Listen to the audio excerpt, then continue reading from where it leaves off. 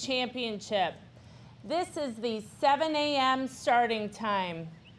Now on the tee, please welcome the 2025 European Ryder Cup captain from England, Luke Donald.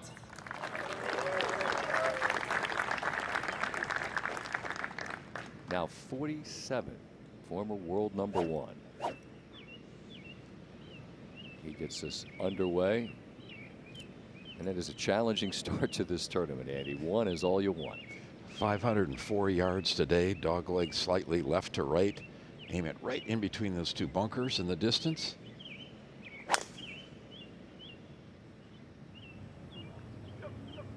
And we're off.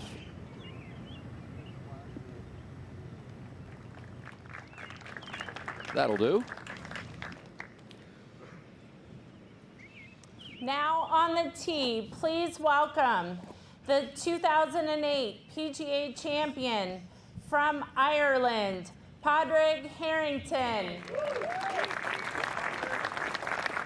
World Golf Hall of Famer, 3-time major champion. Padraig's still going to have a rip at this. Yeah, he has this theory. He takes 3 really hard swings. He feels like his 4th one is the hardest. He can still move it out there. This could be a good golf course for him. Padraig finds the fairway to start. Now on the tee, please welcome the 2010 PGA champion from Germany, Martin Keimer. Where's the time go? It's 40, another former world #1 and 2-time major champion.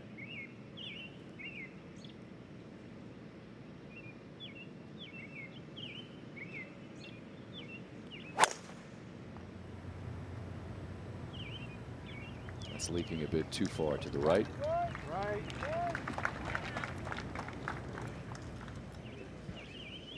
So this trio of European stars is off, and this 107th PGA Championship is indeed underway. ESPN Plus and the PGA of America proudly present the 2025 PGA Championship.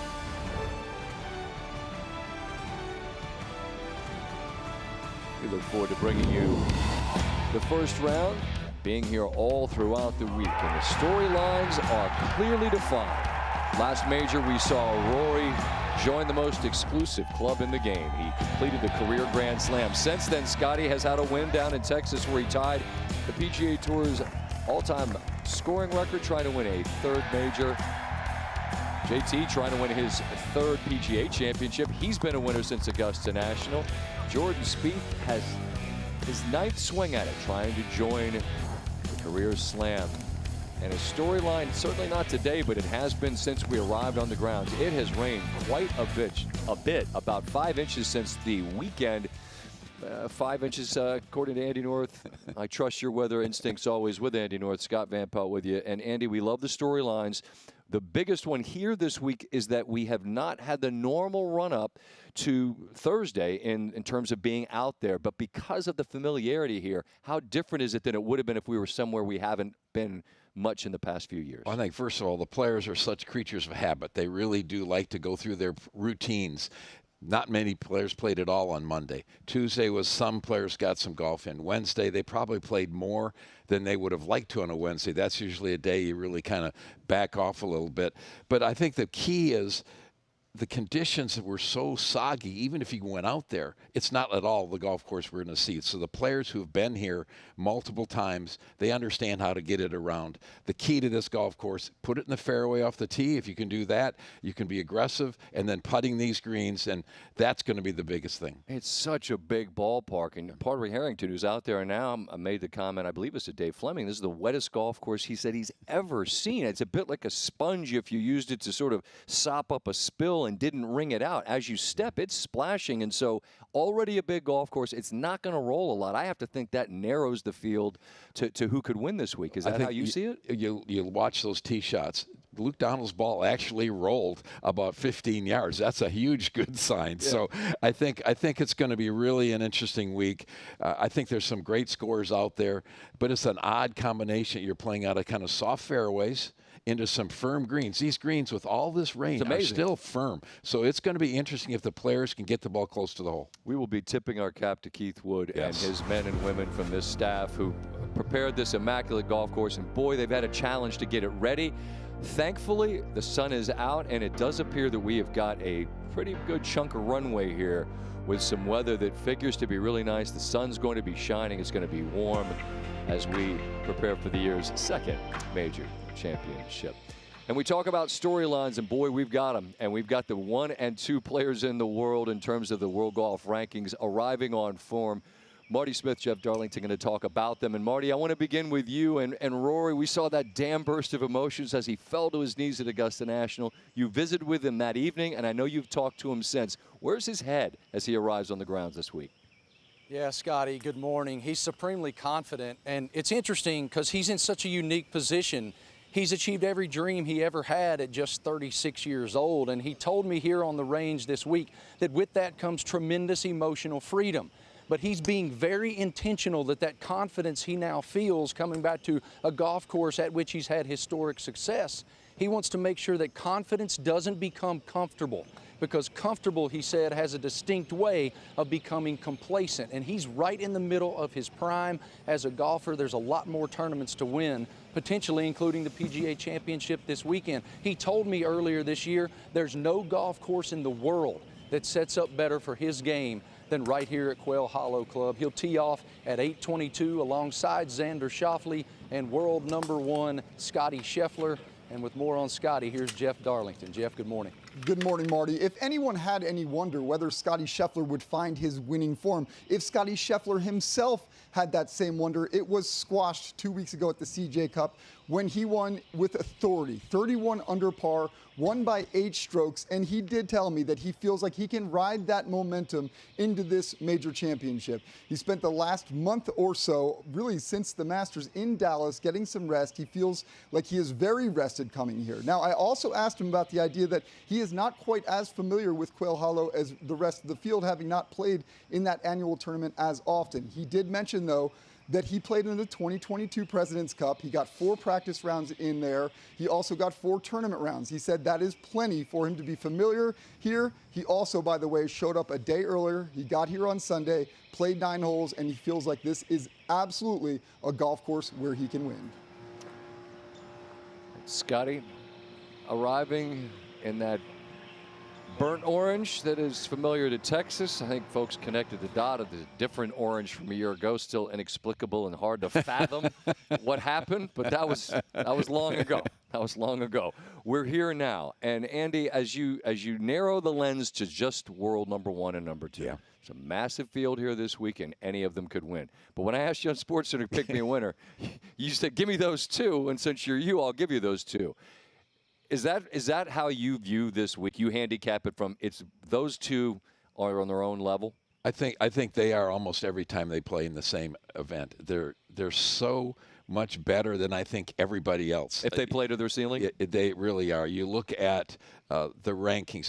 They're number 1 and 2 in almost every single stat. They just pass the eyeball test. They do the things you expect them to. And then you look at this particular golf course, and Rory has had such success here. He's so long, and with the softer conditions, he can carry the ball so much farther. There's a lot of guys that are long, but he's long in the air, and that is huge this week. Yeah, you're going to have to flight the ball and carry it a long, long way. Andy, you're making the comparison between the 2. It really is stunning. I mean, 1s and 2s next to your name, that's going to have you low and at 1 or 2 on leaderboards.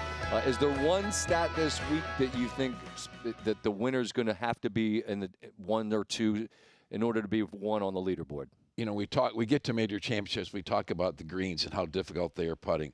These are tough greens to putt. There's a lot of undulations in there. So, much like Augusta National, the guy can hit great approach shots. Best iron player.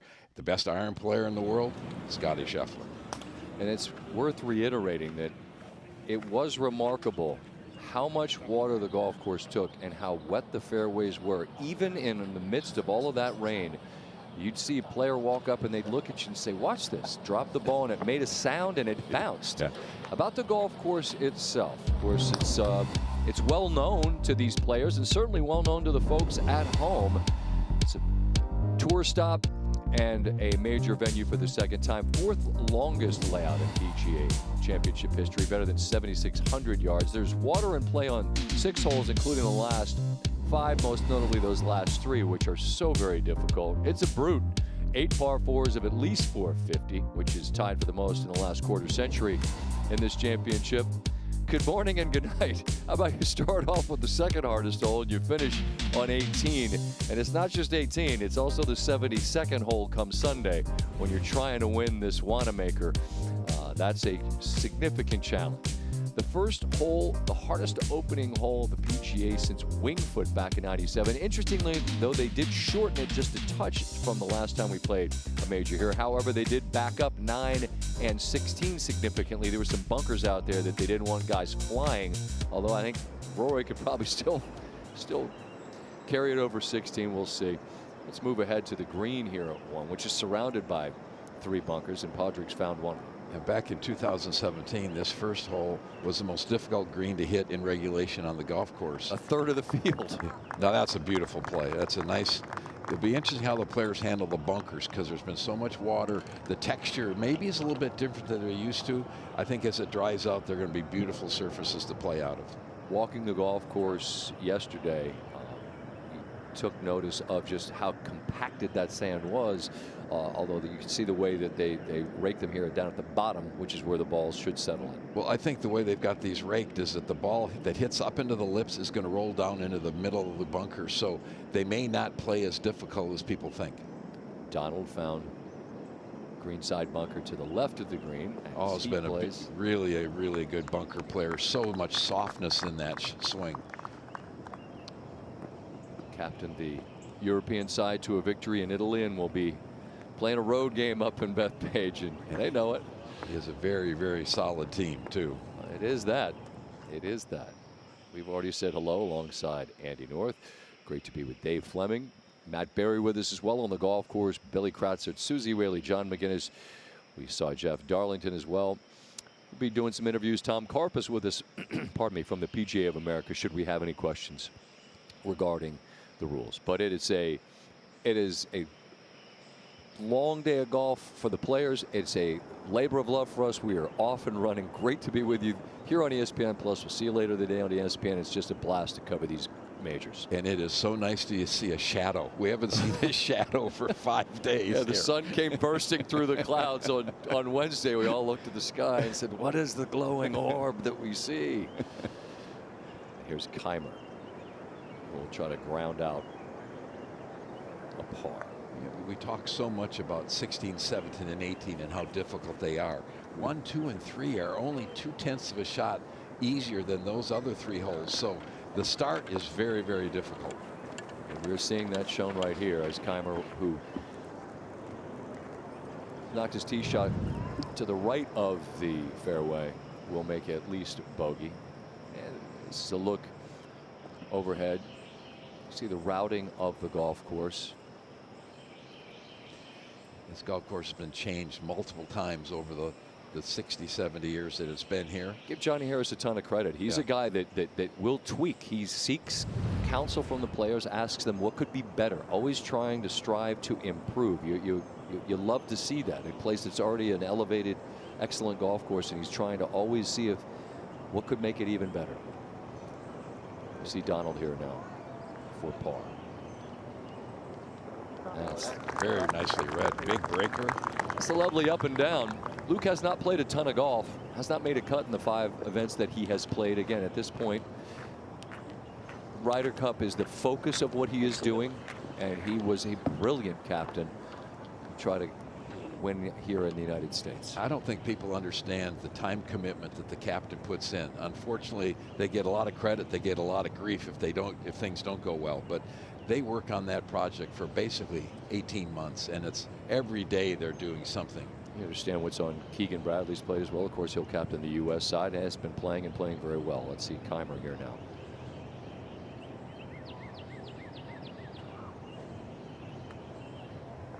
That's a nice save for bogey. Limits the damage there, but you see a couple of semi-lengthy putts both hold here, and let's see if Padre can get up and down as well. Played a gorgeous bunker shot out of that right bunker. These greens have got a lot of speed to them, and I think it's almost shocking to the players when you've got so much moisture and you know they should be slower, but they aren't. They're beautiful texture. They've got a nice firmness to them. I think there's going to be a lot of putts made if the players can keep the ball below the hole. This is another one of those golf courses. If you get on the wrong side of the hole, putting becomes treacherous.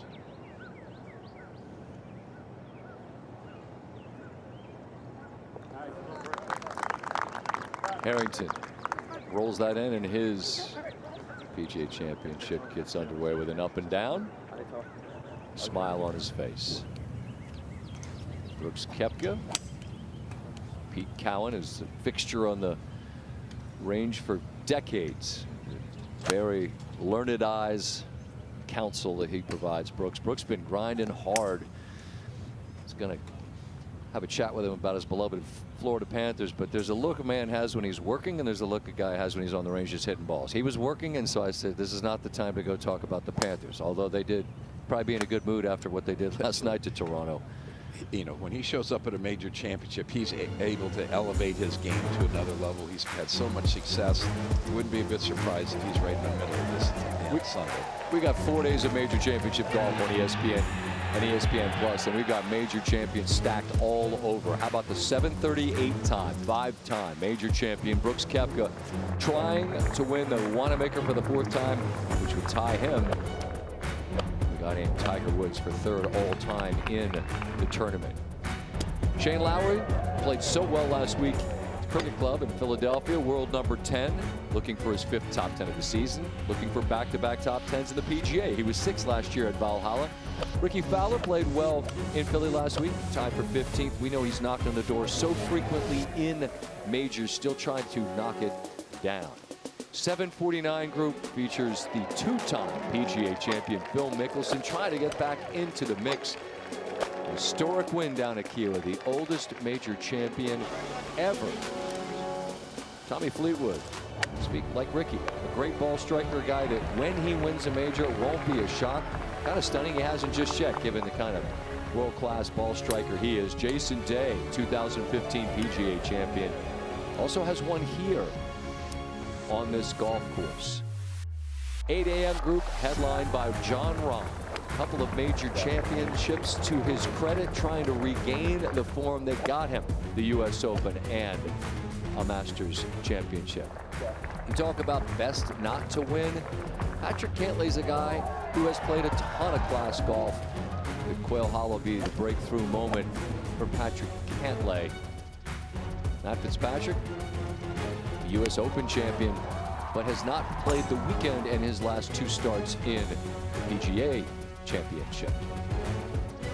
You want the best in the world, you got him at 8:22 Eastern Time. McIlroy, Schauffele, Sheffler.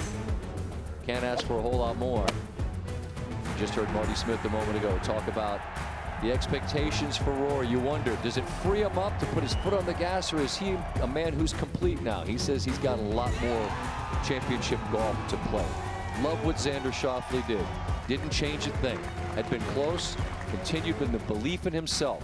Won not once, but twice on the major championship stage last summer here at Valhalla and in the Open Championship. But Scottie Scheffler, of course, a 2-time major champion, both at the Masters, world number 1. When he plays to his ceiling, it's a question, whose best is the best? Hard to argue that Scottie's ceiling could be higher than anyone else's in the game. Xander Schauffele, the issue here, the question, I asked him straight up, how you feeling? Had that rib injury, missed some time. Only he knows for sure just how the body feels, but he did miss a decent amount of time as he let his rib heal, and kind of a off the radar top 10 at Augusta National. That's the kind of player he is. He's going to be part of it. get to the golf course. Ryan Fox, third shot on 10, a winner last week in Myrtle. This is a par 5, so that. You can see the ball actually bounced short of the green up there. I mean, that was a very nice play, and having the confidence to go ahead and play the bounce. Confidence, you say? There's a man that arrives full of it. And Roy is still receiving the adulation and the congratulation that he earned. I said, I don't know if it's getting boring, bud, but congrats. He says, no, I think it's okay, as he receives his flowers, so to speak. We're off and running here from Quail Hollow. Thanks for being with us all morning.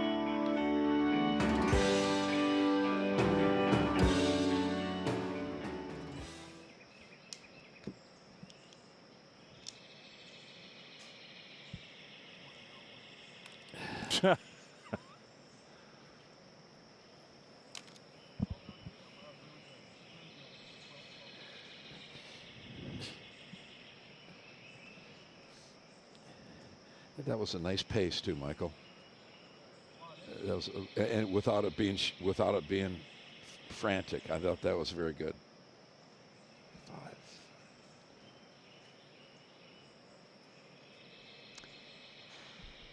It's nice to have a calming effect in there. Andy, you in the open with the shadow comment. Brilliant. Sunscreen. I got to find my sunscreen. Shadows?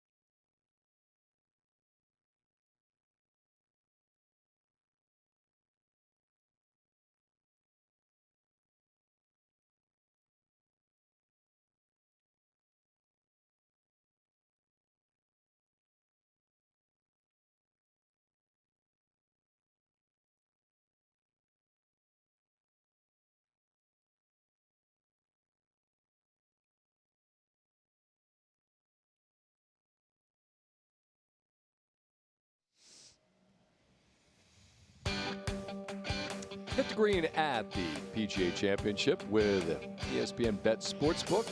Start off the tournament with $100 in bonus bets when you make your first $10 wager. Download the ESPN Bet app and sign up with promo code BIRDIE to get started today.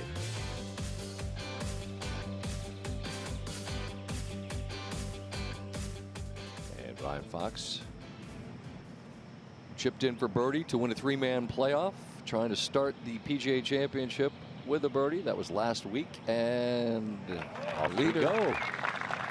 Throw that red number 1 up on the board. And 10 is a just under 600-yard par 5 that the players could possibly reach, but it's a really nice way to get the day started if you start on the second 9. It is interesting. Just, I mean, you're going to have to play them all, as the saying goes.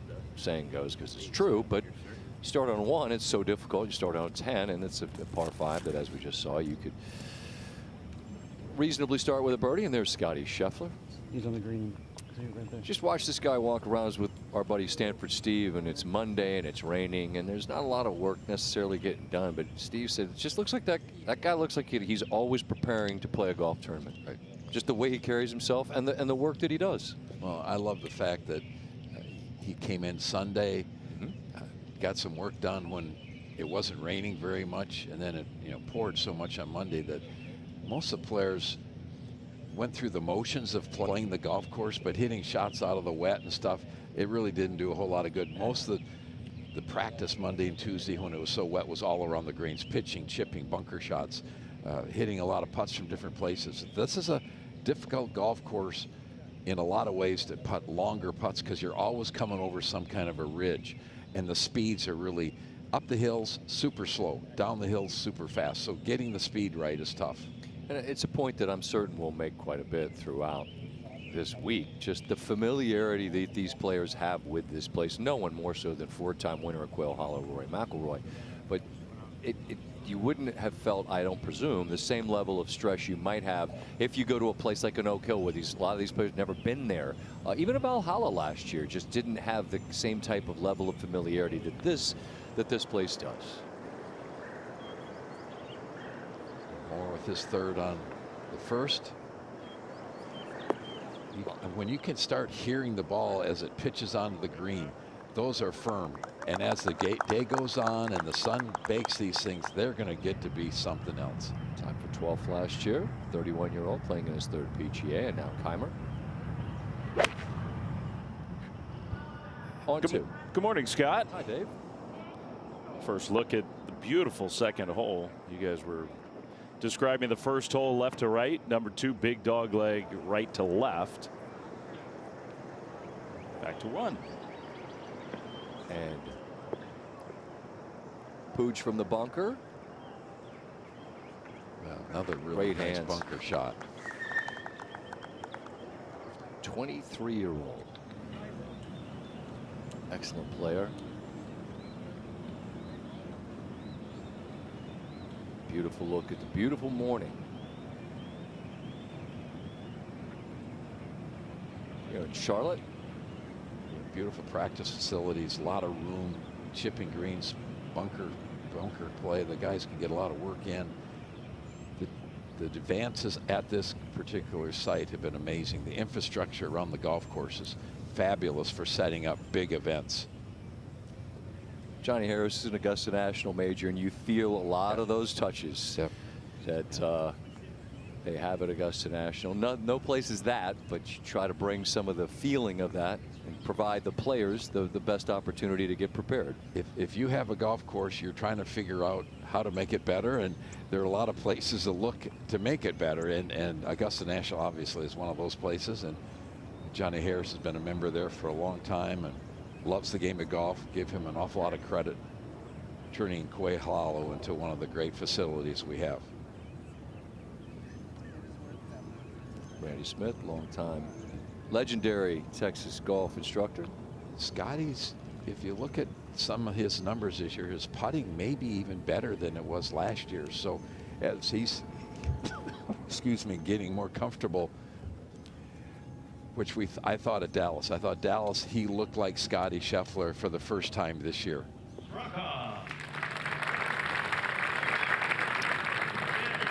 When you come to these events, folks always say, give us a dark horse.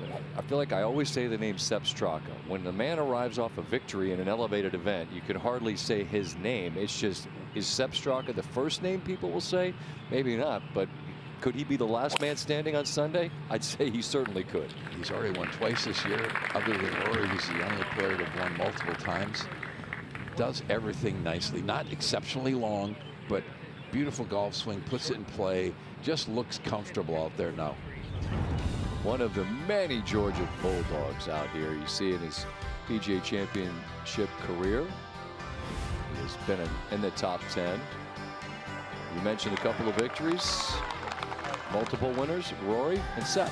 Good list to be on. Go ahead. And I think he really looks more comfortable than he did a year ago and more comfortable than he was the year before that. He just looks like he's finding his routine out here. He's finding himself. I think he's going to be a tough player to handle for a long time. That's a monster stat right there. Second in shots gained to Scheffler. And can you, momentum is it real, or people that will argue it's a real thing in sports? Can you carry it from week to week? You see that winning the week before a major, you can do it, but it hasn't happened a ton. I think it depends on the player. You look at the list of guys that we have here. These are big-time major winners. They know how to handle the success of winning. If you win for the first time in your career the week before a major, no chance to win the next week because you're basking in the glory of winning. You can't believe you finally did it. No chance to do well. I mean, it's hard to win. And it takes a lot out of you. And we'll see again, can Pooch make it? He can. Rolls that in. That's lovely. Another up and in out of a greenside bunker.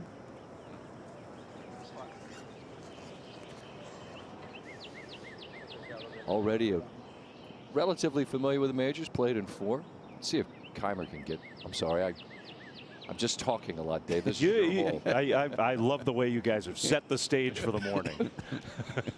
Downhill putt on 2 for Martin Keimer. You can talk again, Scott. Thanks. Let's see if Moore can roll this one in. Yeah, you know, there's nothing better than making a 4 or 5 footer on the very first hole to save power after a nice pitch. Really kind of gets into the rhythm of the game.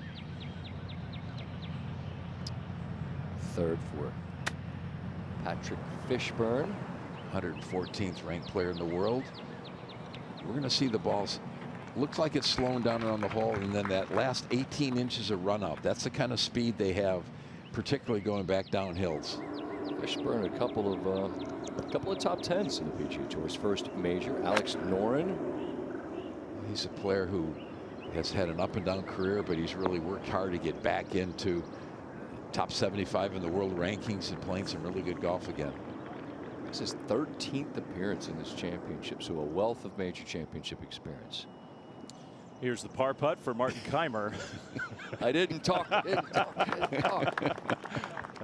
He poured it right in.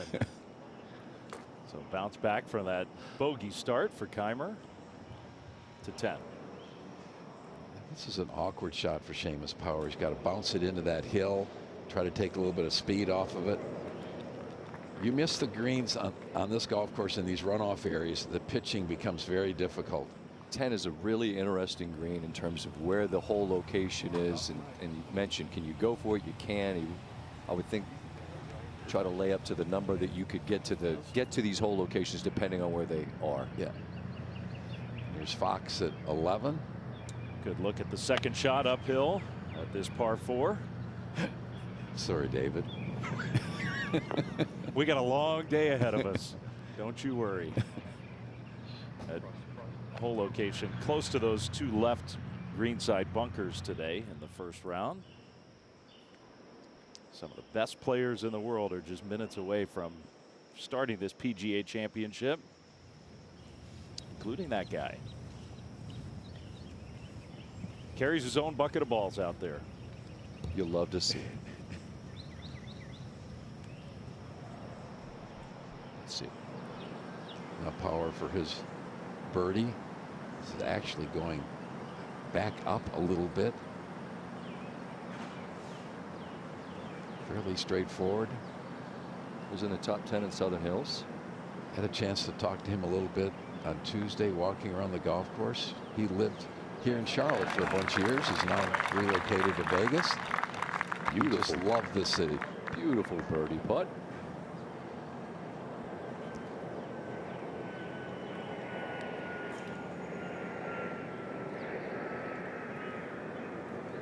What a gorgeous morning. This is exactly what PGA is hoping for. Get the golf course to dry out a little bit. It looks like we've got a couple of beautiful days ahead of us. It is going to get toasty warm out there. All the moisture coming out of the ground. They're talking maybe close to 90 the next couple of days. So as it dries up, do wonder about the possibility of mud balls, but maybe more Friday than today. We'll see. Yeah. Let's see if Fishburne can start his major. Get a sense of how fast that was.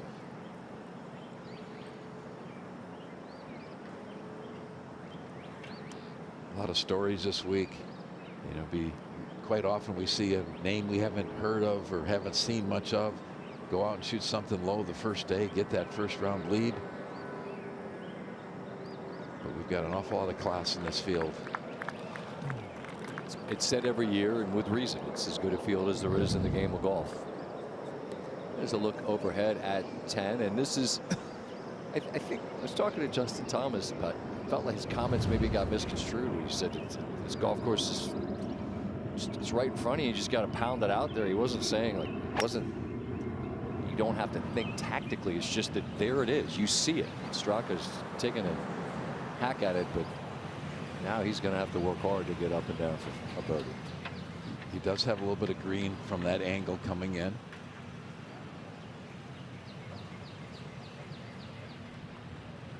Next will be Alex Molly, who just got in because Gala had to withdraw. He withdrew last week. He's not feeling well, so hopefully he can get straightened out. But a great opportunity for Alex. Saw his name up on the board during the practice round. You come and you prepare as if you have a chance to play. Now you've got to make the most of it. Taking it down the left side. I don't know if you can get to the green. It's going to be in the rough. The ball settled, that one. Most of them are, the grass is thick enough it sits up so you can get quite a bit of club on it. The depth of the rough isn't significant. The thickness of it is. Alex Norin for his opening birdie. Did he get it there? Yes. Boy, I thought, what a start. A little bit short, just kept creeping and creeping. That's exactly how he thought he'd start the day, sitting in his room last night, imagining his day ahead of him. Couldn't ask for much more, particularly on the very difficult first to 2. Yeah, this is a good look at what the players face. Taylor Moore hits the tree. This is one of the tightest driving holes at Quail Hollow, and if you don't find the fairway, you could be in big trouble. Dave, it's really important to put it on the right-hand side. There's one big tree at the corner. When we were out walking the golf course, Andy, a couple different caddies. Their summary of hole 2, left is dead.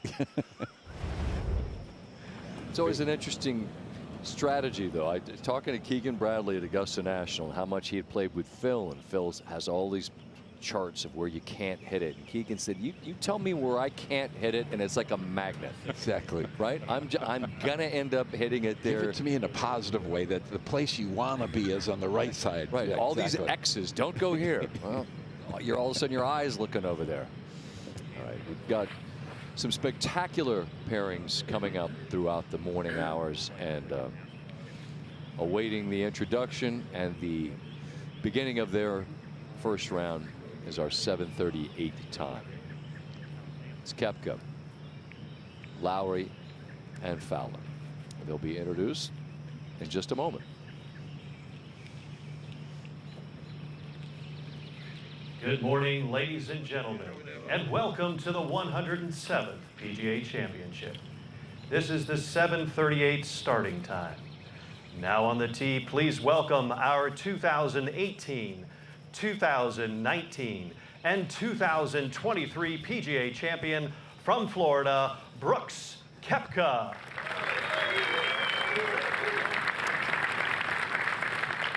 That'll be a great feeling to step on a tee in a major and hear him say 3 different years. Yeah, that's a wonderful feeling.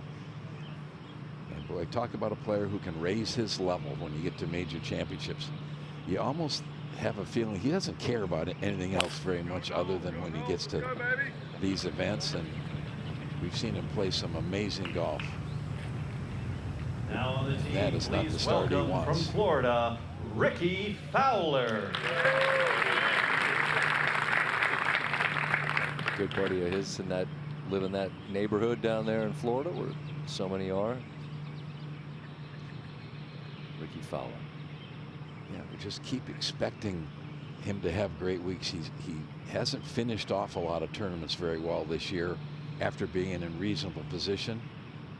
You know, the difference between 72 on a Sunday and 68 might be 20 or 30 spots. And, you know, you can have years where you feel like you're playing pretty well, but you just never do anything with it. Expect him to break through here pretty soon again. There's a good example of how soft it is.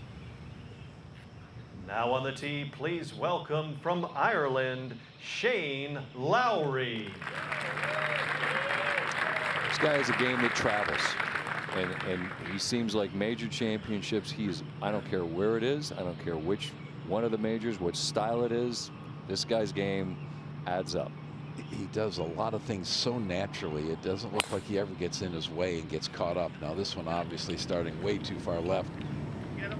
He was my pick for a .com article we did early because I decided not to pick the two guys that everybody's talking about. Andy picked 5 different people in 5 different places. And the reason that's a bad idea? It's not. I tell you the same thing. No one. All you got to do is just keep saying names, and if you get one right, say I said yes, he's gonna win. I picked him. All right, did 2. This is the 3rd shot for Taylor Moore after ricocheting off the tree. So trying to get up and down and save par, and he's put himself in a pretty darn good position to do so. But Dave, that's one of the most difficult areas right of that second green. It is a big swale down there to 10. And McGreevy's 3rd.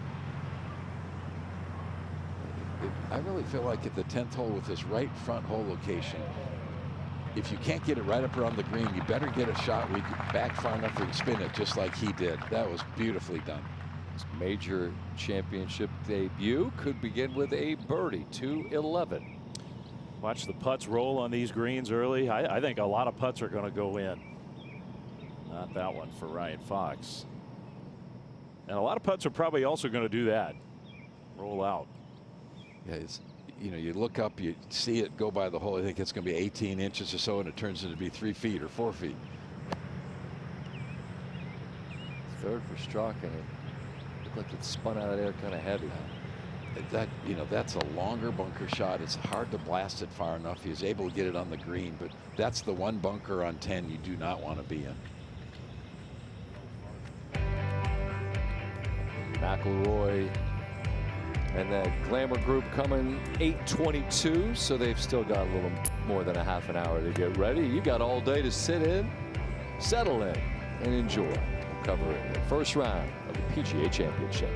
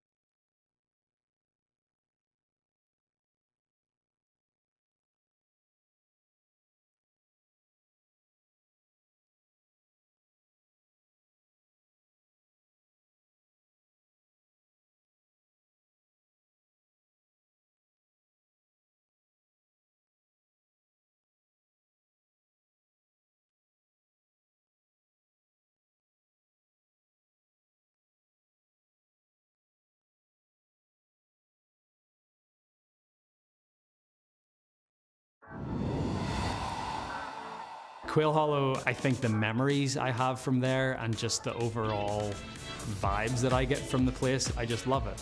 The design of the golf course too, the par fives for me are reachable. People talk about Augusta being, you know, tailor-made for my game, and in some ways I can see that, but you know, I don't think there's a golf course in the world that sets up quite as well for me as Quail Hollow. If I'm driving the ball well. If I'm driving the ball well at Quail Hollow, I feel like I've got quite an advantage over the rest of the field. If you go back to courses that you've been to over and over again, it's like, okay, well, I know what to do here. I've done this before, and I think that experience on a golf course is a big deal as well.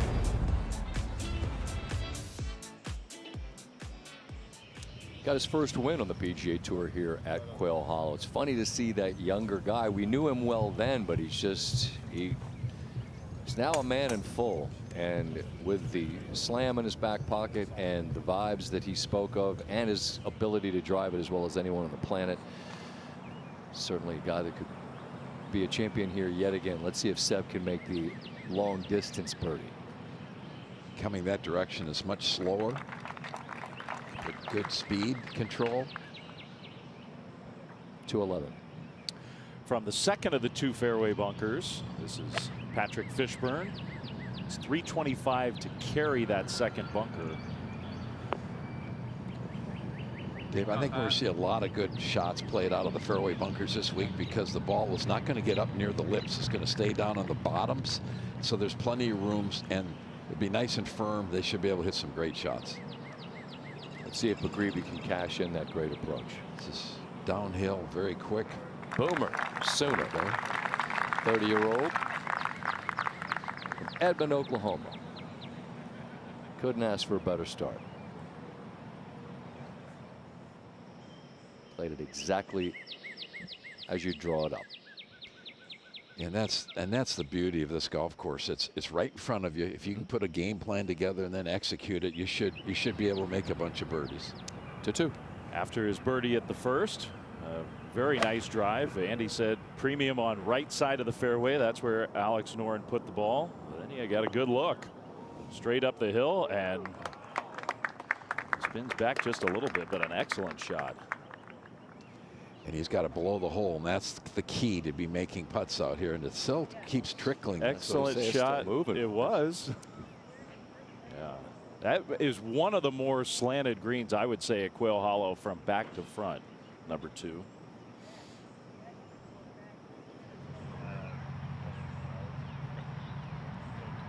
Right, back to 10. All right. Yeah. Third shots, and Koepka prepares for his third. We say good morning to our friend John McGinnis. How are you, John? Excellent. Good morning, guys. Koepka actually drew a really good line over there in the trees, but laid it up to here. 126 down the hill. This is a wedge shot. You think you should get close? That's not the spot to miss it.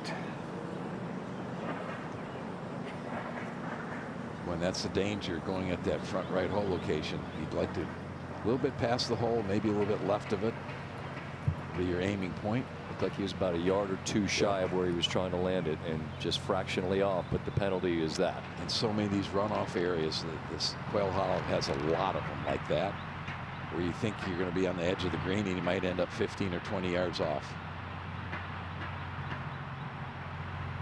Lowry, about 8 yards closer. This is much higher. And that's, I think, the more logical play, to put it a little bit left of the hole, not be quite as aggressive. He gave that telltale drop of the club to the shoulder. Didn't look like he loved it. That maybe a little bit of a pull. Here's Ricky.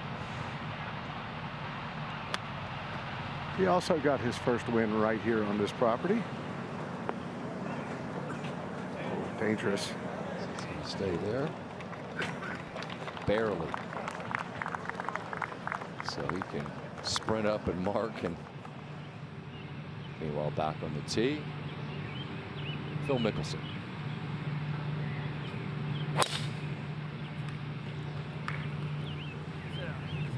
This is a guy who's still remarkably competitive and is not going to surrender his place in the game, nor should he.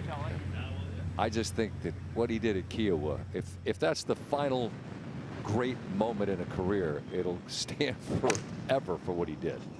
To 4. Gentlemen, good morning. Good to be with you. The first look at the par 3 fourth. 186 yards today. Luke Donald, even for his round. He'll have a good look at birdie. And now John Rahm had a nice finish at the Masters this week. Bit of an enigma come major championships since moving over to Live. Good course for his game, a long hitter. We'll see what John Rahm can do when he goes off this morning. 8 a.m. Eastern, featured group here on ESPN+. To 11. Well, Patrick Fishburne, great shot out of the fairway bunker. Had a good birdie opportunity up the hill at 11. Just stayed left.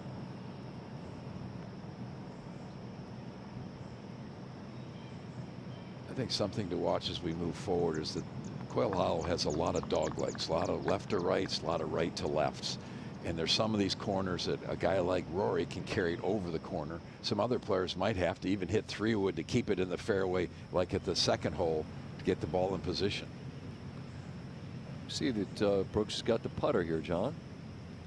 Well, that fringe is pretty moist still. He's going to have to pound this to get it on the green. That was always going to be really hard to judge right there. And once you get up on the green, it slopes from players right to left. So that's really, really hard to get it up and in if you miss it on the right. But a great call, John, about just the moisture still in that collar. The fear would be to leave it short, and unfortunately, he just hammered it through. Well, he doesn't play in the dew a whole lot. They tee off at 1 o'clock on that live tour. Not the dew sweeper crew. To 12. All right, Perry just off the green at 12. And a good look for Perry. Does it go? How about that? Andy, no green, no problem. John Perry for birdie to move to even. You gotta love stealing one, basically. Shane Lowry. Brilliant last week at Philadelphia. Sorry, John, go ahead. I just have always felt the front of this green is so hard to read because it looks like it's pitched back toward the fairway, but everything's cascading down from the clubhouse, and it's just a difficult read. Get back to 10 in a minute. Here's progress on 2. Yeah, he was a lot closer than 24 feet when the ball bounced and rolled up toward the hole, and he spun it back to here for a second straight birdie. Ooh.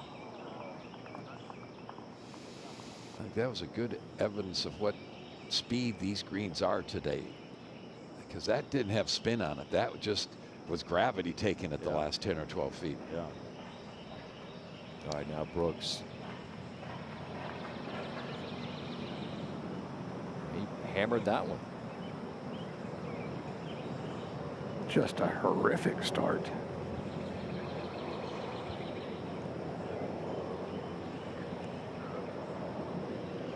Out of position off the tee, and it's really the damage was, I guess, that third, wasn't it, John? Yeah, I mean, it's almost inexplicable to miss it that far over to the right. It's dead over there. He knew it. He's been here before. You know, sometimes, John, you get the perfect yardage with a wedge. You feel like you can be really aggressive with it, and he probably missed his mark by 3 yards at most. And then the slopes take him well away from the hole. Now Ricky. Should just be a little left or right in this. He can hit it up the hill. Boy, that was a good looking putt. These greens have got a little bit of speed to them, and they're still got some moisture as the day goes on. We could see, and we haven't seen a player with one of those putts over a ridge to get there, and those are the ones that are impossible to get the right speed.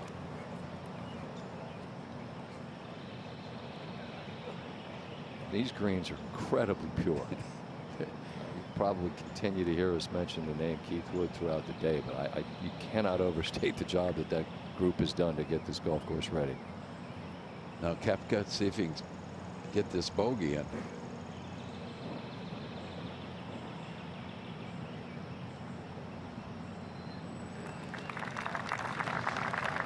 So he limits the damage, but the damage done with that wedge, that third,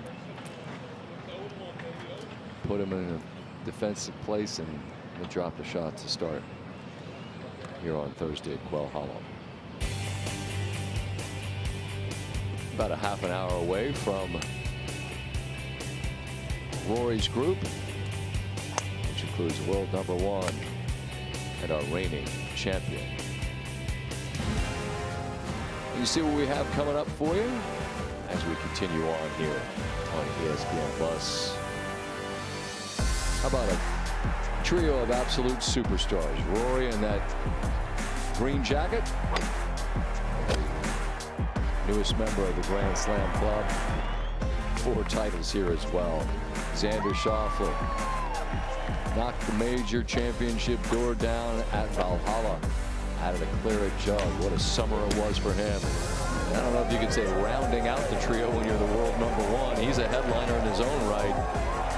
Scotty Scheffler looking to add another major in the first that's not a green jacket. What a Thursday morning we've got here for you at Quail Hollow as we off and running with our coverage. PGA Championship on ESPN Plus.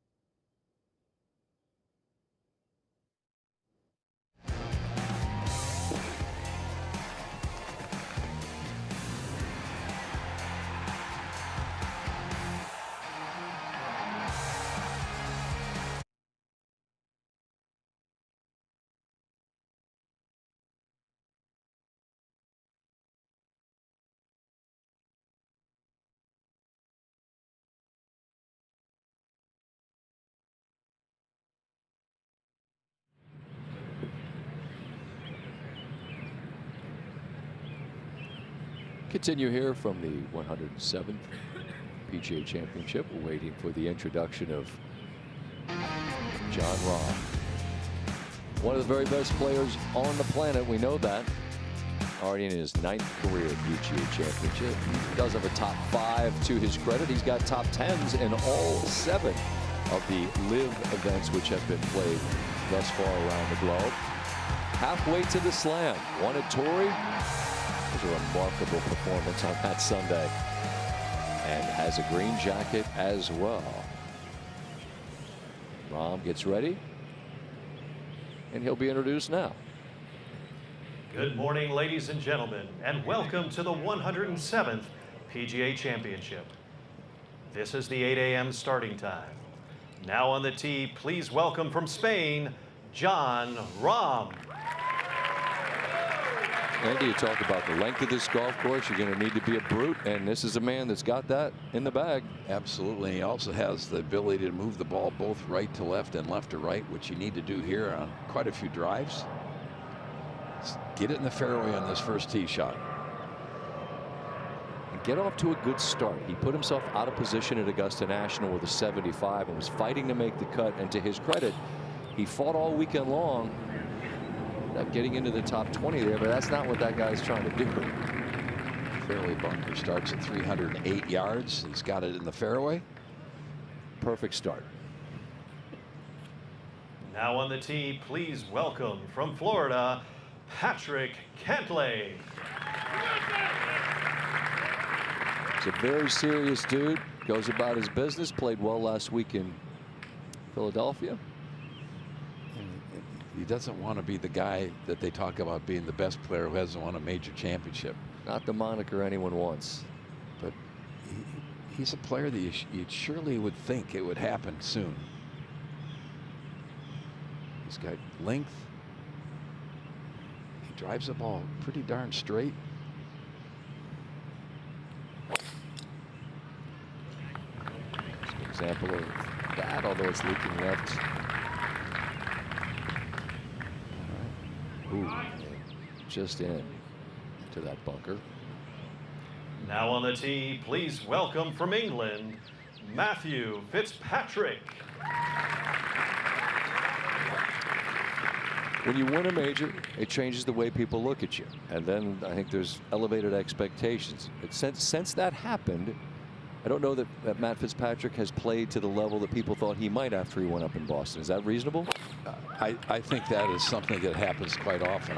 Personally, I had that effect that my goal was to win the U.S. Open, and when you won it, all of a sudden you now accomplished this goal, and it was like I was a rudderless ship for a year. So I didn't have.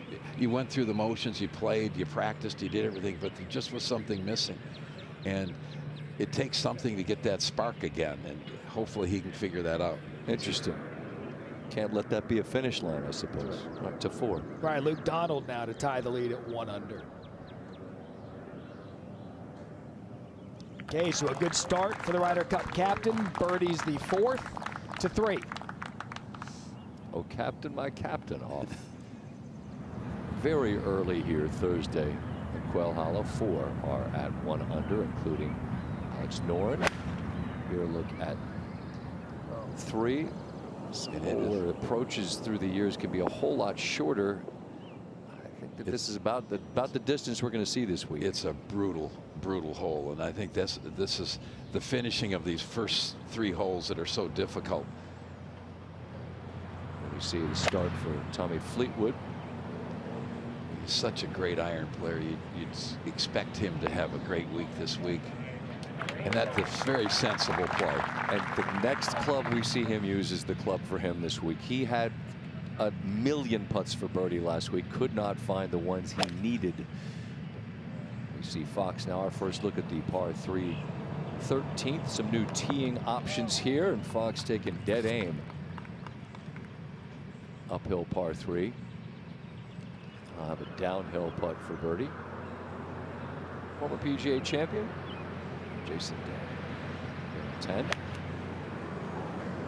He's really fought hard to change his golf swing to take some pressure off his back, and we've seen him play some pretty darn good golf over the last couple of years. Just not as consistently in the hunt as he used to be. 11 uphill birdie putt on 10. 211. This is an uphill par putt for Max McGreevy. So far we've actually seen some putts at that whole location missed at 11 early. Back to 10. Long bunker shot for Phil. Yeah, this is one of those 45, 50 yarders. This ball should spin back. Pull the string. No, it didn't.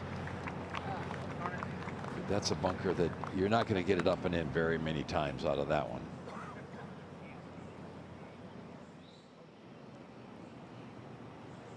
to 2.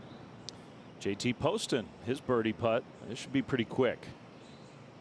If anybody can handle it, JT is a fabulous putter. Nicely done. So Poston joins the group at 1 under par as this major championship gets underway. We're about 20 minutes away from the group, including Rory McIlroy. And Marty, we welcome Marty Smith back in and say good morning one more time. And it's a conversation that you had on Sunday night. And I know you visited with him again. I wonder how you balance the fulfillment of that career goal, right, to join the Grand Slam. Now six people, sextuplet, whatever it is. He's now the 6th member of the Grand Slam. I don't know. Don't ask me, man. I don't have any idea. How do you measure that versus now I want to win 10 of these things? You know what I mean? It's an incredible weight lifted, and he's been very vocal about that. But Scott, it's interesting. Rory has no interest in going back and watching the highlights of the most important, most incredible, most meaningful moment of his professional career. I talked to him at length here on the driving range this week about that emotional freedom that comes with that victory. But he told me, man, I've watched marquee victories back on TV before, and that's all I remember. That's what I see in my mind. And with Augusta, I want to remember it as it happened through the film strip of my soul. I want to remember what the patrons looked like. I want to remember what they sounded like. I want to remember how that 18th green felt beneath me as I screamed in euphoria. All right, Rory, maybe you don't want to watch it, but those of us who love golf will be watching those highlights for the rest of time. McIlroy trying to become just the 6th to ever complete the career Grand Slam. I've carried that burden since August 2014. It's been difficult, and I've tried to approach this tournament with the most positive attitude each and every time that I've shown up, but there's talking about it and actually doing it. 4, please. Now driving, Rory McIlroy. Is it going to clear it? No. An early blow. I was unbelievably nervous on the first hole, as you witnessed with the double. That is a 6. McIlroy led by 2. They've only played 1 hole. Not to imagine what's going through his mind right now. This is a disastrous start. See if he can get his name on top of the leaderboard. It's a new leader. Bryson DeChambeau just took him 2 holes. A very important early moment for McIlroy. First chance for him to be aggressive all day long. He makes this, we could have another 2-shot swing. Birdie for McIlroy. It's dizzying at the top of the leaderboard at the Masters, where McIlroy now suddenly is up by 3. On to the second 9. It's the biggest 9 holes of his life. Another one. McIlroy pours it in. Back-to-back birdies for McIlroy at 9 and 10 as they make their way to the Amen corner. I thought I played the 13th hole smartly, at least for the first 2 shots. Rory's left himself the beautiful, safest angle, just 86 to the hole. It came out a little weak and a little right. Oh, Rory. Oh, my goodness. So far from where he was looking. 25 yards offline. Can't explain it. And that's a double. And seeing what Rosie was doing. And the change on the board, McIlroy to 11. Now in a share of the lead with Justin Rose. But at the same time, I knew I had 15 to play. 6 iron yesterday, set up an eagle. Is this enough? Oh, here it comes. The shot of a lifetime. My battle today was with myself. It wasn't with anyone else. So it's a birdie still to take the lead. Rose to tie the lead. Got a chance. Oh, wow, what a putt. Go, go, go, go, go. And go it did. What a shot. Perhaps the luck of the Irish. He's leaning. Oh, my goodness. Is there another twist in this 89th Masters? The questions have been asked repeatedly. When, if, how badly do you want it? All of those moments lead to this. Going to a playoff.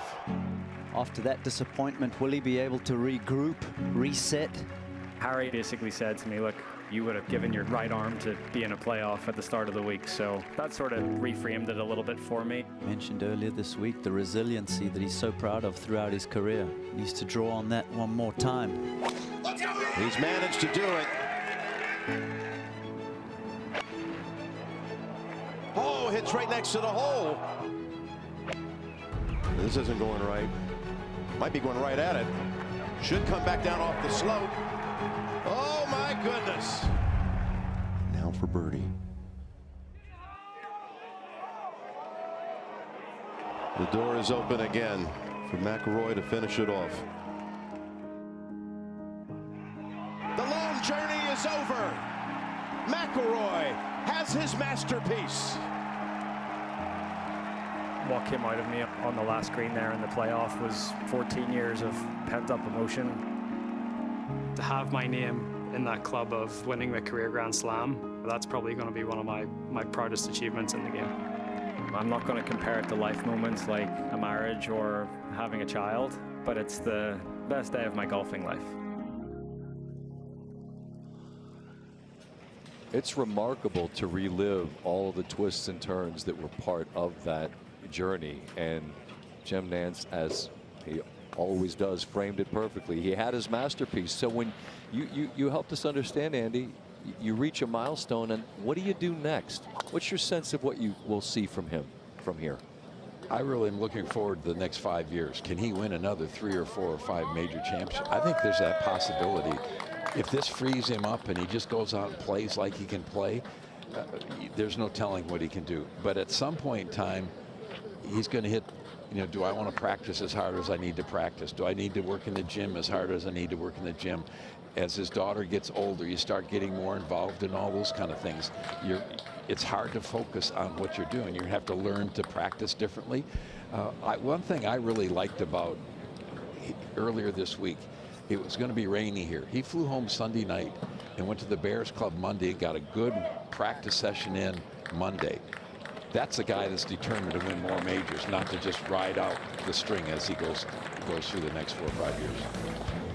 And you see the group he joins, and it's modern superstars, but it's the history of the game all in one snapshot. You join the black and white pictures of the past, and you join obviously Tiger and Jack that frame so much of how we view this great game. All right, to take the lead on his own, speedy putt on 13. It's with a capital S. It is super fast, and it's a putt. It's a birdie with a capital B, and Ryan Fox off a win just last week with birdie. Now we see Rahm from the bunker on 10. Oh, it digs in its heels. But that's a little bit uphill, and that's the thing we're going to see the players struggle with this week.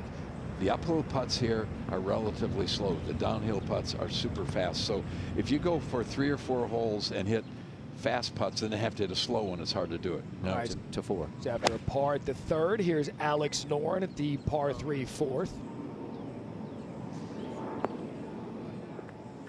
So Norin, an excellent look at birdie to tie the lead at 2 under. Well, Alex Norin is one of those guys, you see him at Bears Club all the time, practicing so hard. Now at 12, McGreevy, his 2nd. Talked about how narrow the fairway is at 2 on the front. Same story at the 12th. No problem hitting the fairway or the green from McGreevy. He'll have a birdie look. Lowest section of the golf course out there. That was incredibly wet earlier this week. There were salmon spawning Monday afternoon in that fairway. Well, this will be fun. Ryan Fox, this great short par 4 14th, coming off that downhill putt for birdie, and he uses driver and carries it all the way to the green. Now it's the deepest green at Quail Hollow. It's 50 yards from front to back. They moved the tee up a little bit, and here's an example. They're playing at 311 yards today. It can be 340 from that back tee, so they moved up just enough to entice every single player in the field to try to drive it on the green. You lay it up in this area if you're going to lay up short of that right bunker, but to this right front pin, everybody's going to be trying to drive it on this green. Well, this 14th hole, Andy, The stats, and I do think it's hole dependent, going for it, laying up, but the stats will say that typically going for it yields better results over the course of a tournament. Last 5 tour events scoring average, went for it just over 3.5 strokes, laying up, played it slightly over par. And in the 2017 PGA Championship, 60% of the field attempted to drive the green. Today, I think you're right, Andy. Almost everybody's going to be going for it. Yeah. Talking to the players, watching them practice on that hole. If the hole's down in the front part of the green, that's when you go for it. If the pin's on the very back edge or right up against the bunker, then you might think about laying up. I thought Rory's explanation was interesting. He said analytically, when it's in the back, you're not supposed to go. I go for it anyway. When you drive it like him, why wouldn't you? How about this long distance putt from Fitzpatrick? And what a way to start with a thunderbolt. Matthew's one of those guys that it just looks like he's going to make so many putts. The ball's rolling with the hole beautifully all the time. See Fishburne here on 13. Plays uphill. A great line. Well, that's a good spot. It's going to be quick coming down there, but it's definitely makeable. Quite a bit of right to left in it. We're less than 10 minutes away from Scotty Scheffler teeing off. He tied the 72-hole scoring record of the PGA Tour. Actually had a putt to establish it on his own. Looking for his 3rd major championship victory. First in strokes gained approach. That's a stat that is a pretty good predictor of what Scotty can do. And we welcome in Jeff Darlington for more on Scotty as he pursues this Wanamaker. Good morning, Jeff. Good morning, Scott. You know, the more I've gotten to know Scotty Scheffler, the more I've realized that he walks this fine line of being this hyper-competitive athlete and this guy with incredible balance in his life like few other athletes in the world. And it's something that as he comes here to Quail Hollow, he's discussed recently at length. The idea that, yes, he wants to continue to win golf tournaments at a clip like no other, but at the same time, he made clear he has his balance. Winning golf tournaments is great, but at the end of the day, that's not what life's about. I think with the way that I'm wired as a hyper-competitive person, you separate them, but at the same time, they're intertwined because when I'm out there, I feel like what I need to do is compete and play as hard as I can. When I'm out practicing at home, I'm preparing and doing everything I can because I feel like I've been given a gift to play golf. But at the end of the day, the golf tournament's over. You know, you take your hat off, shake hands, and you move on. And so my faith is such an important part of my golf game because it's not only an important part of my life, but it's what helps me kind of realize that it's not that big of a deal. You know, I'm called to compete. I'm not called to go win every single golf tournament. Do I want to win every single golf tournament? Of course.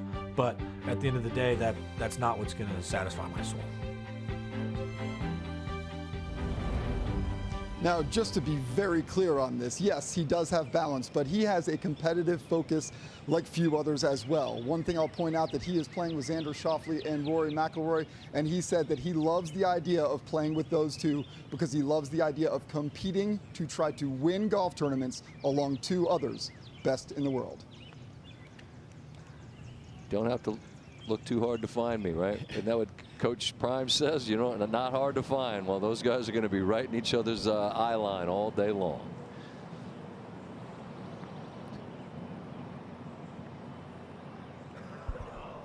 Just looking up, does it feel like Scotty's almost a little bit under the radar? #1 player in the world, and it's been so Rory focused. Well, because Rory comes in here having won the Masters, and because, as we see, Rahm starts with a par, and because Rory's won here 4 times. I mean, the stories sort of lead themselves right to the top of the fold of the paper.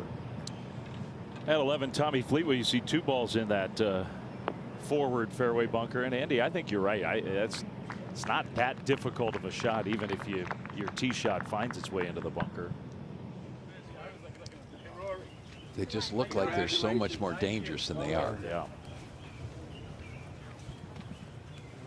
See Rory on his way to the tee. They'll be there in less than 5 minutes to 12. McGreevy for birdie to move to 1 under.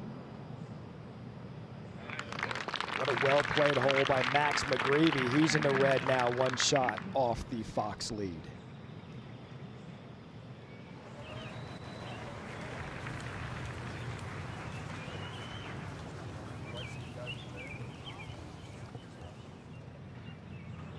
Rasmus Højgaard. Feels like we have Højgaards on the leaderboard quite a bit, particularly early. He may have the firepower to get to this one, just under 300 yards. Great call, Mr. North. What a great eagle opportunity. To 14. Well, this is an eagle putt for Ryan Fox after driving the green at 14. I have a feeling we're going to see a lot of putts today from back towards that front hole. Judge the speed really, really well. That was very quick coming down there. Beautiful.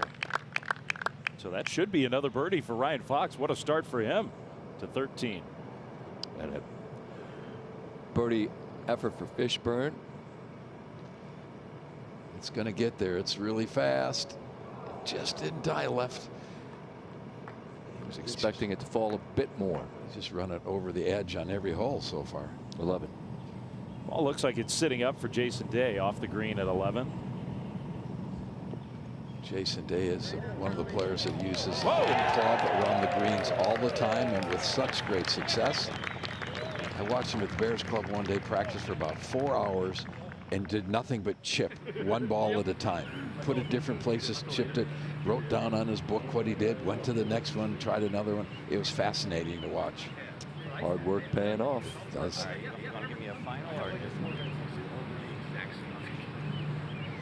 If you're one of these three guys, this is right where you want to be, right? You don't want to have to look for them on the board. You're right here. I love the fact that PJ's put 1, 2, and 3 in the world together as a fan and a gallery member. Are you kidding? This is what a day. Sun's out. It's about that time.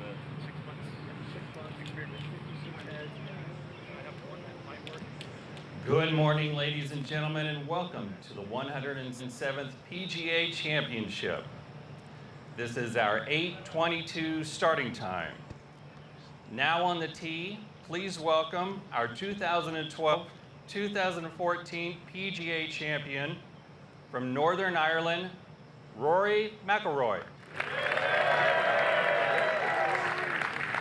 I asked you this on SportsCenter last night, Andy. If there's weight on the scale more important, having won most recently at Augusta or having won here 4 times, which has more weight?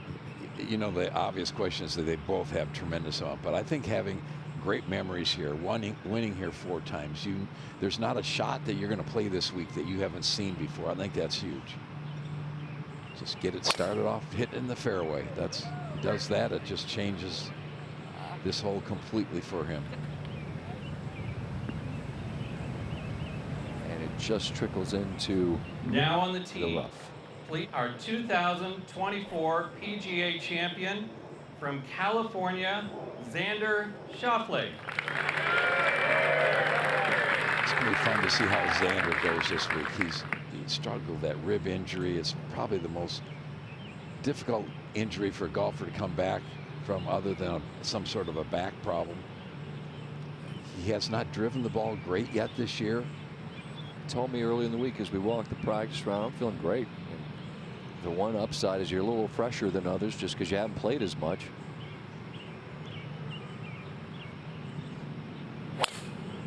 He's a major player. I mean, he's a player that we've all picked to win multiple majors over the years. He does everything well.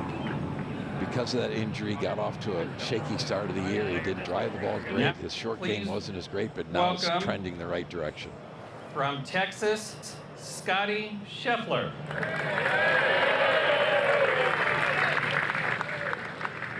Really not a weakness in this guy's game, is there? He is, statistically, you look at the numbers, he's the first player in 20 years to do the things that Tiger Woods did as far as hitting greens and dominating from tee to green. As Jeff Darlington just shared, he's got ferocious faith and a ferocious will to compete. That's a heck of a combination. I just love the way he goes about his business. Very seldom do you see him get excited. And when he gets on the roll, as we saw in Dallas, it was just staggering how well he hit the ball. It's often a question in this game. Whose best is the best? If everybody plays to their ceiling, who has more in the bag? That's a fascinating question to ponder. It really is, and we've had those discussions for years. No doubt. Back to Tiger, to DJ, to whoever was #1 at the time. I think that at their best, these two players have separated themselves from everybody else quite a bit. I'm not 100% sure. All I can tell you, if they're at their best, I want to go watch them play. You just get greedy, and you'd love to see them both play their best in the same week. All right, Min Woo Lee, a winner on the PGA Tour this year down in Houston. This is an eagle putt on its way. And that direction on 10 is very, very slow. It's 11. Now, Mickelson to save par at 11.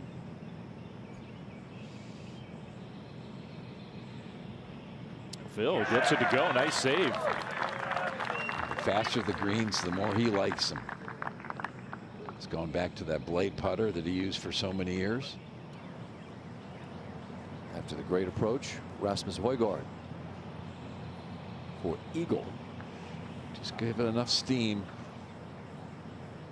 It's just, you can't in your head make yourself hit that putt hard enough. Clearly, because he just watched Min Woo Lee hit a putt from a very similar line and leave it short, and he did as well. All right, it's 14. Well, I already said he was going to make this birdie putt, Ryan Fox, and he did. He's on a nice run. How about that? Last week. Great start, 3 under. And I do think some of those early holes on the second 9, that's some of the best scoring opportunities out here. This is Norin. There's almost not a breath of wind out there. We're going to see a bunch of birdies. From off the green at 3, Tom Johnson. Love that. T9 in the Club Pro Tournament. Meadow Club in Fairfax, California. Opened with 66 his first round in that championship. It's early out there, but you know the folks out there are paying attention. They see their guy doing his thing to 14. It's early at the Meadow Club, but I guarantee you they're paying attention. Love that. At 14, Seamus Power. And yeah, I perfectly slotted that driver. At 311, this is a hole that, looking forward to Rory playing it, it's going to be a 3 metal probably. He won't even go with driver. Yesterday when they were teeing off from the far back tee location, Rory was using 3 metal. I mean, he might have to back off the 3 wood. Wouldn't that be a nice problem?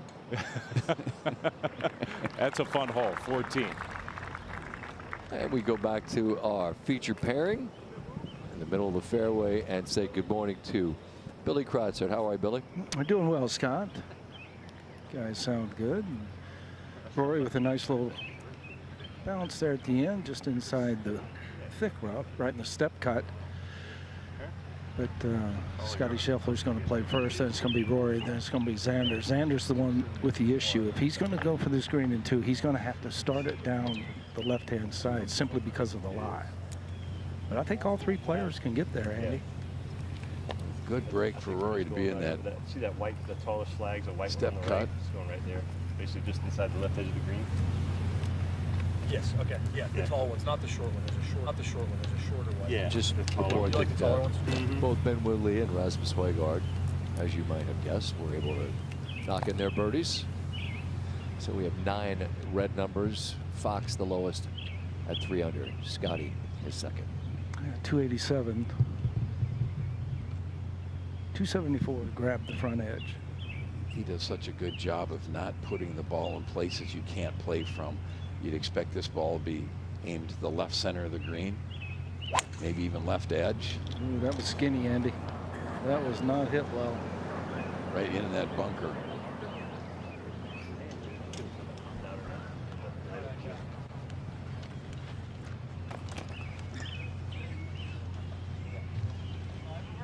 Yeah, Justin.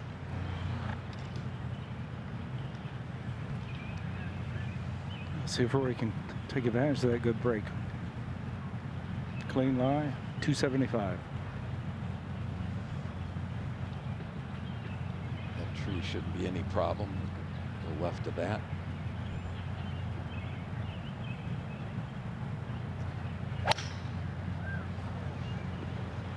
Quick left.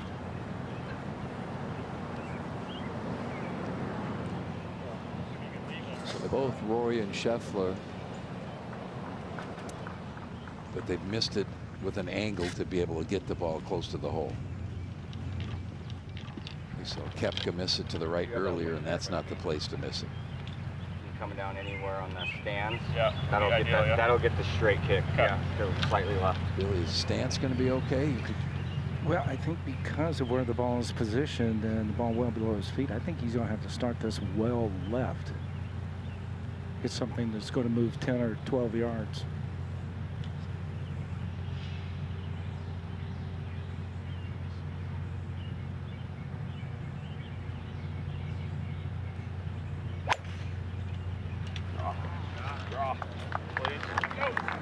Well, started at the right edge of the green.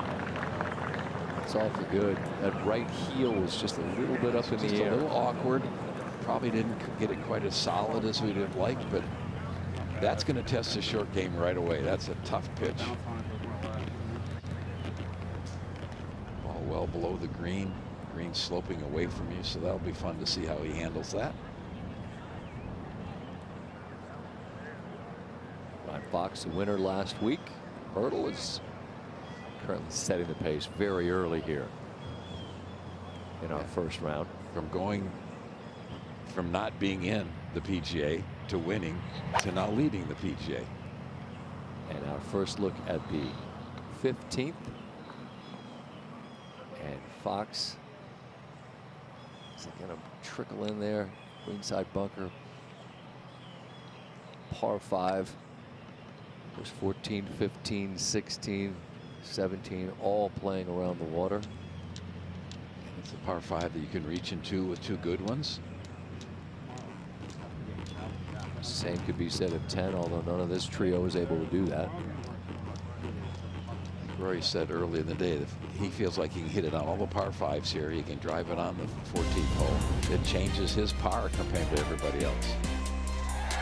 You see Xander Schauffele got that first major breakthrough last year at Valhalla. 0 top 5 finishes in the 6 starts since he's come back from that rib injury. Dozen straight top 20s in majors, which is the longest streak in the last 20 years. We aired an interview he did yesterday that I thought was really interesting. He said he's got, because of the injury and not being where he wants to be, he has to almost talk himself into that we're mid-season. I'm mid-season form. I'm ready to go, you know, which is how the players have to trick themselves into believing they can do it sometimes. 11. Another guy who likes to give himself pep talks, Jon Rahm for birdie. Wow. Just right in the middle. I'm sure John was a little disappointed to par the par 5 to start his first round, but that's a nice long putt for birdie. You had a good early call, Dave, about number of putts made. Just it feels like a day we're going to see a bunch of them. These greens are so good, and again, despite all that rain, they really stood up well. But if they stood up well in the rain and the sun stays out, just kind of wonder where we're going down the road. You know we like firmness. You see the sparkle in our friend Andy's eyes. Like it's firm and fast. Well, it brings out the best in the players. You only quality shots you're going to get the ball close to the hole, and I think that's the key to major championships. It requires your best in that. All right, Billy, what are we looking at here? Well, we're looking at right around 45 yards. Pretty clean line in the bunker. It's just, it's going so much back up the hill from the front of the green to the flagstick. It's hard to get it all the way there.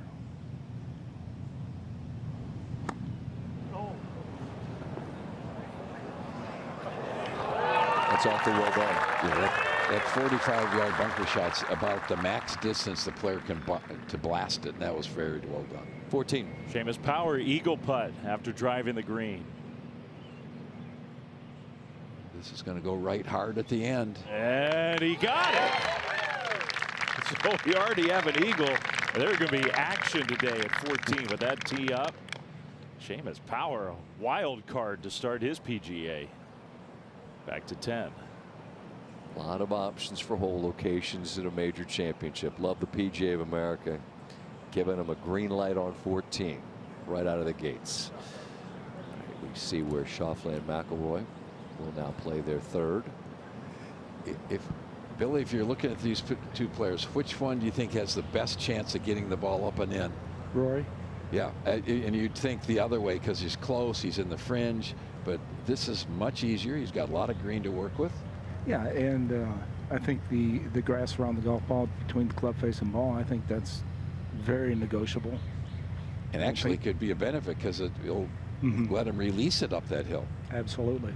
Firmness of the greens, what he just saw from Scotty's shot, factor that all in.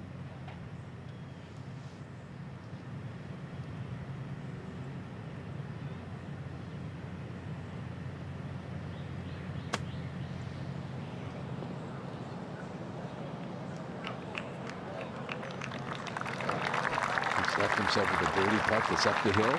Very, very makeable. Satisfactory from there? Not bad. That's a B. I was going to say 7 or 8 out of 10. All right. You would have taken some B's quite often, though, wouldn't you say? Brought home a B. Everybody in the Van Pelt household's fired up. There you go, Scotty. Love to see it. Let's see what Xander can do from here. Yeah, from this low area. This has to be clipped perfectly.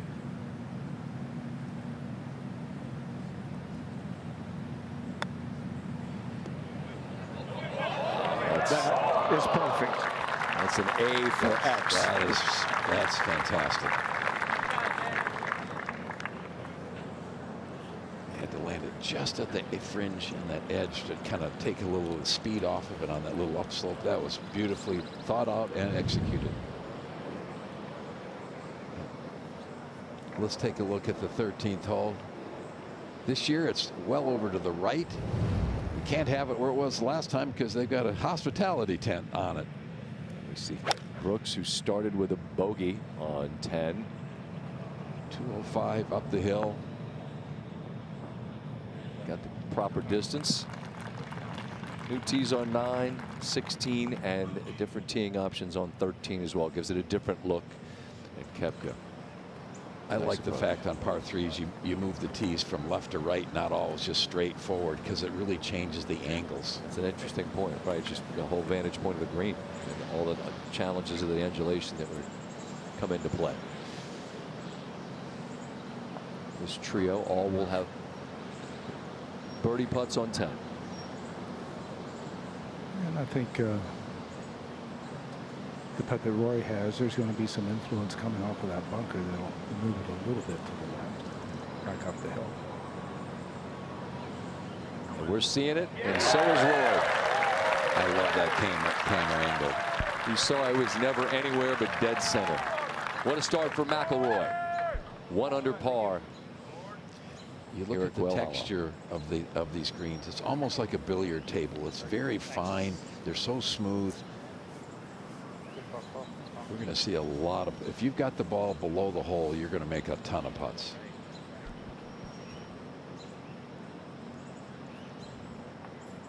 So Scotty will be next to play.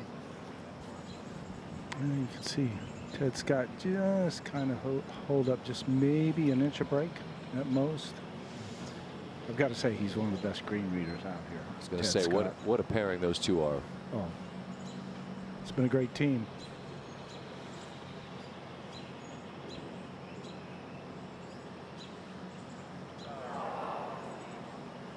Aggressive stroke from Scotty.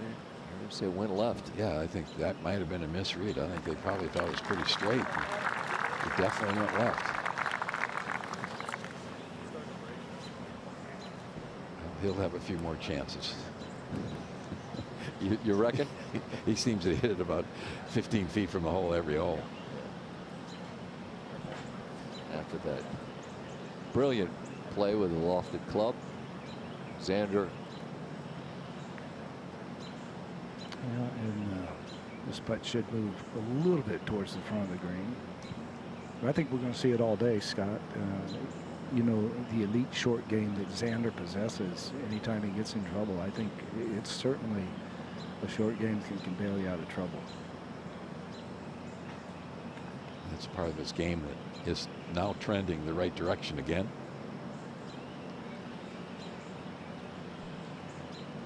Coming off an injury, you spend so much time just trying to get full swings to see if your body can do it, to see if your injury is better.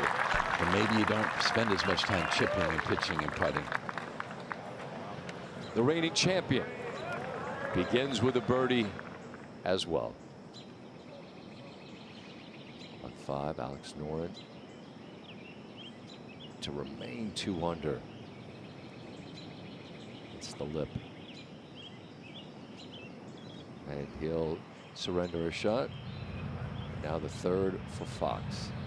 Just a very straightforward bunker shot. Plenty of green to work with. It's going to be some speed coming down the hill. He'll be disappointed with that one. That he would have liked to get that one much closer. Now let's see if Brooks can erase the bogey from the 10th with a birdie here on 13. That's a slippery one.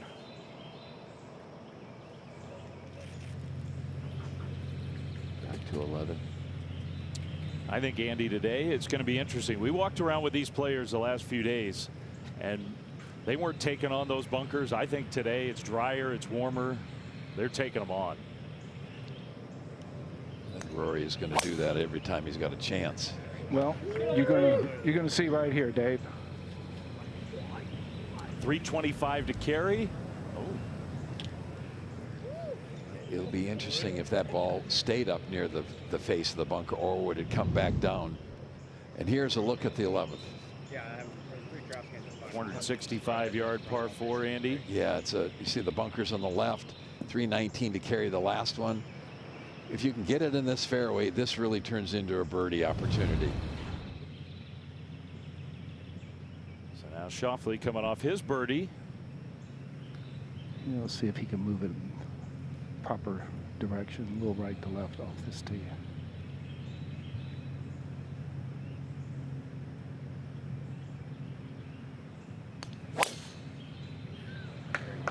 Pretty. Xander's sneaky long. People don't talk about him being one of the longer hitters, but he can move it out there. That's a perfect spot. And you take the bunkers out of play when you go use that side of the fairway.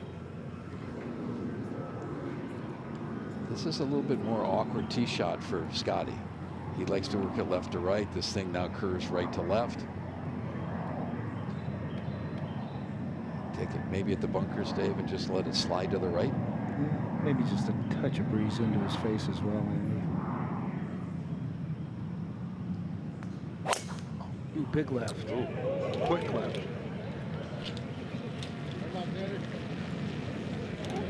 You got trees, you got bunkers. That one. We have to see whether he's got a window for his second shot up to the green at 11. Now McIlroy looks like he's in one of those fairway bunkers. Xander's in great shape. Now at the drivable par 4 14th, Sepp Straka taking a rip. The water is in play to the left, but I've seen a lot of balls just slotted perfectly. You can't do it any better than that. What a shot. That'll be for eagle for Sepp Straka. 14 today. Ahead to 15. And this to move to 4 under par. Sliding quickly from left to right. Walking quickly. Yeah. So we see Straka, a winner last week. Great look for eagle on 14. But Fox, a winner in the other event last week on tour, still the leader at 3 under to 4. Here's Echeverria for birdie at 4. Good roll early on, guys. Again, the greens gettable. And Echeverria moves to 1 under. Over to 3.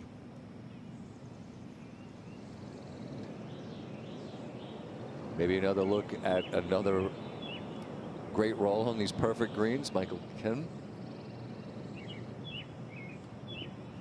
They're pouring them in. They're just, the greens are so perfect.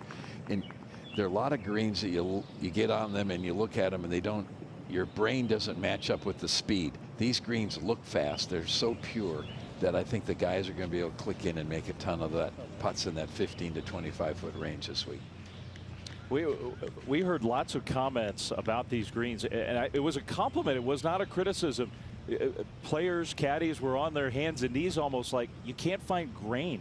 There's no grain in the greens. They just roll perfectly. Perfect.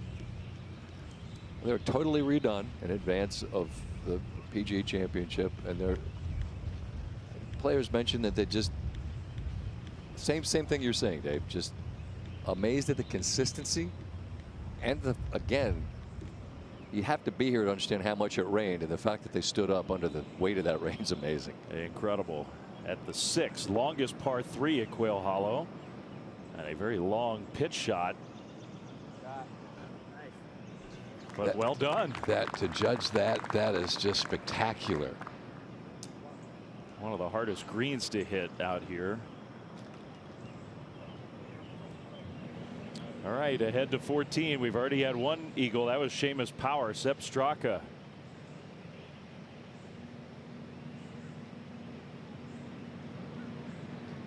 Should slide just a little bit from his right to left. Oh, looky here. Second eagle already this morning. We're not that far away from getting to watch Scheffler and Schauffele and McIlroy play this hole. You've got a long par 3 on your hands over there today. I think that's about right. Tee up, 311 yards. At Oakmont, there's going to be a par 3 at the U.S. Open that's going to be about that long. That's exactly right. It'll be plus three bills most days. It's 305 the last time they played. Front. All right, Billy, Scotty Scheffler, what kind of trouble does he have left? Well, I think he can grab certainly the right part of the green. I think he's going to have to keep it right of the 2 bunkers. It's just a matter of if he can kind of figure out from 157 yards just how quick it's going to come out his lie, and obviously keep it a little low underneath the pine trees. So he does have some tree trouble. Andy, I would say that the lowest branch in front of him on the pine tree is 20 yards in front of him. Okay. So he just has to make sure it doesn't ride up the club face and get too high, which it can come in out of the rough once in a while. See that tree trunk? Yeah. I know that. Fairly left to that. Yeah. There's a nice look. Tee shot Scotty's well left into the trees. Scheffler in the perfect position. And Rory, if this ball went down in the middle of the bunker, that's not a bad place. Yeah. Looked like it did. We'll see. Yeah, I got a 7. I think 8's a little cute getting under that tree. Yeah, perfect. This, if it's right on line's fine too. There's a great look at it. We've got a shot from behind. So we see the camera tower in the distance. Billy's got to go to the right of that. 5 yards or 10 yards or so. Yeah, you can see the trunk of a tree in the background there. That would be ideal. That's kind of right at that tree, Andy. Just did exactly what you were saying. Try to put it out there in the front right of the screen. Still has a chance to save power, but he's a long way from the hole.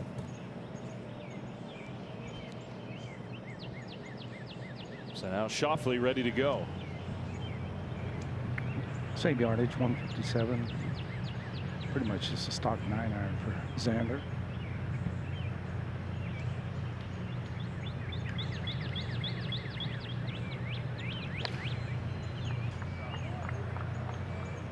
Well, it was shaped perfectly, Andy. That took a pretty big first hop. Still very doable. That green is firm. They're all firm, but we saw a lot of shots yesterday, even while it was still wetter, taking those big bounces.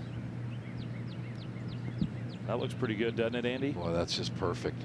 Firm sand after the rains. Yeah, far enough back, Andy, 146 yards, but he also looking right.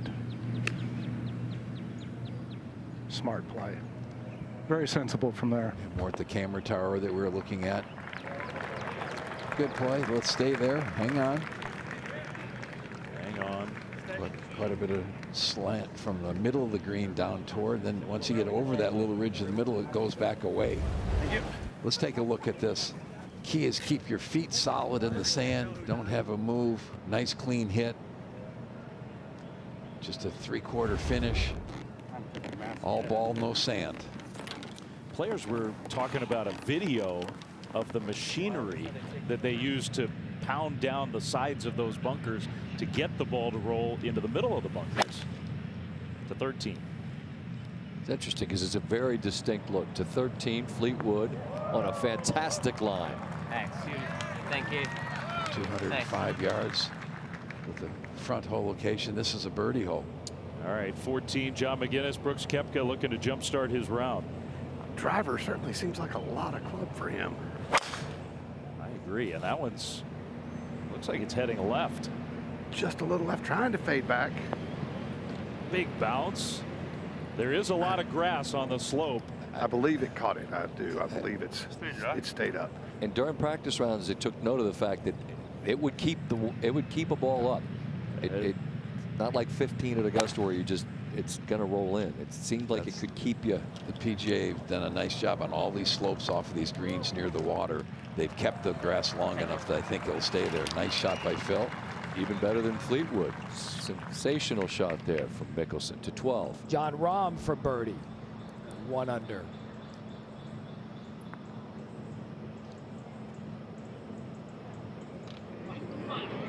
Good roll out of Rahm. Rolls just past the hole. He'll have some work left to save par as we go to 11.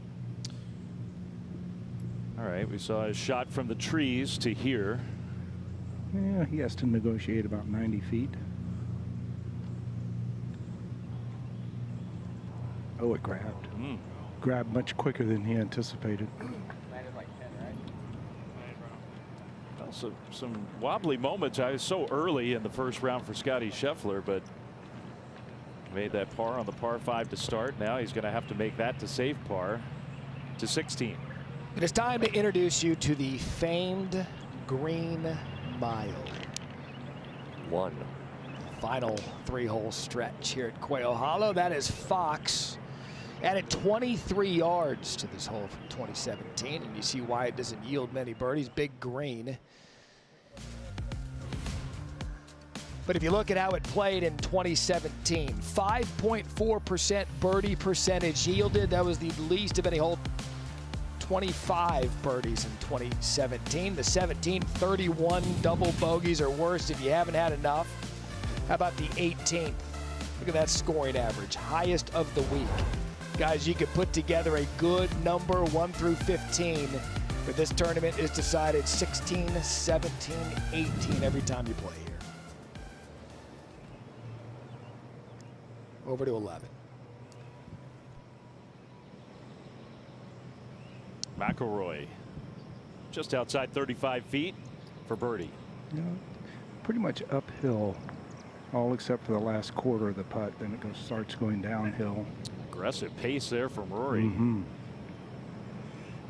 Billy, those are the kind of putts that I think are the most difficult out here, where you have to come up over a little ridge and the hole's cut where it's now going away from you. It's hard to judge the speed.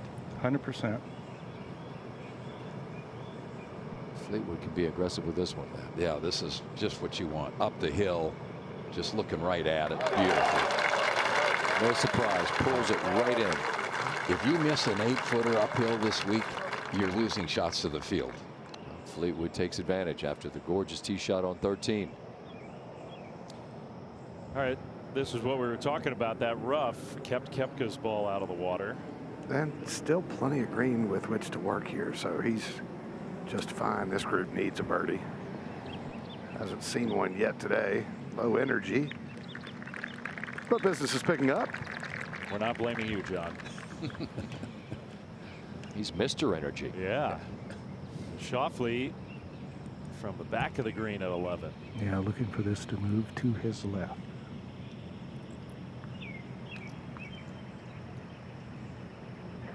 Oh, just stayed mostly straight.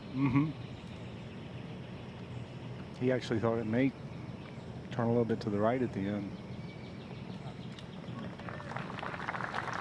But that's the speed you love to see at a major championships. There's enough stress as there is. You don't want to leave yourself a lot of those 4- and 5-footers for par.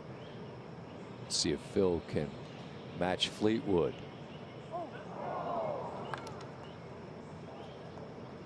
He's muttering to himself as it leaked a little more left. The greens are so good, the cups are so sharply cut that they aren't going to just lip in. You've got to hit them in the hole this week. Well, Billy, early in a significant putt for Scotty Scheffler. Yeah, opportunity wasted on 10, but pretty much the last third of the putt that he just saw from Rory, so line should not be a problem.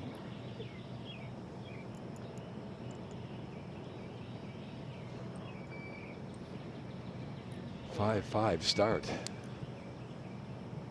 Not what he was dreaming of. We talk so much in major championships that the patience level you have to have is so important that you can't get frustrated the fact that you've started out with a bogey on your first couple of holes. There's a lot of golf to be played.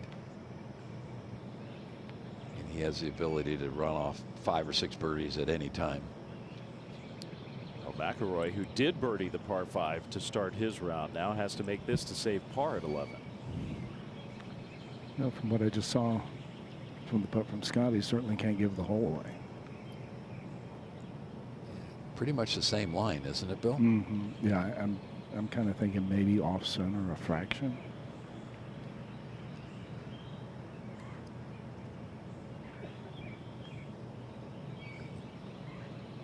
Looks like he thinks it's going to go left a little bit. Oh, it went right. So yeah, Scotty's didn't move at all.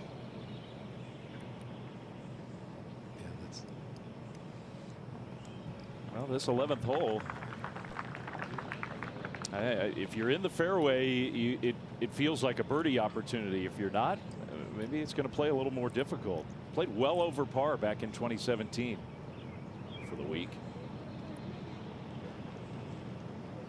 McIlroy makes bogey to drop back to even. Now Scheffler has to make this 4 bogey.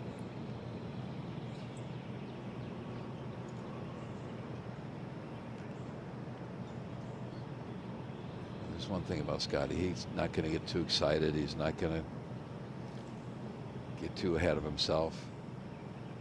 Just clean this one up and go to the next one.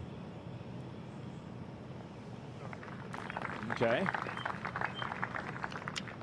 5-5 start for world number 1. Our leader, Ryan Fox, at 16, 54 feet for birdie. Matt, this is one of those putts where you come up the hill, then you go back down the hill. It is the largest green here at Quail Hollow. Back to 13 and John Rahm. Susie Whaley is with this group. Good morning, Susie. Good morning, everyone. John's had a pretty steady round today already, but the wind's blowing a little out of the left. Has to make sure and adjust for that. 205.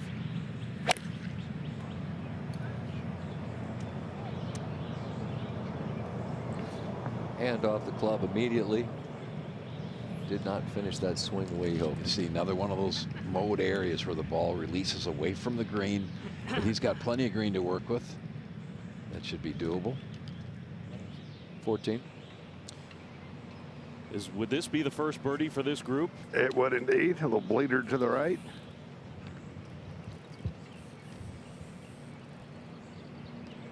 Hate putted in my shadow. Did not bother if Brooks kept it there. It's just nice to see shadows, John. It is indeed. Not a lot of those during the practice rounds to 12. And Xander Schauffele, 1 under. Again, one of the narrower fairways. I was going to say, from this elevated tee, kind of like a ribbon for the width of the fairway. But that's good. One of the more difficult fairways to hit back in 17. Yeah, Andy under 50%, 47%. Let's take a look at this par 4. Just a very slight dogleg to the right, but almost dead straight. Just an awkward angle. The key is to put the ball in the fairway. If you can get it past that big tree on the left, that really opens up. If you're in the left edge of the fairway or the right edge of the fairway, the trees actually come into play. This one will be just launched. Well, that's going to be wonderful. I like the idea that that was his fairway finder, Bill. A little carver from left to right. Saw that a lot in the warm-up, Andy, this morning with the driver. Player who really needs to find the fairway here is Scotty. This fits his eye pretty well, Bill. Yeah, I think so.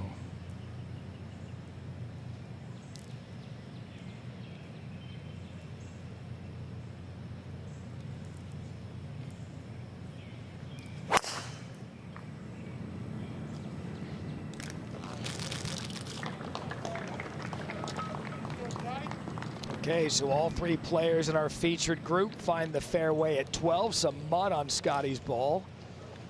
See how he contends with that.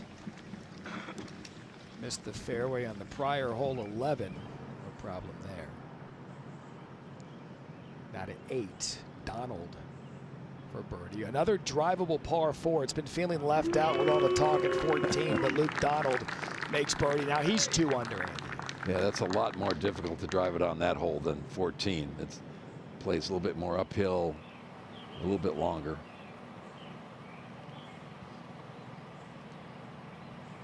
This is the Scotty, I like this play. Putting it up that ridge. Good for Fishburne there, which led to a birdie, which moved him to 2 under par. Get back to his story here in a moment, to 14. Well, I get to watch Phil take a rip, and he lost that one left. Idiot. That's not close. Man, out in the middle of the lake. But if you put it in the lake, you're dropping it down there, you still have a great chance to save par. Susie, what kind of challenge is John facing here? Yeah, a little tricky. Looked pretty damp down there. He's going to have to throw this up and run it there with maybe a little skid to it because the greens have those sub-airs under them. That's awfully good. All right, our first look at the famous par 3 17th. Ryan Fox, 3 under par. What a tee shot that is. Maybe the most iconic look out here at Quail Hollow. That one shot. You see? And he slips away at the back. 227 today, Dave, over all that water. Playing long today. It'll play at some different yardages over the course of this PGA Championship. They like to move that tee around. We got so many ways to experience the first round of this PGA Championship. Featured groups and holes now available on ESPN+.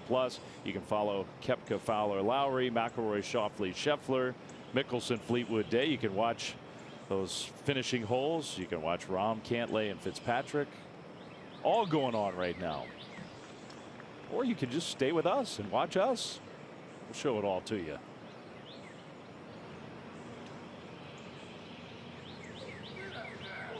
On a beautiful Thursday at Quail Hollow, where there are birdies to be had, excitement at the 14th. We'll be back to Charlotte, North Carolina right after this.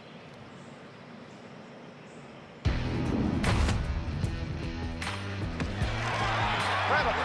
Unbelievable. You ought to kiss that putter, Lee. It's a great one. He knew it. Absolutely gone wide.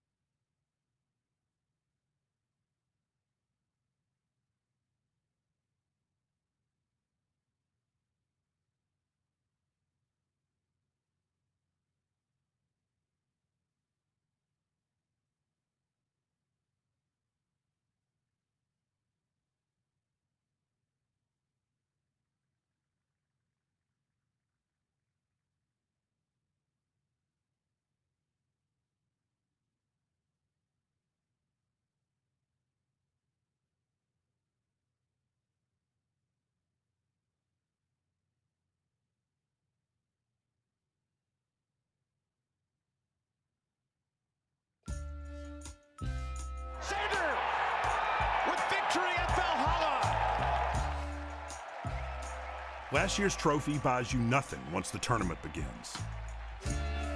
The scoreboard is blank, the fear returns anew, and all the golfers stand on the first tee. A lonely place where a reputation can't help you at all. Welcome back to the PGA Championship. It's time to do it again.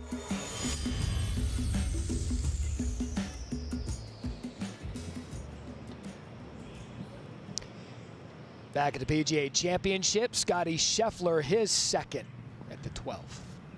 Well, from the right-hand side of the fairway.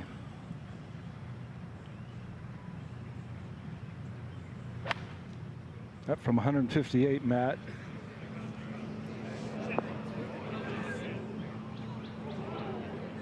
That was a massive bounce. So Scotty off the back of the green. Let's go to 14. All right, this is what Andy was talking about, where even if you drive the ball in the water, you can drop and try to get up and down and save par. But Phil comes up short in that bunker. His hit. Now Rory at the 12th. 141 yards for Rory. Back hole location.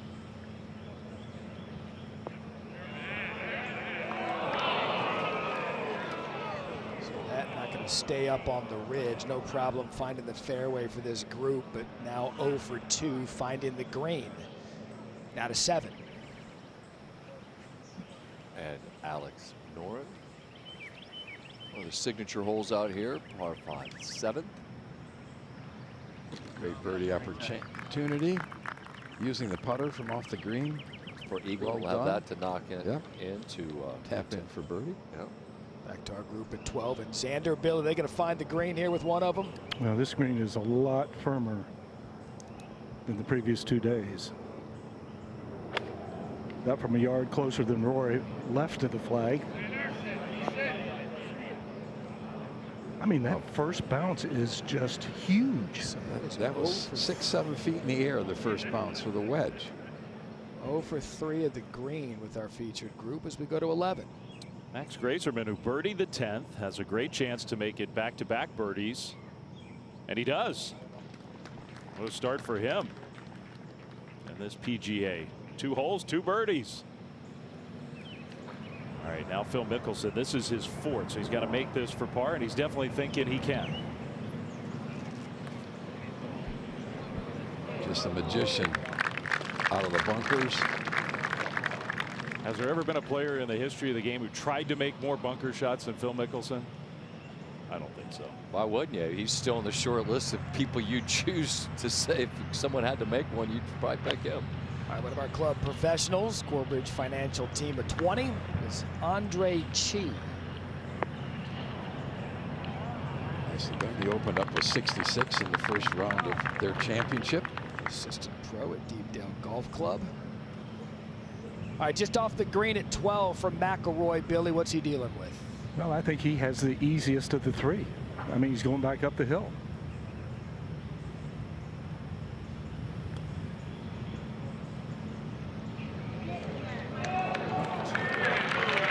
Yeah, well played. So McIlroy looks as if he'll get up and down at 12. Norin did make his birdie. Over at the par 5, 7th to 14. Playing with Phil Mickelson, a little more conventionally playing this hole. Tommy Fleetwood for birdie. Yeah. Tommy Fleetwood could roll some of those kind of putts in. Definitely a player to watch, Andy. He can. His ball striking is just fantastic. So Rory did tap in for par. Now Xander off the green. Well, that's pretty well played because that was right up against the taller cut. This green, a massive slope back to front, so Xander in a good position to get up and down. And again, a bit of a surprise. This one of the hardest holes to hit the fairway. All 3 of these guys did that. Billy Cratchit, but all 3 of them had to contend with shots like this. Yeah, just a delicate little shot right there. Kind of a little stab, no problem. Yep. If there's anyone that can handle that type of adversity, it's Scotty Scheffler. So Scheffler off the green, chips in for birdie. Gets out of some early trouble on the hole, Andy. Well, some of these greens that actually go away from you, it's easy to miss it on, easier to make it from on the short side. He just chopped down on it. Ball came out perfectly.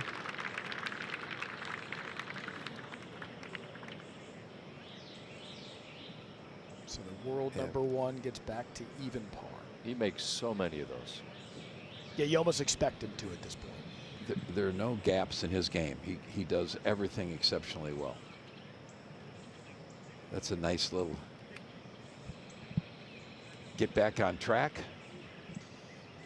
So Rory, Schauffele, and Scheffler, they'll move ahead to 13.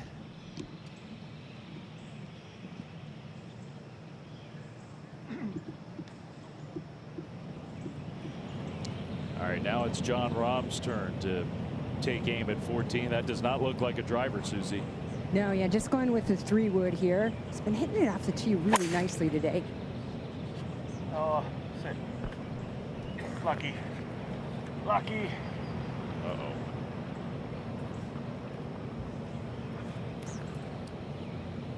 That could be a delicate shot.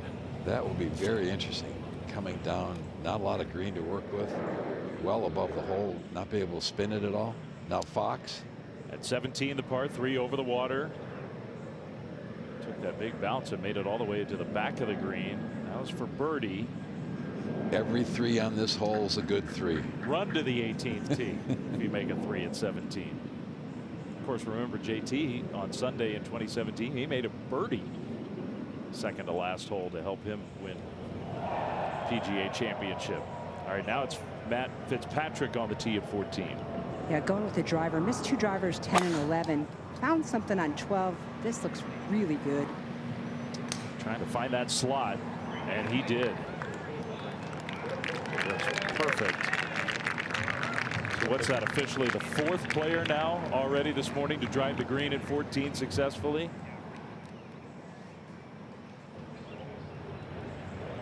All right, after the good approach, a birdie now at 16 for Chi.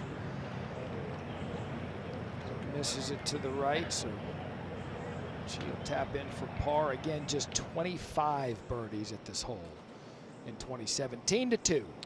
Second hole, that big dog leg right to left. Ben Griffin for birdie. Seen those fast putts down the hill. Poston made one earlier. Now Ben Griffin does. Bounces back with a birdie.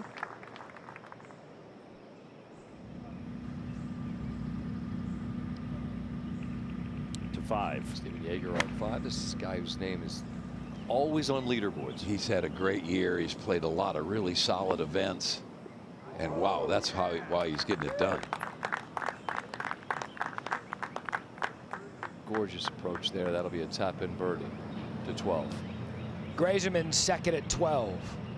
Did not find the fairway off the tee. That thick rough there to the left by the tree. And again, big green, severe slope. Andy, that's a good look at it there. This one might actually get off the green. There's so much slope there on the right. Walking around, thought maybe they could put a hole location in that little bowl area. No chance. There's way too much slope.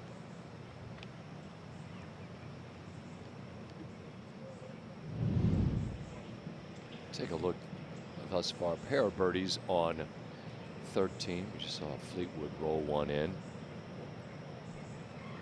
6 bogeys. This is a tee shot that if you put it in the middle of the green, I think that's really what your game plan is. Give yourself 20, 25 feet. New tee. That was an interesting point you made earlier for those that might have missed it, Andy, about it's one thing to talk about moving a tee forward or back just to add distance, but moving it left to right, particularly in a par 3, really changes just the way you view it. Yeah, I really do like that. It changes the hole dramatically, changes angles to certain hole locations. It really makes the players think a little bit more.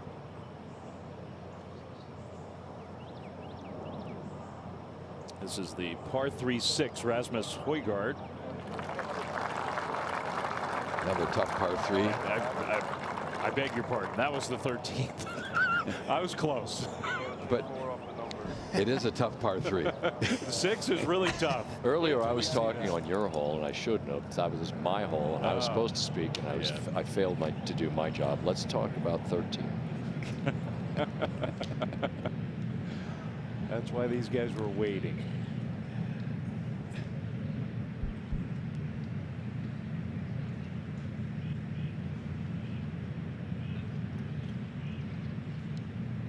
Plays about 6 yards uphill. Yeah, 205, Andy, and not much wind. 6 iron for Scotty.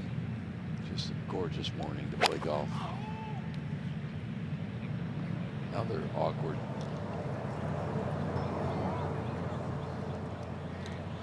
Saw the same kind of finish from Jon Rahm and the same sort of result. There's plenty of green to work with. He's a good 15, 18 yards off the putting surface. Significantly uphill, as we saw with Ross just a moment ago.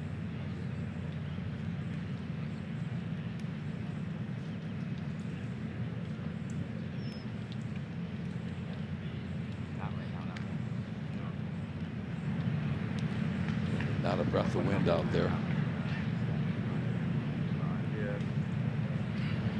Early and it's wet, so you're going to get a little spin up, right?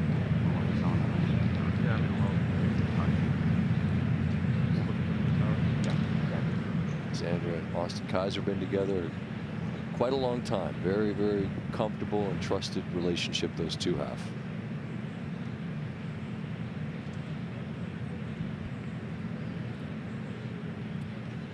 The green, if you work it just a little bit from right to left, it will get closer to the hole on the ground. Xander, that's his shot. Now it's a 7 iron, and that is just right of the flag.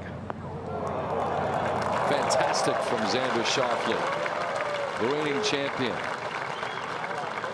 We'll have a look to move to 2 under par. It's position A. Putting right up the hill, very makeable. See if Rory can follow that. Yes. Certainly a hole location that fits his eye.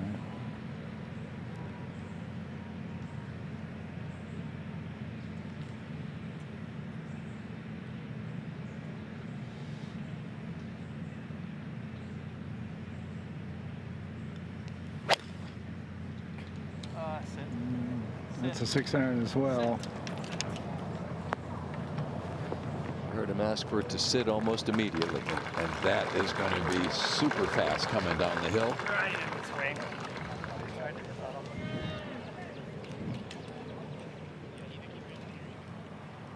Brooks Koepka here on 15. Drove it perfectly, then sort of made a mess of the hole to this point. Hit it left, pitched it to here. Remember, he made a bogey at the 10th hole, the other par 5 on this side, so he hasn't taken advantage of holes he should. Now the challenge here on 14. Yeah, no kidding. This will be fun to watch. Yeah, this is where he left it when he hit the soft stuff. This isn't any easy shot either, but super shot. Trying to land it into that upslope. It's so soft. No way the ball's going to bounce. Yeah. You just have, even if you tell yourself, I got to get it up onto that plateau, that the water looming in the background. Our first look at 18. When the PGA was here in 2017, it was the most difficult hole. Last year on the PGA Tour, it was the most difficult hole. 494 yards, creek down the left, bunker, but there's more room there. It's over 30 yards between the bunker and the edge of the fairway and the left. Ricky, 15. Uphill right to left. And that's his first birdie of the day. Needed one and got it. One of the more lovely putting strokes. Always been something that he could rely upon. To 14. So this is now the 3rd for Rob. On the drivable par 4. Gosh, he just got it over that ridge, and it almost gets all the way to the hole. Skipped in it so fast. There's no way he could land the ball on the green from out of that rough on the right. So he had to play it into that hill. Birdie for Jaeger on 5. He gave it to him earlier, and that's why. Back-to-back birdies for a guy that can be streaky. Keep an eye. See how low he can go. On a lot of leaderboards this year. To 12. You saw Gracerman miss the green after missing the fairway. This just off the green for his 3rd. And Andy, he's going to run that back. He's going to have work to do to make par. Any of these back hole locations are more difficult than the front ones, but with the greens firm, at least you can bounce it back there. Out of 15. Let's see what Tommy Fleetwood can do here with his 2nd. This is going to be reachable for a good portion of the field. Well, that area was awfully wet yesterday, surprisingly so. But short right there is a good place to be. You're just pitching right up the hill. For sure. It's just interesting just how much water that was retaining through yesterday. All right, let's see what Scotty's got here, Billy. Well, this is the 3rd green in a row, Scott, that he's missed, having to do work. But tight little lie down here, still a little soft. Again, contact has to be spot on.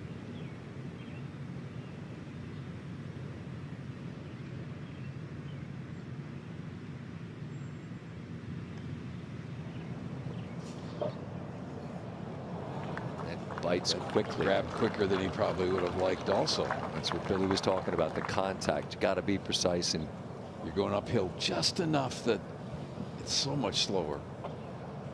We're probably beaten that to death already, but it's amazing the different speeds, the different directions you're going on these greens. Great look here, folks in Charlotte. I think this weekend is going to be a scene out here, boy. They are amped up and ready for this big time event. Great weather. It's a major, and they are surrounding this 13th green, and you see Rory is pacing off what Billy Andy figures to be all you want. Challenging putt. Oh, very challenging for speed, especially. Like Andy was saying, it's going to be so quick coming down this hill. You can see right now he's just trying to find a spot where he can let gravity pretty much take over from there. I'm going to say it's probably 12, maybe 15 feet right of the hole where he's looking. And he's probably looking 8-10 feet in front of him is kind of how hard you want to hit it. Mm-hmm. I think that's a good call.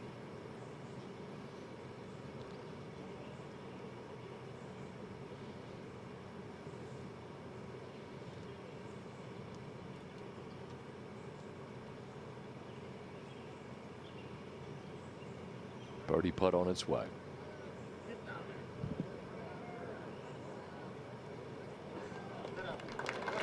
That's awfully well judged. Not bad at all.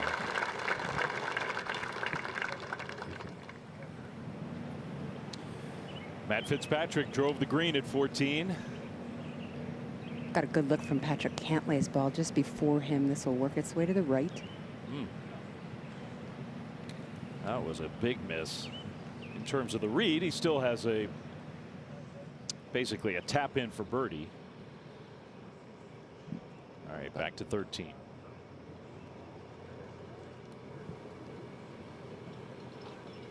Xander. And I would say if they allowed you to come up and place the ball in the perfect spot, this would be it.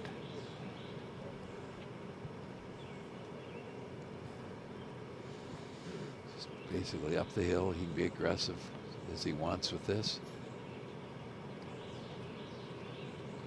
And as much influence as the slope that Rory was coming down, I think there may be a little bit of an offset from the bunker on the front left. Because your first thought is this has to go right to left, but the bunker is going to support it enough that maybe it won't break as much. That's what I think. We've got a great look at it. That low angle. Watch how perfectly the ball will roll. Oh, it just snapped at the end. More speed would have helped. A disappointment after the excellent tee shot. Schauffele unable to get one closer. Ahead to 18. Andy, you mentioned it. This fairway, it's 30 paces wide. There's plenty of fairway. but there's water left. There's the bunker right. And it is aggressive. This is one of the fairway bunkers you don't want to be in. It's more difficult than a lot of the other ones because it will stay in the bottom, but there's still enough lip. That's a good play, put it in the middle of the green, but the slope is still taking it back to the front. These are going to get really dangerous before the day is over. They take 4 of those. Oh, absolutely.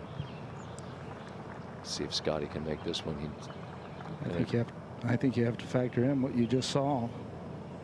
Perfect lead, good putt. That was a big time putt. Excellent up and down for Scotty. So after the 2 5s, a couple of 3s, and he's sort of back on track. Been uneven for him, and yet he's level. You know, it's gonna find it. And when he does, he'll do what he does.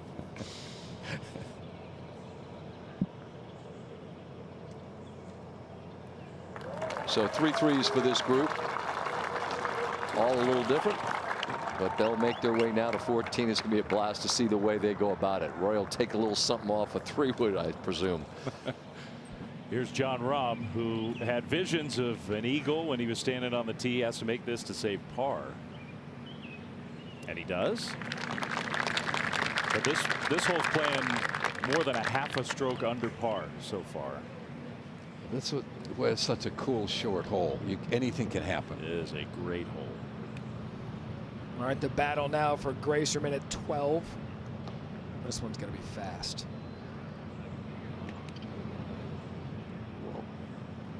So missed the fairway off the tee, missed the green for his second. That'll be for bogey as we go up to 15. Fleetwood with the putter. That's not a bad play. It's short enough. Didn't have to go through all the dew that we saw Brooks Koepka have to deal with early in the day. But you can pitch it from there. You can putt it. 16. Here's Shane Lowry. After a good drive, still 225 down the hill. So I'm playing back into a little bit of breeze. 535 yards today, and you see the difficulty with that second, well to the front of this massive green. We'll stay here with Brooks Koepka. Just a couple of yards closer after a good drive.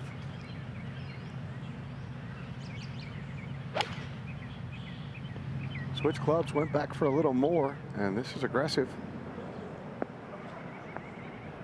Takes a nasty hop off that sprinkler near the green, but it stays in play for Koepka.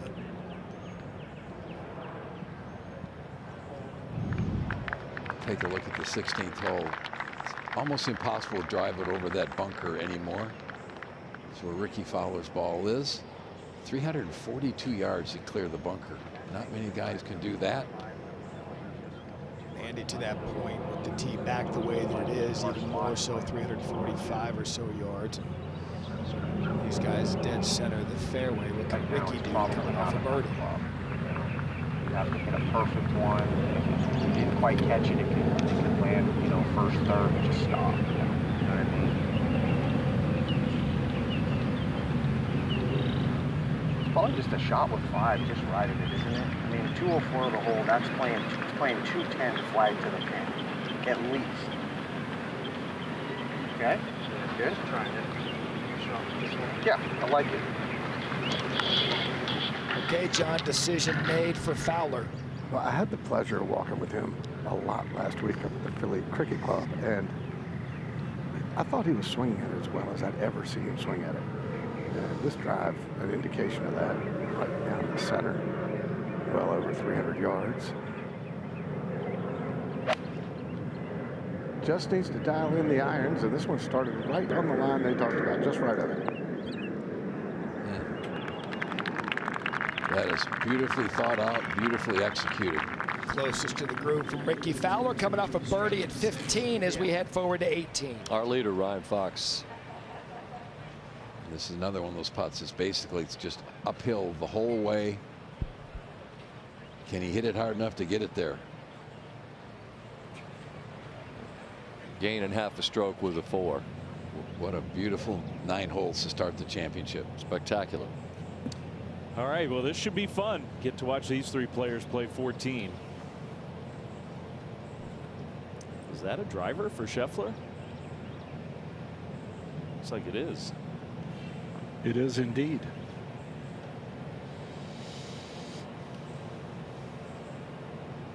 And scrambling through these first few holes to stay at even par. Now a great birdie chance.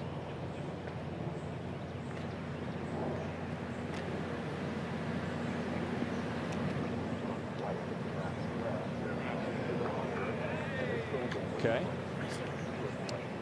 John Rahm was there after his second shot. Scheffler drives the ball. Saw Scotty hit probably 40 shots from that area in the practice round the other day, so he should have a pretty good idea what's gonna take to get it close. Now Xander, that's not a driver.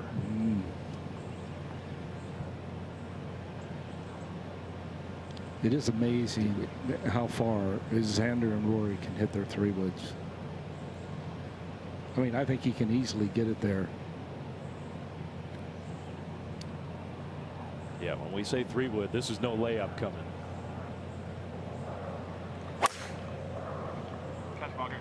Ooh, that's left. Yeah. Way left. So not as far out there as Phil's, but close. And there is that protection. If you land it on the grass, usually it's going to stay in. This one flies right in the water. He's trying to hit a draw. He's trying to hit it the 3-wood hard, and it just got away from him a bit.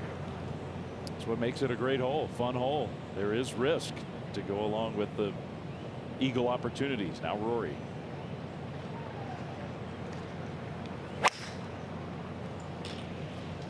This one kind of hanging out to the right. Looked like he was trying to turn it.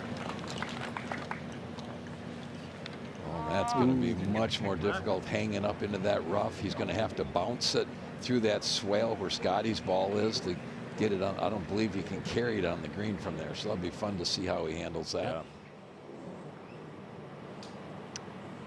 And Fleetwood has joined Fox at 3 under par. 3 in a row. But now you cinch up the britches, tighten the belt, and get ready for what Brooks Koepka is dealing with right now. Difficult shot on 16 after missing the green on the second. Fortunately on the upslope with a pretty good lie. Another case where the PGA has really helped out on these slopes of the greens. The balls will stay there. Now to 12. And our captain, Keegan Bradley, great approach. This for birdie. Keegan Bradley now 2 under par.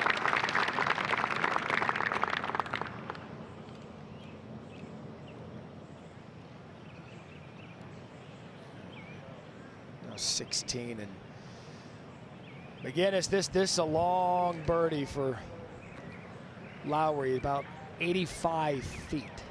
Yeah, the flag is on 30, and he's on those 2 steps you just saw him take. And he's coming off a 3-putt from about 30 feet in the fringe on the last hole. John, this is one of those that it's uphill, super slow. Then as it gets to this change in color, it goes downhill. So one of Andy's 5 tournament picks is 2 over in the early part of his round. He'll have some more to do. That's why you pick a whole bunch of them. You can never be wrong if you pick more than 1. To 14.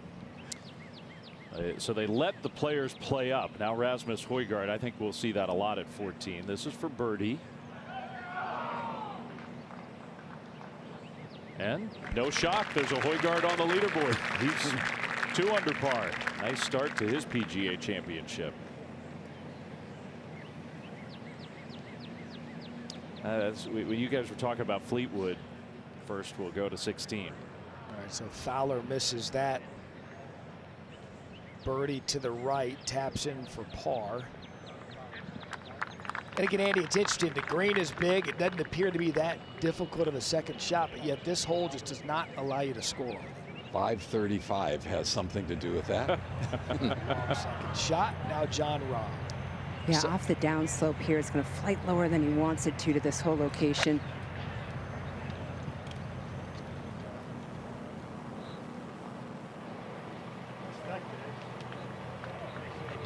He'll have an up and down to get to 2 under.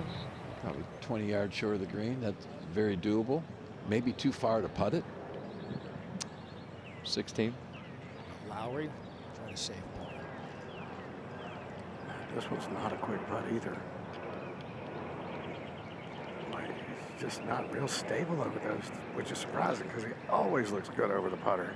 So that's another 3-putt for now for Shane Lowry. Already 2 over for the tournament. Just trying to find a little something as he heads to 17. But not the start, one of the pre-tournament favorites. Not in mind. He's in contention at the Masters, faltered over the weekend. He's played so much good golf this week. This is a big surprise. Almost feels like a painful carryover from the last hole last week in Philly, where he 3-putted him. Looked so devastated. And he has. He's been in the conversation first 3 rounds or so of the tournament, and then at the end, it just something happens now. Go back to the 14th. So you try to pick the line where the ball crossed over, take your drop, and now it's scramble time for Xander Schauffele.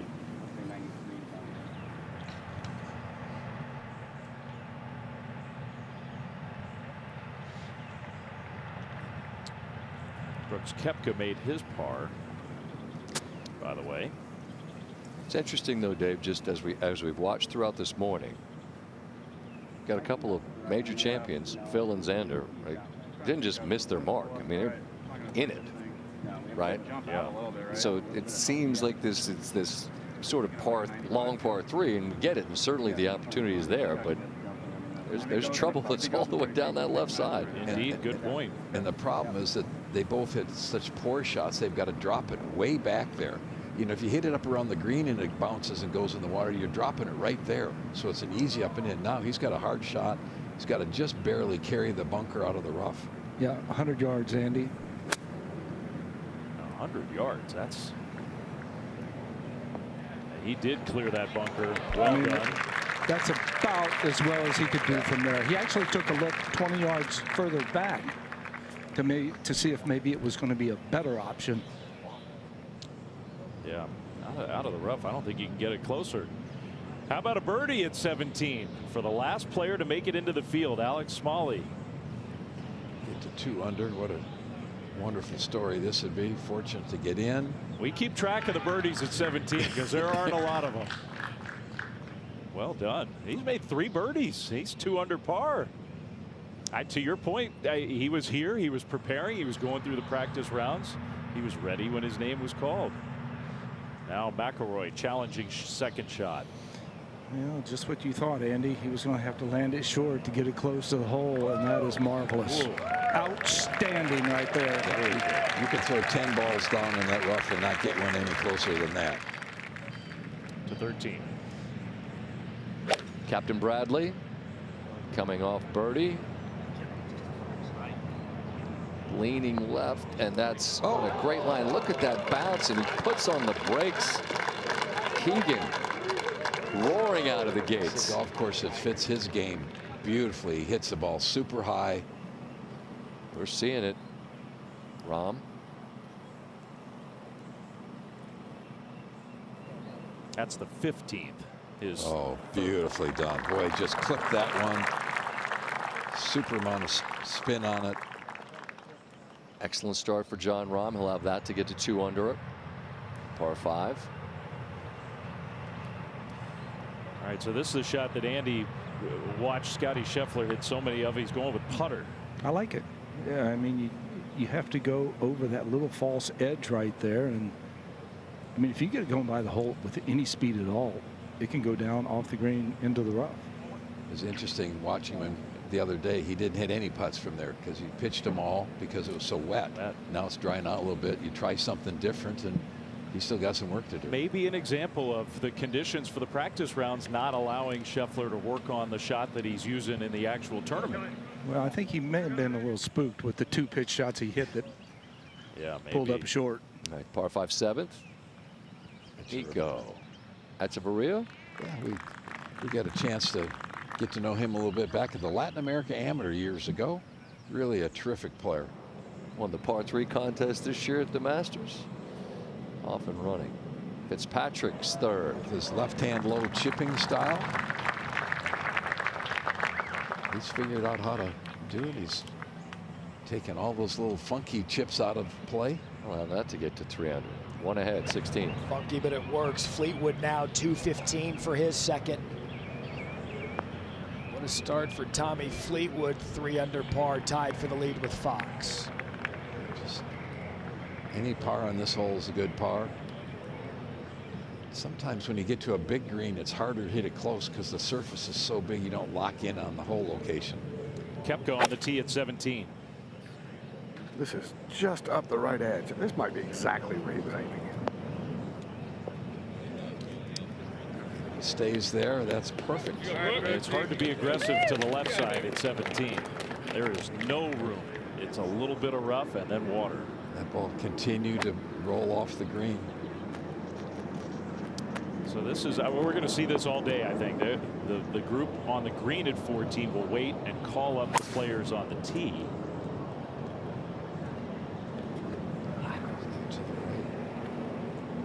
So that's Grazerman. This will come all the way down in that low area. Very much where Scotty just played from. Just to try to help with pace of play, let those players play up so there's not too much of a backlog on the tee at 14. Because today with that tee playing up, everybody's going to be going for it. There will be no laying up today. Tony Finau, 1 over. The wind has come up, is now out of the left across the lake. Which now on the tee, it puts a little different mental thought process. Do I have to try to hook it back into the wind enough to help me get it there, which might bring in left into play a little bit more? Yeah, that's interesting because we were seeing some of those shots slotted in early, not as many lately. You see the tee shot, but just absolutely perfect. That's well done. His green was hit 1/3 of the times in 2017. That's a pretty remarkable statistic. Well bunkered, well protected, and Fox center of the fairway. Center of the green, I beg your pardon. It's about 20 yards shorter this year than it was last time that PJ was here. All right, so Keegan Bradley's doing his thing. His counterpart from Europe, Luke Donald, I made the point earlier, hasn't played a lot of golf, hasn't made a cut this year. Tied for the lead. Luke Donald, have some. What a start for the former world #1. We talk about advantage long players. That is not the case for Luke. To 12. Sam Burns is third. He's at 1 under. Sam Burns. That's one way to do it. Great shot. As we go now back to the 14th. We're seeing some of those chip ins. The ball sits nicely in the rough here so often. Now this is the par putt for Xander Schauffele. Yeah, this would be a nice one to get. Reach. Ooh. I didn't think he could leave that one short. So that's a bogey 5 at a hole that's given up 2 eagles and 11 birdies already today, the 14th.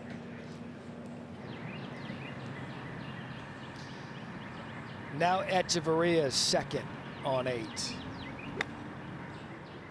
Again, playing just 342 yards today. Andy a little bit more to deal with off the tee. So this is going to take the ridge. And how about Echeverria? That's why you play practice rounds. You figure out where the ridge is. You look at hole locations. What ridge can maybe help me get it closer to the hole? Crafty. Sheffler. Birdie putt. Yeah, has to keep this inside the hole quick. It just continues to be an uneven start for Scotty Scheffler. He's managed to stay even par, but I would guess he's not real thrilled with the way he's playing yet. Rahm cleaning up his birdie at 15. Beautiful pitch shot. Now McIlroy's turn. Billy, what do you see? I think it's off center to the right. It's certainly going to go left, I think.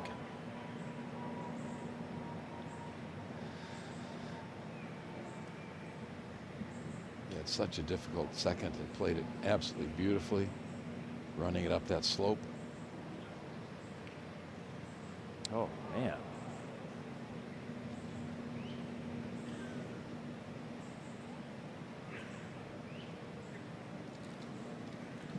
Andy, that looked like a little bit of both. A little bit of a pull and more break left. The one thing I think Rory's done really, really well in the last year or so, he's softened up his arms and his hands in the putter, and it's a more athletic putting stroke than he was. That one looked just a little bit quicker and shorter than we see normally.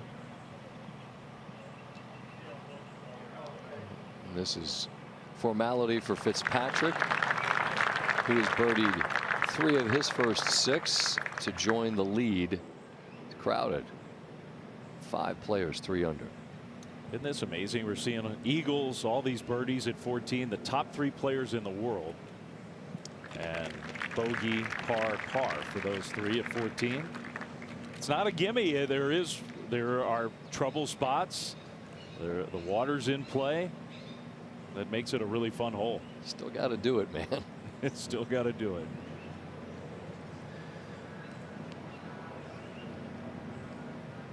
Scheffler will finish up for his par.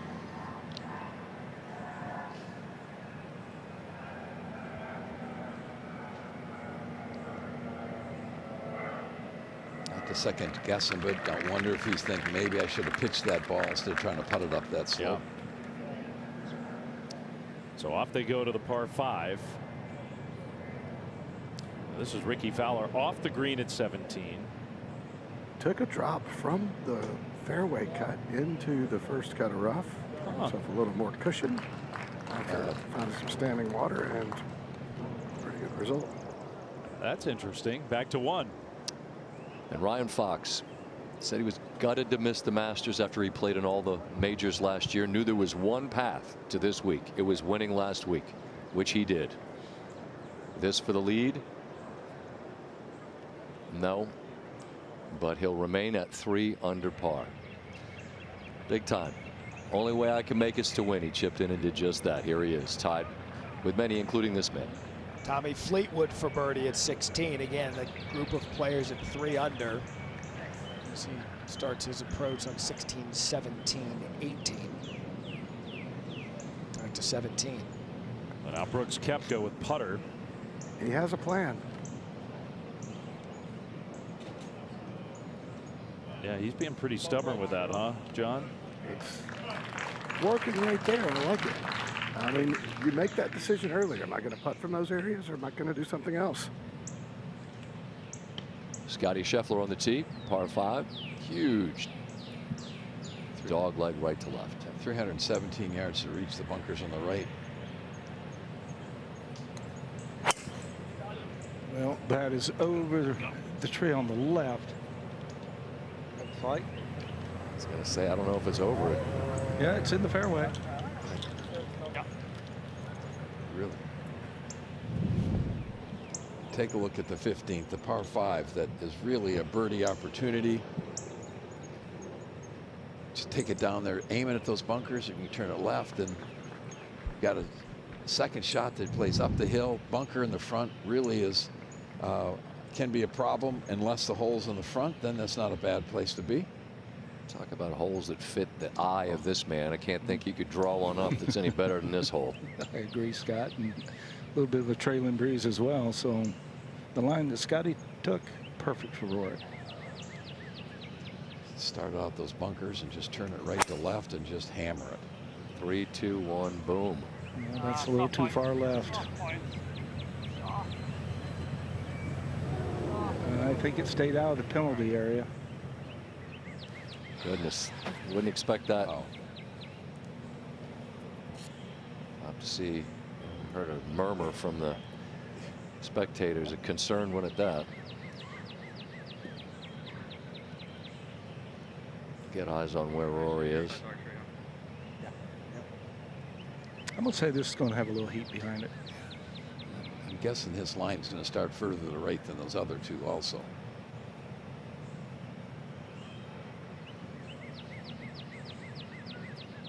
Always working on the posture.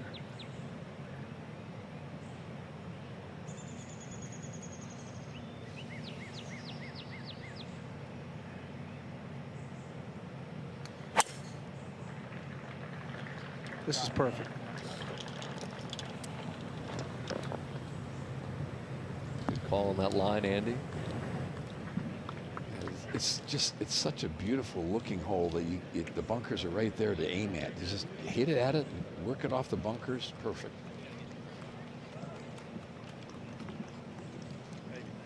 So those two are all right. Concern for Rory. It's an 8. Echeverria, you saw that approach work its way down, and you saw him work his way in for a birdie to tie for the lead at 3 under. Now to back to 2, tied with Ryan Fox. Among others. 452-yard par 4 and the big dog leg right to left. With a left to right ball flight off the tee. That'll bounce into the rough. That one looked like it may have gone deeper also. Sat a little down. And Shane Lowry, he's testing himself with some of these long putts, isn't he? Coming off 2-3 putts in a row, this is not the one you want. Oh, man. Because, I mean, he got it up there pretty good, but considering how things are going, that's no gimme. Out of 15. Rasmus Højgaard. His 3rd.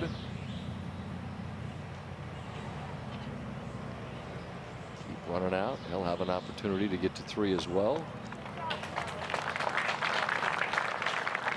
To 11. This is Justin Lauer. Saw a couple putts early made from around that spot, and now we see another one go in. A lot of pace. Very much like Augusta. If you've got it 15, 20, even 30 feet below the hole, it's makeable. Above the hole or side slopes, boy, it's much more difficult.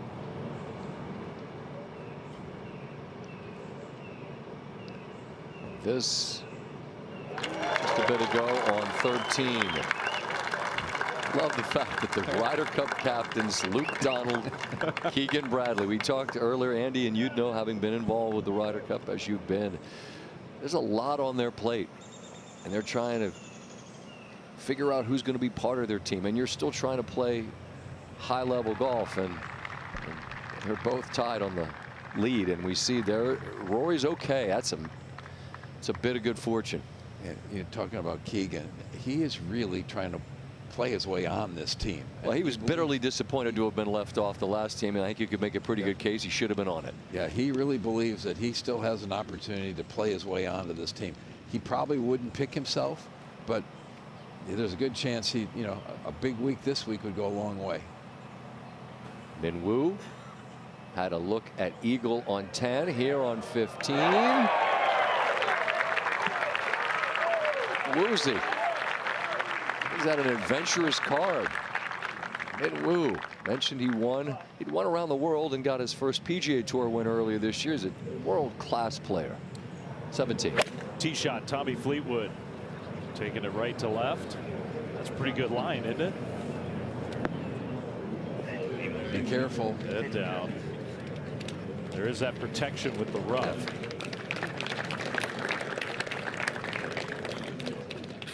Beautiful looking shot. All right. Not only he's got a good lie, it's fairly flat, and it looks like his stance is going to be okay. Aggressive line.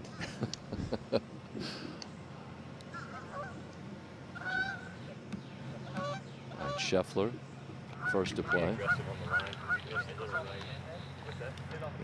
If you can't reach this green, you'd love to be just short right. You're just, from there, it's the easiest pitch. You're just coming right up the hill.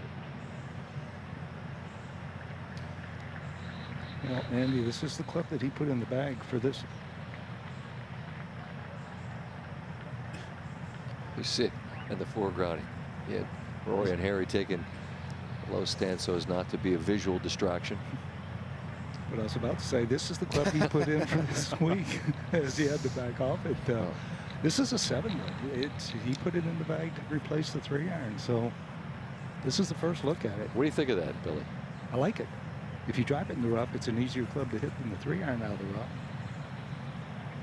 241.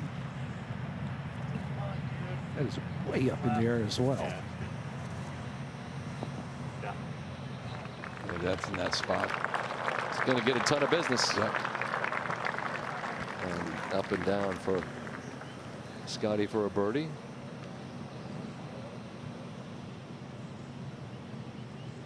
So Xander next to play. A little bit of a downhill lie and 235. I'm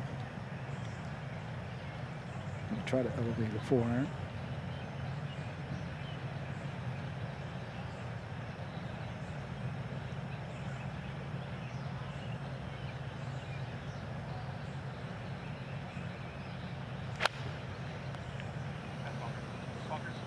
Yeah, that was hit hard. That was solid. That's a bullet.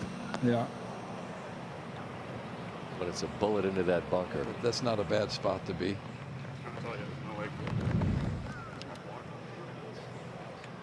So as you've seen, this backside does present a number of opportunities for birdie. The last real good one is here at 15, and then 16, 17, 18 is hands on the wheel. Very fortunate that all the things went well here. Yeah, and actually has a stance, Andy. 196. This is a 7-iron. Yeah, that's leaking a little right as well, Andy. That's not bad at all there. Nope. You know, you almost would take it there versus 50 or 60 feet by the hole, putting straight down that hill. It might be an easier up and in from just short right of the green. Certainly beats the heck out of playing your third. I just barely missed the hazard there. All right, to 7. The third for Stephen Jaeger. Yeah, just dump it out, let it run straight downhill into the little low area where that cup is cut. That's lovely. See if we can make it 8 players at 3 under par. It's 10 o'clock here on the East Coast. I mentioned there are many players that are 3 under, major champions, both the Ryder Cup captains, familiar names for leaderboards. Alex Smalley here at first round lead. Potentially Minwoo Lee just got there to 2 under with the eagle. Jaeger will have the birdie to join the group at 3 under par. World number 1, Scotty Scheffler. In that group at even. Brooks Koepka, 5-time major champion, along with the reigning champ Xander Schauffele at even par. 7 o'clock out west, 10 on the East Coast. Great to have you along with us as we get back to the action on 2. Yeah, one of those co-leaders, Ryan Fox, from the rough. Maybe a little bit of a flyer out of that rough. Surprising it stopped as well as it did. It is a big slope back to front, so maybe almost into the hill.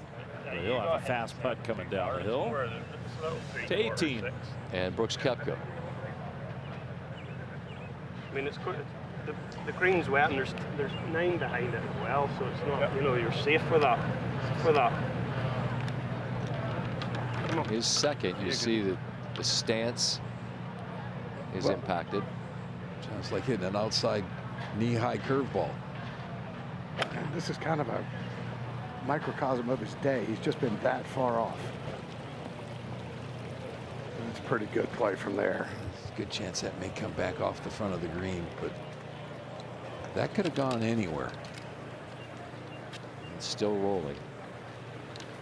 Again, this most difficult hole when we were here last for the PGA Championship, most difficult hole on the PGA Tour last year. It's all you want. To 17. Another chip in possibility, maybe. Ooh. Decel big time. Yeah. No matter what shot you're hitting, it's got to be accelerated. With that in mind, we watch Xander from the bunker.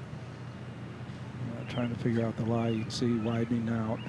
Definitely has to keep it left of the flag.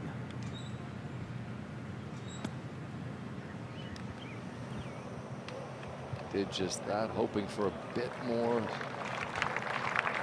a run out. I think he's trying to chunk and run Chunk that and run, but right. it just didn't come out as much as he thought. Keegan Bradley at 14.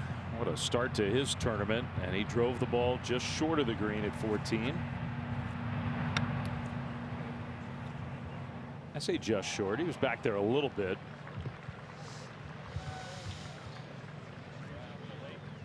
Hang on. Okay. He must not have gotten it all if he was that short. You watched him hit it on the green the other day from the back tee. Par putt for the other captain at 11. Just straight uphill and straight in. We can't talk about that enough, how much simpler it is to make putts when you're putting back up the hills. You can be more aggressive. You don't have to worry about the speed. Now Rory with the putter at 15. Yeah, they couldn't pull it out of the bag fast enough, both he and Scotty. One with the putter, just the one variable, just how speedy it is from the fairway cut of grass. It's on a great line, but not enough pace. I'm going to say okay. From there, the one thing you don't want to do is run it 3 or 4 feet by the hole and then have to hit one of those downhill sliders for your birdie. Second for Lowry. 184. That is on a string. Fantastic from Lowry. That's more what we were expecting out of him. It's early. It's a lot of golf. He's not going anywhere.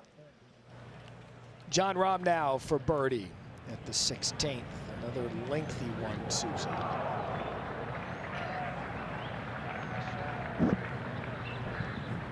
The closest player we've seen there is Ricky at about 15 or 18 feet. Just a massive green there at 16th, the biggest here at Quail Hollow, as we've said before, and you're seeing every bit of it now. Let's go to 2. I'm looking forward to watching this putt. Pick a line, get it started.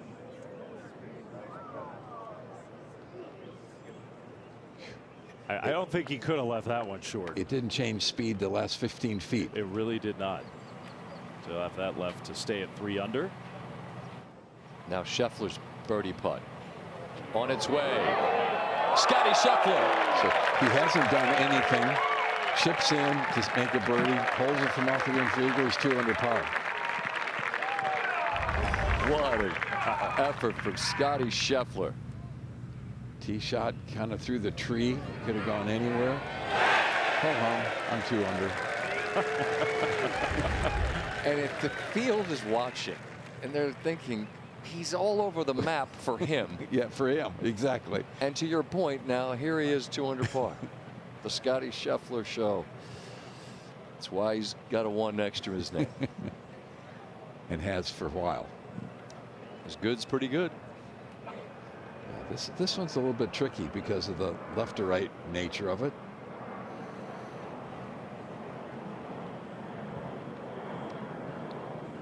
Well, the line on the ball is well outside left.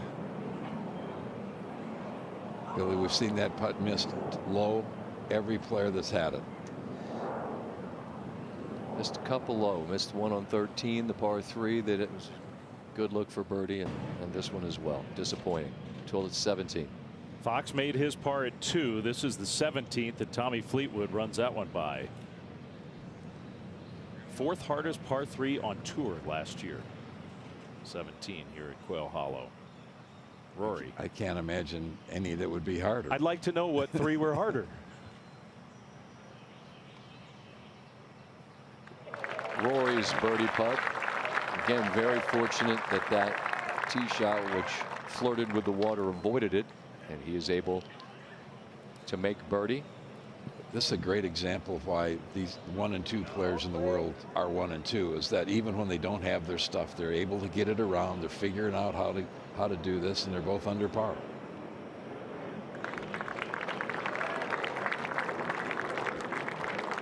Xander, who was in the best position off the tee, makes the par. Unable to make birdie. So Scotty Scheffler is 1 off the lead. 14. Keegan Bradley, his birdie putt. He would have the outright lead if this goes down.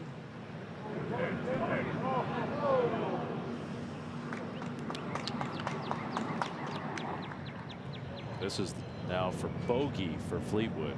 So that's a drop shot for him at the very tough 17th. And it didn't get any easier as he walks to 18.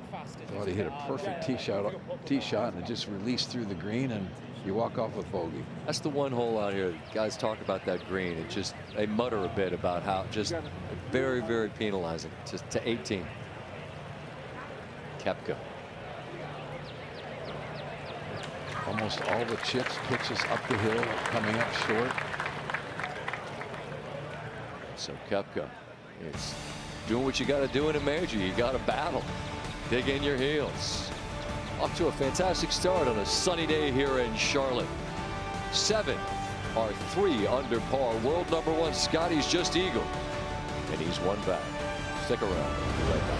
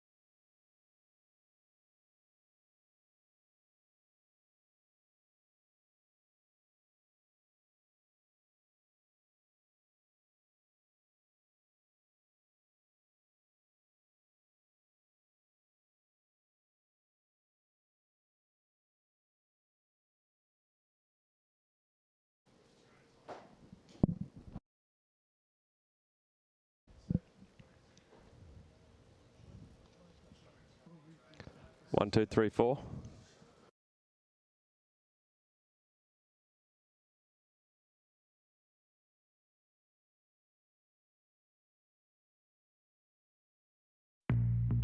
Wonderful to have you with us in Charlotte, North Carolina.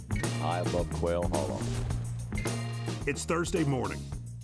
Everyone starts at 0, a blank slate.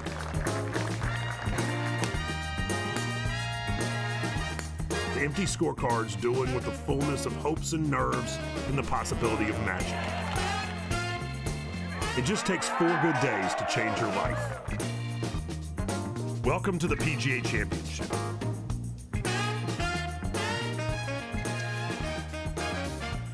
These are special weeks indeed. 4 days to make you a forever player. We've had a line change. Jeff Ogilvy has joined us here, U.S. Open champion, alongside Andy North. Will be calling some of the holes on his own. Hopefully I won't talk over him. Good luck with that. Billy Kratzer's out on the golf course. Susie Raley, John McGinnis as well. Jeff Darlington is alongside. Tom Karpus. In case there are any rules questions, we're just past 10 Eastern time.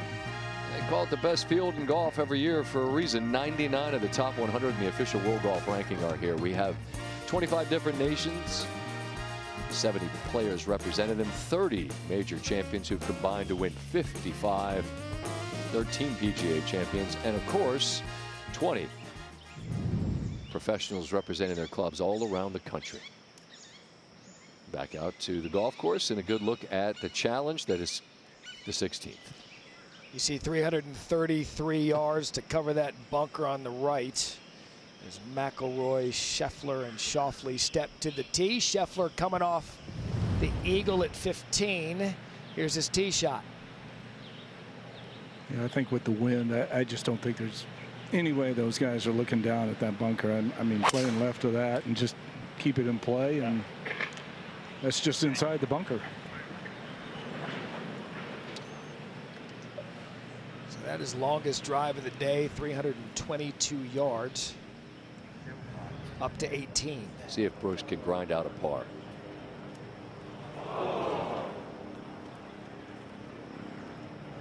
That's rough. Flips out, will be a bogey there. Now McIlroy, just 1 of 5 today off the tee, hitting fairways. John? Check that, Billy. Well, that one's heading left again. Well, that's going to be in the penalty area. It did not go down into the water, so playable, but left again. Now 1 of 6, up to 17. Yeah, that was way left. Now Matt Fitzpatrick trying to keep it from going left on the par 3. He's playing real well.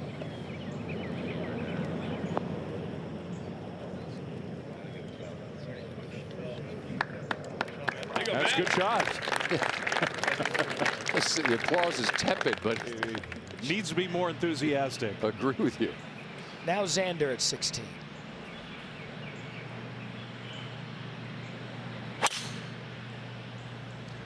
Yeah, there you go, Matt.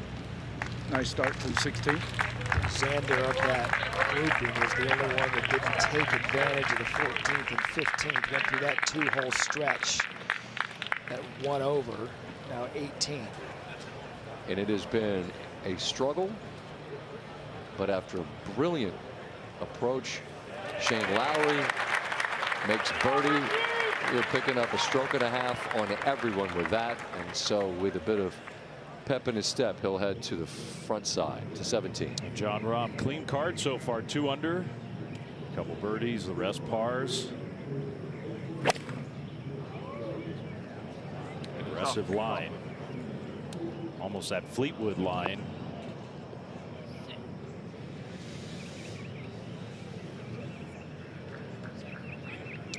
That's one of the best shots we've seen. Very well done. Right about pin high.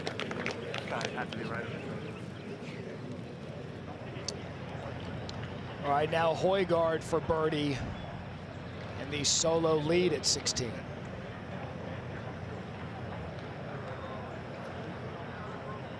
And again, with such a big green proximity to this hole, I think Ricky Fowler the tightest approach. Now Luke Donald at 12. Jeff just off the green for his 3rd. Yeah, you'll see a lot of people miss 12 to the right because you leave it under the hole. But as you can see there, it's a relatively simple from right of the green. If you miss it long or left, you're in trouble.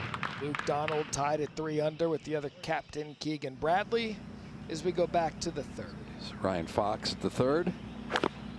Oh, caught the lip of the bunker, but luckily it ended up back in the fairway.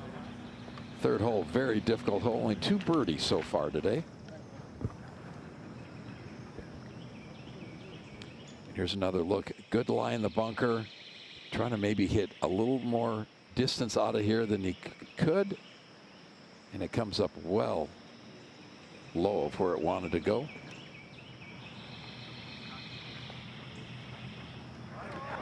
Fortunately, it did end up in the fairway.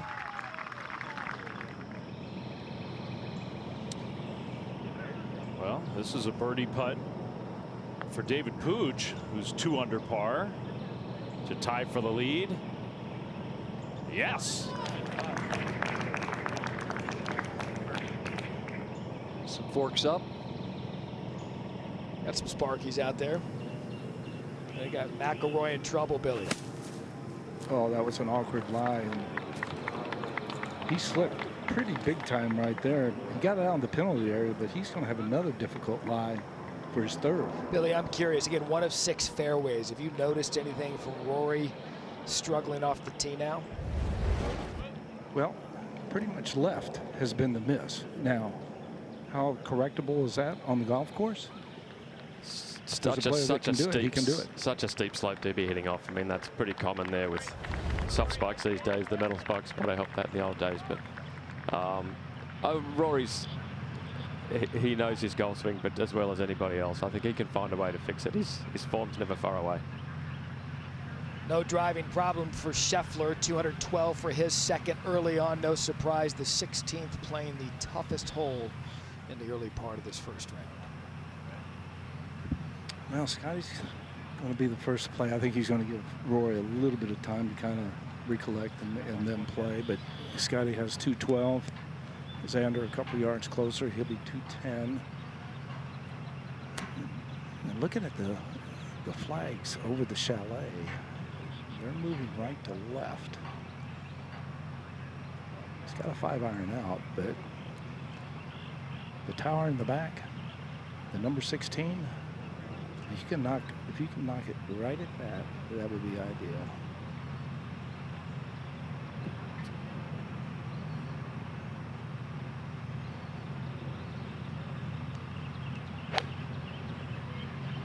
Oh, that's aggressive. That is aggressive. That's got to get down.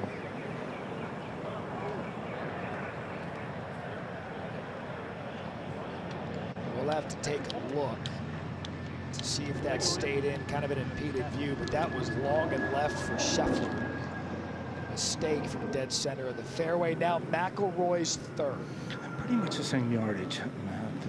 But again, the ball well above his feet right here. It's a 6-iron.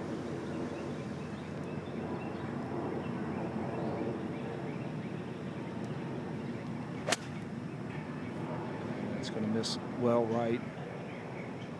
Very little available over here on the left.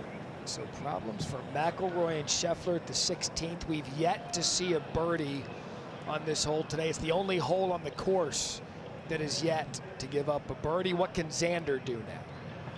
Well, 210. He's chosen a 6-iron. Again, the start line can't be any more left of the 16.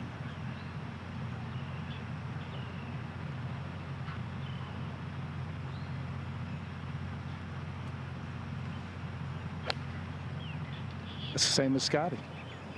Even more left. What in the world is going on? Rory, Xander, and Scheffler at the 16th. I mean, for 3 world-class players, Jeff Ogilvy, the green mile just showed its teeth in a matter of 3 shots. Well, we're seeing how hard it can be. I mean, Rory is obvious why he's struggling on the hole with a poor tee shot, but the other two from the middle of the fairway both found the water. It's just 2 really good shots and 2 really good putts to make par on this hole. That's why we talk about how paramount it is on 14 and 15 to get maybe a birdie or 2 as you make this difficult 3-hole stretch. But right now there's work cut out for Scotty Scheffler, just coming off an eagle, and certainly gives some of that back now as we move ahead to 17. Matt Fitzpatrick, long birdie putt. Yeah, up the slope. He's to give this enough pace. He did not.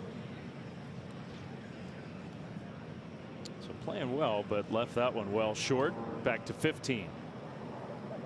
We saw an eagle from Scotty from similar spot moments ago. This for Grazerman to tie for the lead. Yes, sir. Spectacular. Was that an attempt at an eagle? That was an eagle attempt, yes. From a spectator? It's early, but it's never too early around these parts, I think. No. This is Fox chipping for his par. Looked like a par the whole way. Chipped in to win last week at Myrtle Beach. Got away with a second shot that caught the lip of the bunker. Over to 17. 21 feet or so for birdie for John Rahm. Yeah, great leave, even though I don't think he intended to be left to this hole. Straight up the hill. Only 1 birdie so far at 17 and almost a second. A lot of pace. Wow, one of the only places on that green you can be aggressive from. As Susie said, you don't want to hit it left, but when you do, you're happy. Phil Mickelson here. His second on 18, which for years has been the hardest hole out here. It feels like there could be a new sheriff in town. The 16th. Oh, that's lovely from Phil.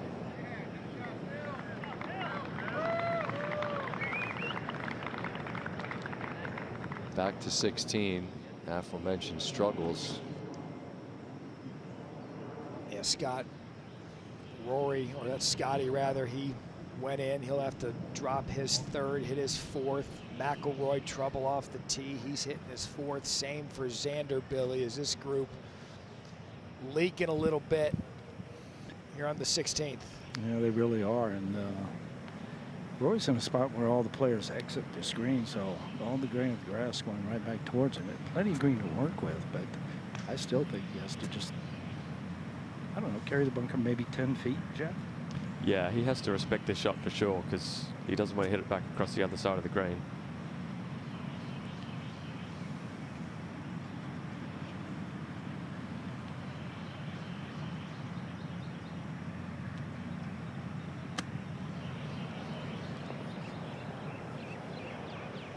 That's just about right. That's very accepting of the situation. So McIlroy will have that for bogey. Still work to do for Scotty Xander. You know, herein lies the kick in the teeth of this 3-hole stretch. You get through this with bogey or a double bogey, you've got the par 3 17th coming up.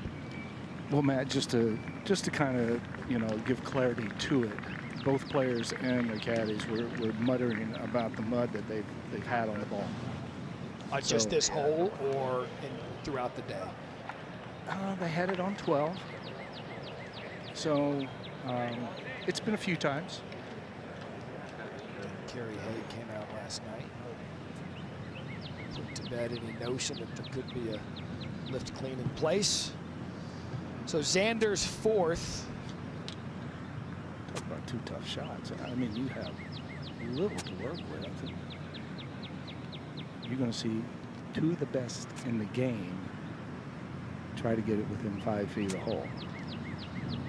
That's a lot of rehearsals right there.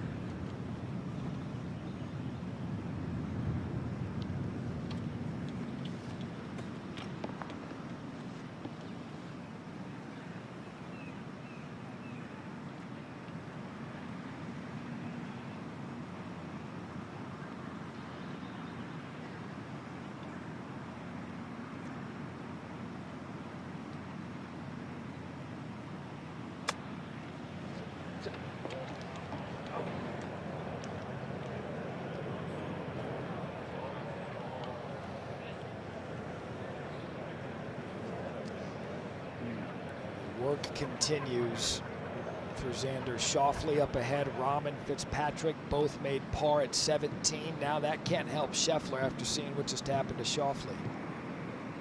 Well, he's going to try the same shot. He's going to go upstairs as well. You have pretty much no other option, and it's even further away.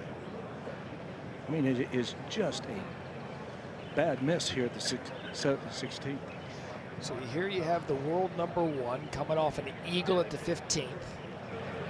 Almost certainly going to give that back at the 16th. McIlroy trying to avoid his 2nd double bogey in his career at Quail Hollow. He only had 1 in opening round in 2010, first time ever playing the course. Now it's just about Jeff getting out of here, throwing this one away, and maybe doing something special at 17, which today, as we've seen, has not been easy. But go ahead to 18, Scott. While they sort that out, here's Mickelson for what will be the 2nd birdie of the day on 18. 4 though, Jeff, on 18. It's a bit of a cliche, but you're certainly stealing one, aren't you? Very happy with 4 on 18, yeah. Certainly simplified when you drive it on the fairway. But absolutely, you'll take 4 there 4 times. 17. Very happy with 3 at 17. See if Rasmus Højgaard could stay 3 under. I think that's a pretty good line, and just about exactly, Jeff, what he wanted to do. Fantastic shot there, yeah. Rasmus is a beautiful ball striker, hits a lovely draw. Very happy with that. Okay, back to 16th. Scheffler for bogey. 2 putts from here would be good. You're going straight up the hill. And I think with this whole location from this low area, this is a putt that's always hard to get to the hole. Yeah, I think, Billy, this back left pin here at 16 is the toughest one on the green for sure. Very difficult to hit it on that level. And if anywhere from down low, we've seen everybody leave the putt short. It's very slow. I got to tell you, I'm glad Matt was documenting everything. I kind of got a little lost in all the math. I got you, Billy. I've got my abacus here at the booth. Picking you up after calling you McGinnis. No one wants that name mistake. And Xander pretty much has the same putt. Maybe a difference of 5 feet to the right of where Scotty just putted from. I would say the most important component, the most knowledge he got from that putt from Scotty was the speed. So step to the tee box at even par. This for bogey.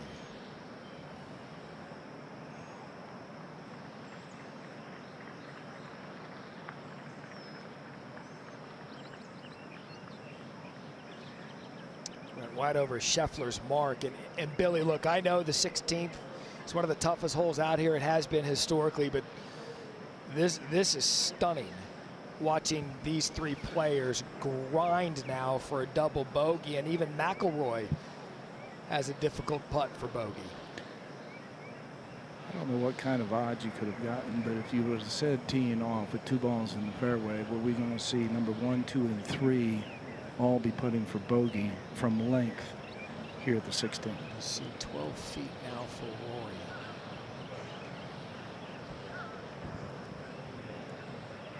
And again, just 1 double bogey in his career here at the 16th.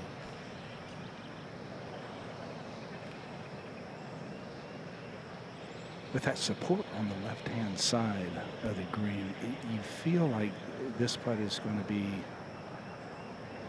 a little moving to the right.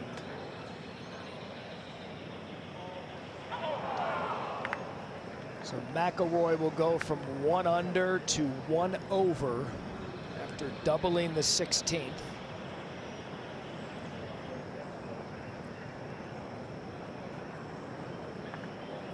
Scotty and Xander still aren't done.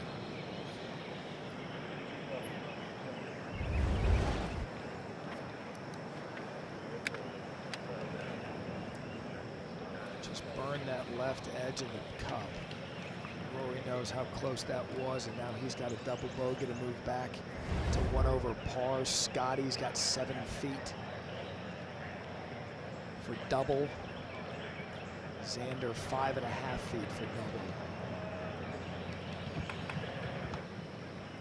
From here, I don't think you can give the hole away.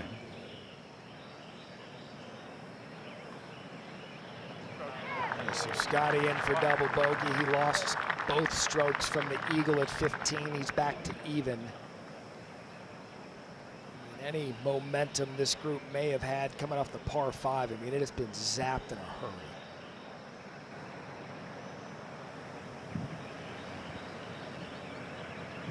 Well, when I look at the 3 players, and he's going to bring in Austin Kaiser, you know, a big part of major golf, major championship golf, and Jeff, you can address this, is the attitude and acceptance. You have to accept situations like this that are going to happen, and you're going to have to withstand those rough patches.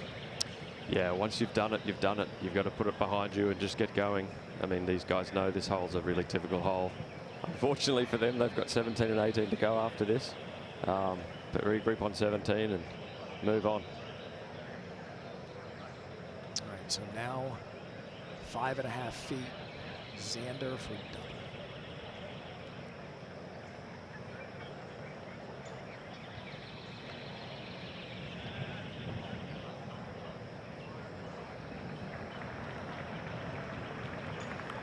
So Xander now 2 over after a double bogey. 3 double bogeys for 3 of the tournament favorites. That was like the big one at Talladega.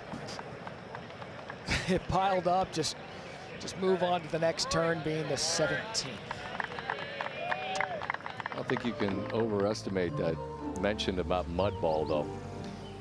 And as players navigate their way around the course this week, danger, as you see, will be looming in the form of the Green Mile. The last 3 holes at Quail Hollow have been called a nightmare over the years, and you just saw why. The PGA Championship in 2017. There were more double bogeys or worse on those 3 holes than there were birdies or better. And of those, 12 were triple or quadruple bogeys, matching the number of triples or worse on the first 15 holes. A lot of danger comes from the water in play. We saw that with 2 of those players. Since the PGA Tour returned here in 2003, more than 1,800 golf balls have found the water in this stretch of holes. 2 of those, Xander and Scotty, a moment ago. All of that to say, in recent history, no finish in major golf has been more treacherous to navigate than this one. Not Winged Foot, Kiowa, Carnoustie, known as Carnasty. And when it comes down to it, no one is safe walking the green. Look at that number rest of the course in that stretch of 3 holes. That's 3 holes. And there's 15 left. Let's recap the 16th. Rory McIlroy was left off the tee, 1 of 6 hitting fairways, slips. That's an awful place for him to play and almost falls down. This is Sheffler, dead center of the fairway. aggressive line, hooks his left, bounced off the back of the green into the water. And then after doing that, Xander was in the best position off the tee, longest drive of the 3, and then does this.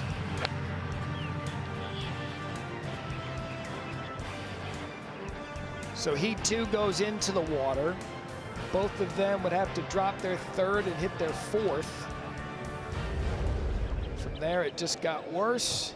And Dave Fleming, for their reward, they get the par 3 17. I guess the good news is you're on the tee. There won't be a mud ball. But if all 3 of those guys went way left on 16, this is not exactly the shot you dream up after what just happened at 16. I mean, I can't remember anything like that with the 3 best players in the world. This is ahead on that 17th green for the 2nd birdie of the day at the ultra tough par 3. Rasmus Højgaard just ran it by. So he'll have that left for par to stay tied for the lead. So those 3 still waiting, having to watch what's going on up ahead. Think about what just happened back at 16 to 15. Keegan Bradley for birdie and the lead on his own. That's a very difficult putt from above the hole there on 15. Andy's made the point throughout the morning, Jeff, about the difference above and below. It's Augusta-like. There are a lot of similarities to the design and the intent of the course. Here's 18 and Rahm, his 2nd. Yeah, he needs to throw this up in the air to get it all the way back on that back tier. That's fantastic. That's a good shot there, Bob. Great shot there from John Rahm, yeah. Big advantage driving on the fairway, especially up the left. Put himself out of position at the first round of the Masters, battled back the whole week, off to a much better start. After lipping out on 18 for par, Koepka had that for par on 1. And a frustrating start to his PGA Championship to 2. To tie for the lead, Alex Smalley, last player in the field after Thigala dropped out last night. He has the only birdie at 17, and now he pours one in at 2. He got 4 birdies in his first 11 holes in this PGA Championship. He's tied for the lead. All right, after the wait, it'll be Scotty Scheffler first to go. 227 to the hole. Ideally, you'd like to land this somewhere around 215. Scotty's got a 5-iron. Made a double and still has the tee. Oh my God. That was not well struck. Ooh. That was fortunate right there. Yeah, that you get a little worried. You could tell he was nervous in the air that might not make it. Only the one birdie. That was Alex Smalley. He was about 12 feet just to the left of the hole. That's the only one we've had. Such a difficult hole to hit it close. The average distance to the hole, 52.5 feet on a par 3. I don't know what shot you hit to get close to this green. I'm not being glib here. I don't know what shot is going to stop close to that hole location. You have about a tabletop to land it in, probably just past where Scotty landed his ball there. 10, 15 on the green, and hope it rolls towards the hole. It's a very small target with a 5-iron. All right, so McIlroy, maybe a little indecision with him. Made even more difficult by the know that you know if you're short, you're left, you're long, or you're right, you're in a bad spot. Other than that, yeah, a lot of margin for error otherwise. Yeah, I think he initially had the 6-iron out, but he went back for the 5, and I think that's the right club for him.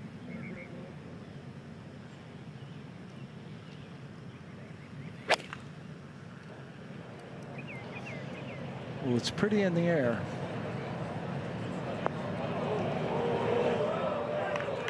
That's almost exactly what happened to Tommy Fleetwood. Just a beautiful looking right to left tee shot, and it just keeps going. And Fleetwood did not get up and down from that rough.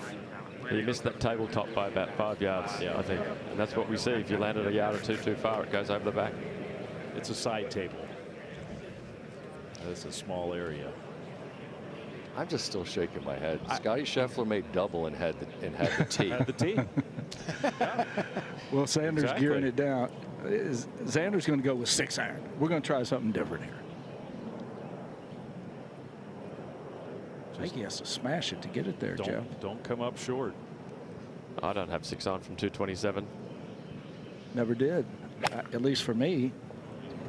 Hang it out right. We'll see.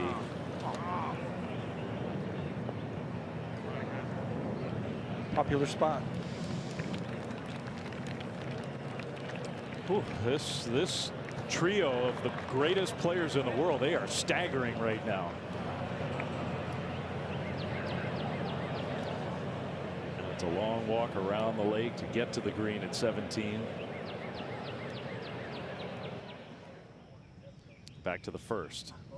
This for bogey for Brooks. That's left all the way.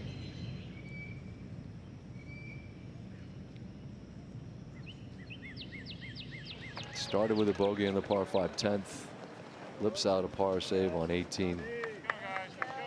Now hit the hole twice on 1 and still trying to sort things out, as is this group. Look, 16, 17, 18, they're going to take a bite out of plenty of pairings out here, but the chunk they've just taken out of this trio is hard to imagine. There's 2 pages of the leaderboard, and we have 3s all the way on page 1 and the top of page 2. John Rahm will look to join them as he has a gorgeous approach on 18, which for the longest time was the hardest hole out here. 16 is stake to claim as we are into our first round here at Quail Hollow.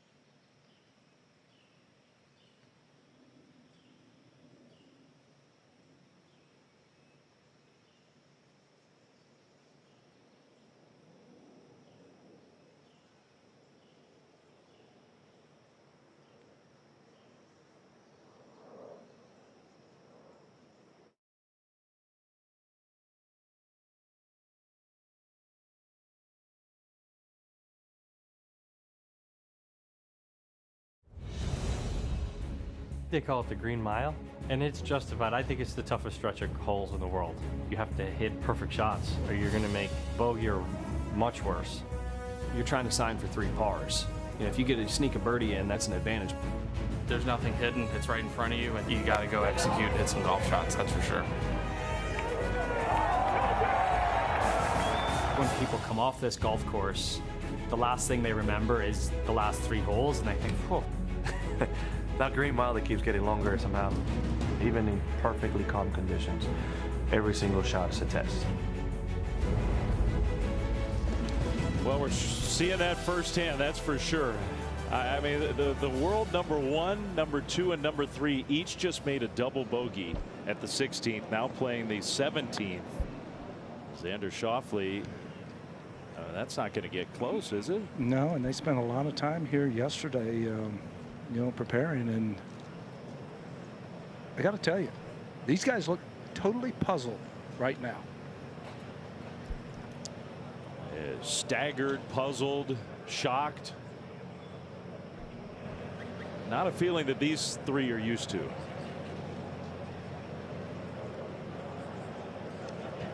Scheffler really, I don't know if it was a miss hit off the tee, came up way short. Sounded like a miss hit as soon as he hit it, but Scotty's miss hits go straight. It's a good quality. So he made eagle at 15, made double at 16. It looks like they're going to let Rory off the green, chip first. He's got the flag out. Well, maybe not. We'll see. Yeah, I think that was just a little bit of a rehearsal, but again, the putt for Scotty, I think it's going to go left early, and then about, I'm going to say 2/3 of the way there, it kind of straightens out from there.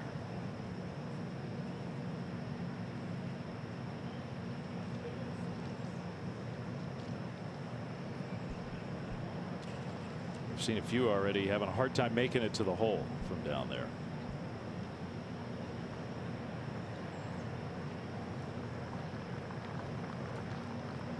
That is fabulous. Yeah, beautiful pace.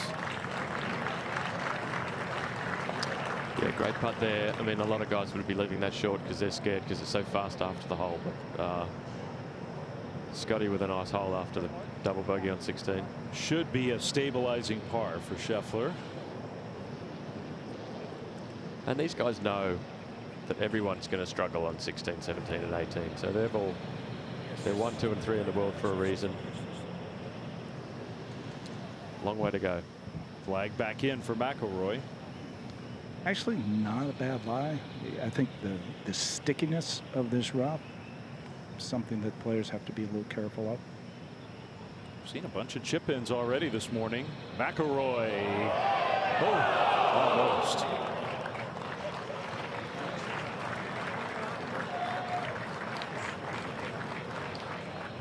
Doesn't even need his putter. Just tap it in with the wedge.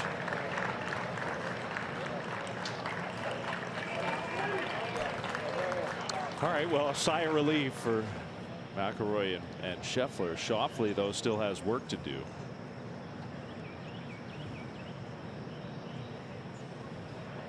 Ahead to 18.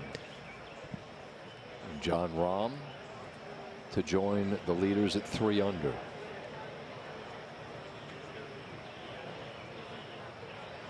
Oh, that's a good line. Still just the lone birdie on 18. Shane Lowry had it after what was a disappointing start, but par for Rahm. Begins in 34. He puts himself in the mix starting early. Believe he'll be right there on Sunday. Now the par putt for Xander. I think it's going to work gently to his left. There you go. Yeah. Much needed. Much needed. That's 3 pretty good pars after what just happened at 16.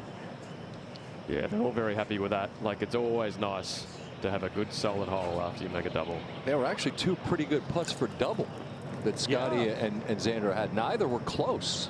They were lengthy putts for double. All right, we have to make it official with Scotty Scheffler, but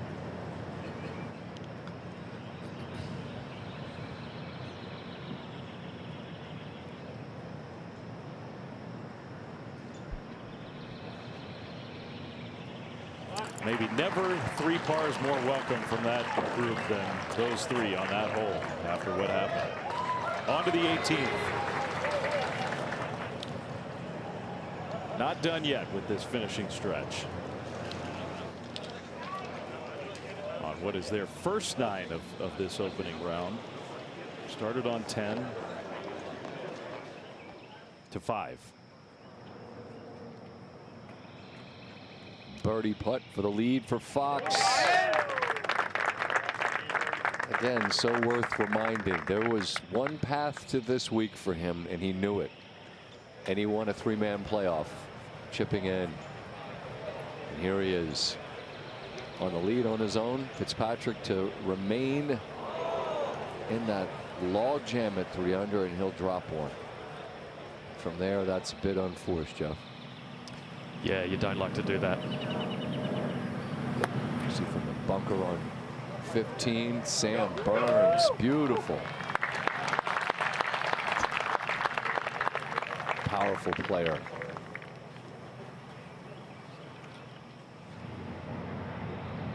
.14. Luke Donald, second shot. Didn't have the firepower to get it all the way there, but so good with his wedges over the years. See if it releases a little bit more. 2 eagles and 14 birdies so far. Over to 13. Club pro John Summers on his birthday. How about it? Happy birthday, John. His 3rd consecutive PGA Championship. Folks at the Southern Hills Plantation Club cheering their man on. Rasmus Højgaard here from position A. And this hole, Jeff, we talk about the difficulty, but the drive in the fairway, how much of the difficulty does it eliminate? It's probably the toughest tee shot on the course. And as you can see, Rasmus from the fairway, like we saw run just before, it's a relatively simple shot from the fairway. Most of the trouble is off the tee. And should set up beautifully for his eye, as you mentioned with the draw there. All right, the tee ball for Scotty. Well, that's a good start, line, except it's moving a little bit right. Okay, yep. Bunker out there is sort of actually a nice target line. Pretty good target line. Most of these players can probably get to the bunker, though, so they're probably just a little bit left of the bunker. And of course, as we take a look, working from tee to green, Jeff, that creek in play all the way, and there's that bunker. It's 308 to get past it. The difficulty really is the angle of that creek off the tee. You're not quite sure how much of it you can carry.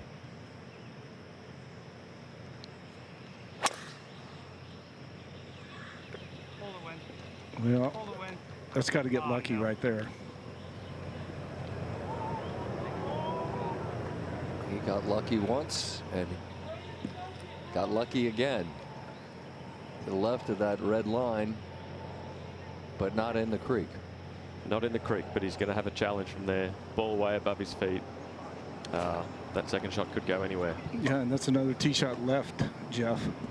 You know, and the go-to shot on the warm-up was a little bit of a cut, but I've not seen it the opening 9 holes. As fine a driver as there is on the planet, and it has been a rough start. Xander rehearsing that posture that Billy, you were mentioning. What is he doing for the folks that are wondering what that's about?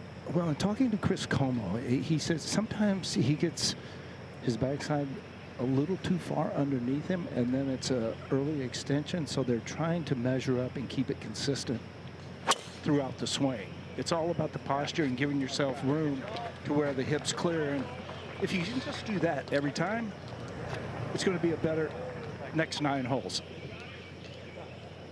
They're looking from above, but he'll find it right in the middle of that fairway. Deep. I did early, yeah. And then I realized I got to actually read. So one says water and then one says snacks. despite the wobbles, that demeanor of Sheffler rarely changes. He's unbothered by troubles and he's unimpressed by his successes. From the middle of the fairway on one, Fitzpatrick's approach. Very difficult green. Right to left, and bringing it in beautifully. Susan, I beg your pardon there. I spoke over you as we were watching that magnificent approach.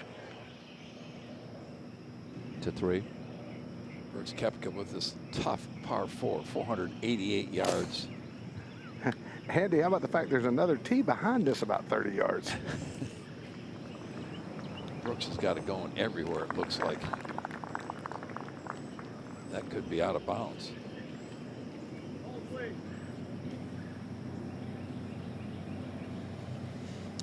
Meanwhile, at 6, the longest par 3 at Quail Hollow. The leader, Ryan Fox. Big false front there, so that's going to spin well back. One of the hardest greens to hit. To 1. Rahm second.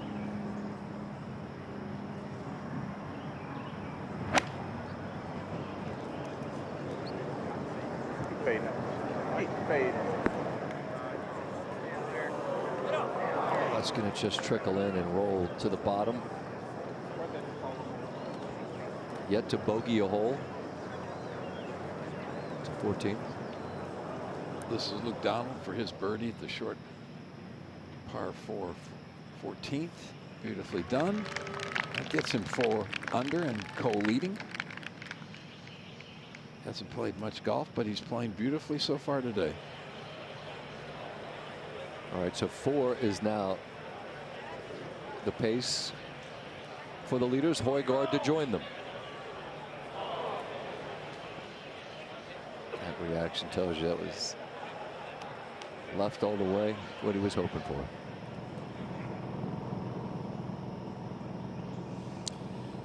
One of our club pros for birdie at 11, Tom Johnson. Yeah. Well, if they weren't awake at the Meadow Club earlier this morning for his first birdie that we showed, they're awake now. You assured me they were, Dave. You assured me. Yeah, You're out there in California. Yeah. You know how the early risers that love this game. Get out and ride the trails of Marin. Sure. It is something we look forward to all year. A chance to be here and get up early and bring you coverage all day long. We are with you here until noon Eastern on ESPN Plus, then over on ESPN from 12 until 7 tomorrow. Same drill, 7 to 12 ESPN Plus, 12 to 7. Although I have a feeling that happy hour will be over on the Deuce late Friday evening. Get a little loose on the Deuce, as we say. And then on the weekend, happy to be with you on ESPN Plus for a couple of hours, then ESPN. And, of course, our friends from CBS will be bringing this home to the winner of the Wanamaker Saturday and then a Sunday evening.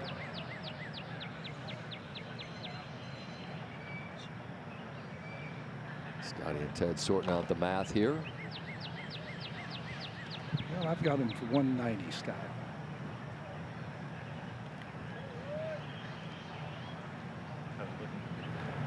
I think it's pretty clean. Yeah. You ready?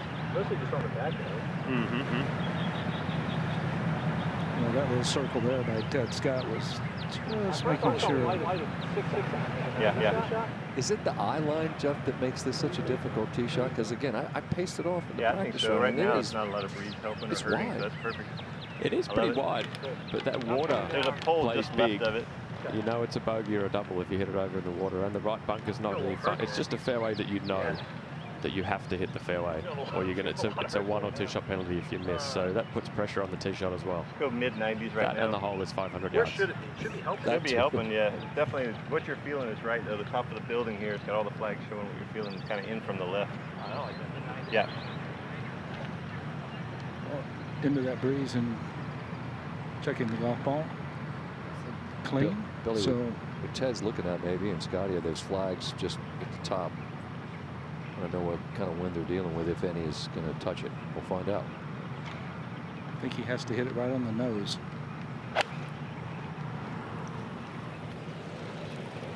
Pretty good looking shot. Well, you hit it on the nose.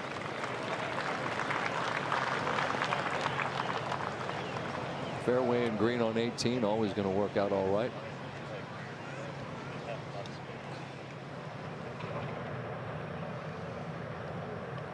Challenge for McIlroy, you can clearly see. His yardage is 165. You've got 138. If you can fly at 138, maybe 140, you can get it up onto the putting surface, maybe get it to release a little bit.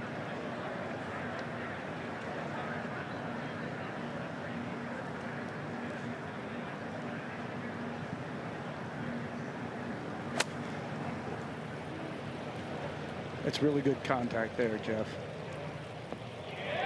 That's a great shot from there for above the feet. Must have had a lie that he could work with. Excellent approach from McIlroy. Driver normally a strength, has not been yet today. Here's Rahm for par on 1. Yeah, turning a bunch to the right. Oh, not as much as he expected. Difficult green to hit on 1. Rahm found a bunker off the fairway and drops his first shot of the day. Now to Xander on 18. Perfectly positioned tee shot. That's a 9-iron from 158. Okay. Hammered his tee shot, and we'll have that. So 18, not an easy hole by any stretch, but for so long the hardest, and after what happened at 16, these guys are playing the 18th far more suitably. To 8. This is Ryan Fox, one of our leaders. The short par 3 rather. Yeah, that's 6.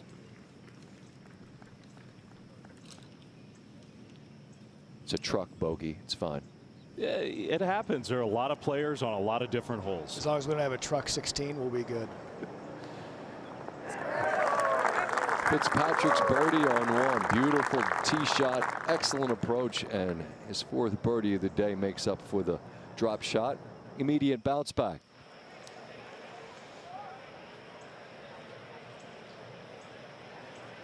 Great look overhead throughout the day and through the weekend. We're going to see these fairways and tents filling up. Charlotte so excited about major championship golf returning to their part of the world. And 1, 2, and 3 in the world being greeted as they make their way up to 18 green. Jeff, how do you sort of assess where they are, headspace at the moment, collectively? Yeah, wow, the heads are going to be spinning a little bit. None of the 3 have looked great this morning. I mean, Scotty somehow's even par, looking pretty average.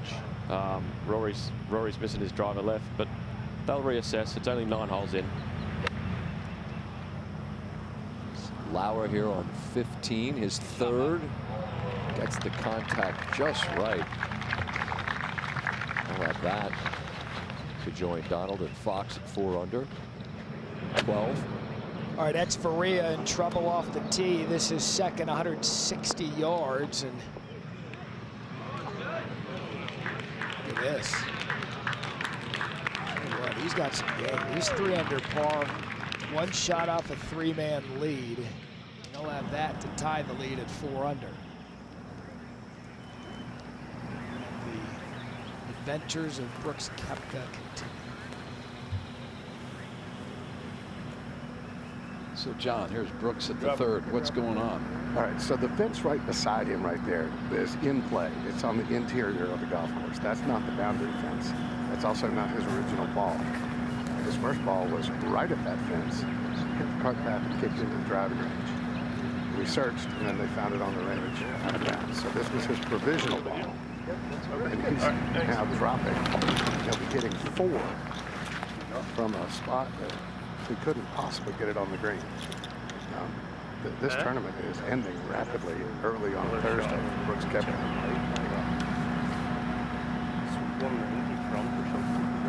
Even if it comes up, it's all right. And I do, John. It looks like there's absolutely no chance to get it anywhere around the green.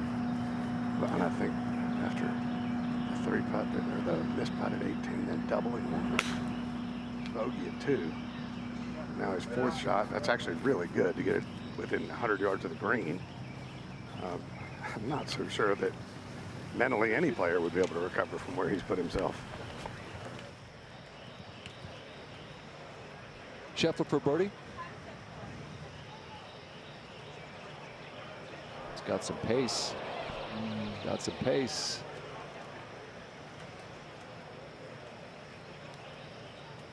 Work to do to make par.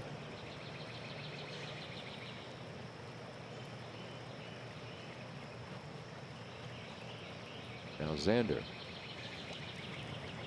Well, perfectly flag high.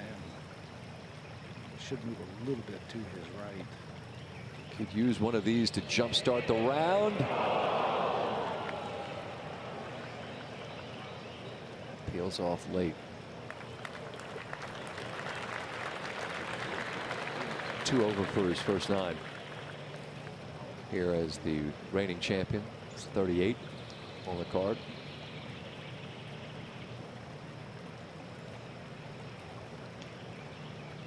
Rory nearly put in the hazard on 15. Was able to make birdie. We'll see if he can make birdie after nearly finding the creek here on 18. A little bit different angle than what we saw from Scotty's putt. Still going to shift to the right once it starts losing speed from this angle. This would be a bonus, Scott, if he makes this. Getting the break off the tee.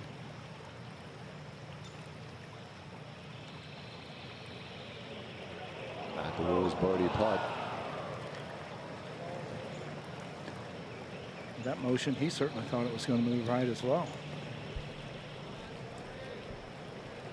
It did a bit, Billy, but it was a bit late. It was past the hole by the time it started really beginning to turn, but that's 4 on 18.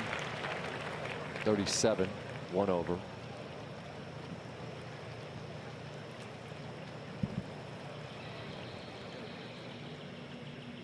$17.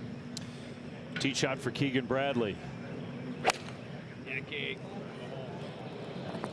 Starting it right, trying to lean and help it find the green, and it doesn't. Right near where Xander Schauffele was, and there'll be a lot of players down there. A lot.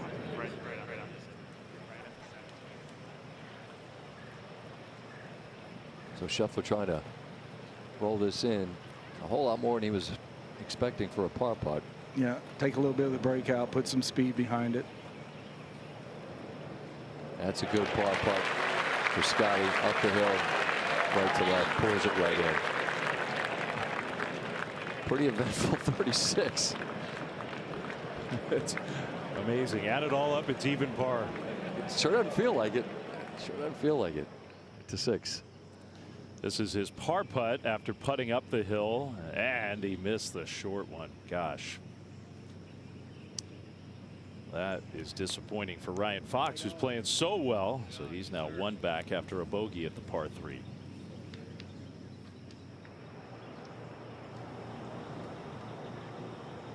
Jason Day at the second, his birdie putt. Down the hill, into the hole. That's a great putt there on 2. That's a really fast putt from left to the hole there.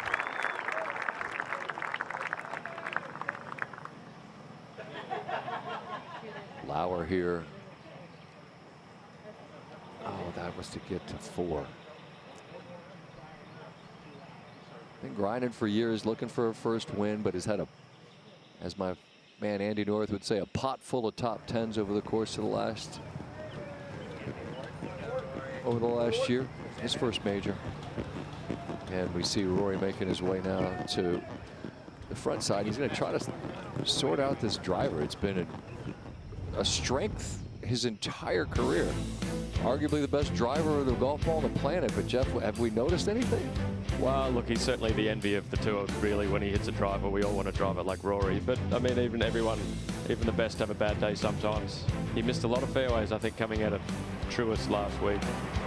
Mentioned that the driver was his weak point. Really got fortunate here on 15, because that's looks for all the world like it's going to find the water. It does not, and he actually makes birdie from that spot. Yeah, left on 15, left on 16, left on 18. It's not normal for Rory to miss that many drives in a row. Got quite lucky there too. All things considered. And then here on 18. Okay. This one looks a better drive. It's not far off this drive from where he's trying to hit the ball. But that creek is sort of the siren song drawing you in, and nearly found it. It does not. And again, off the tee, found the fairway just 1 time on 12. Excuse me, 2. Well, 13 is a par 3, so we're not going to give you credit for it because the driver was in the bag. But all smiles, it's still Thursday. Hit that one little low cut on 12. That was the one driver that found the fairway. Andy, you mentioned that in the morning, right? A little fairway finder. Maybe there's something in that. I mean, if he loves the right to left, you understand why. But Billy said he hit a bunch of those on the range earlier today. Right now, you got to find something to put it in the fairway. Well, this hole asks for that shot. The first hole is dog leg left to right.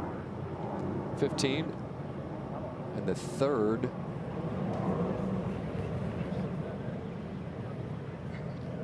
To 15.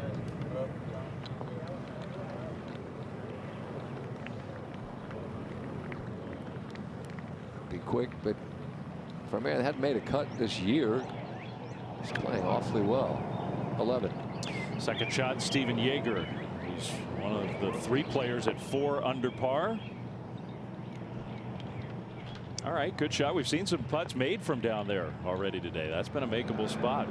All right, 12. After the great approach from Echeverria, this for birdie and a tie for the co-lead at 4 under. And Echeverria joins Luke Donald and Jaeger now at 4 under after the good birdie at the 12th. Back to 1. World number 1 on the tee. Maybe a touch of breeze back in their face.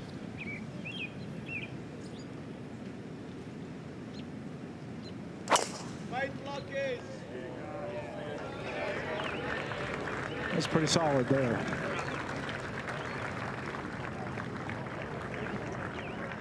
PGA Championship was last played here. Was the hardest opening hole in the PGA Championship this century. Yeah. How about getting to play the Green Mile and then come to this one?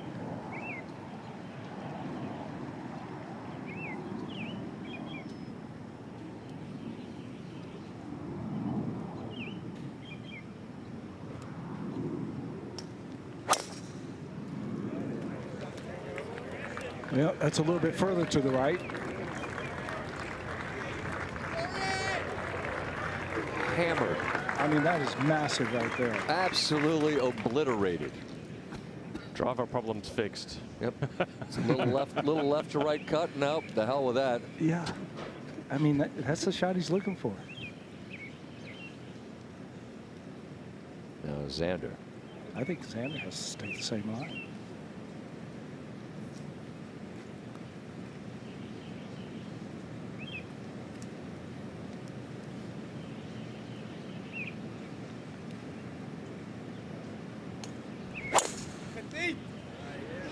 Pretty much the same line, Scott.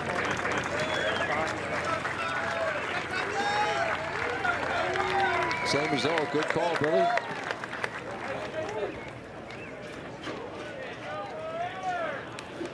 They've done the heavy lifting here on 1. That will make the approach not easy, but easier. All right, Rasmus to get to 4. After just burning the edge on 18 left, that slides by right to 3. Over at the 3rd, Shane Lowry for his birdie.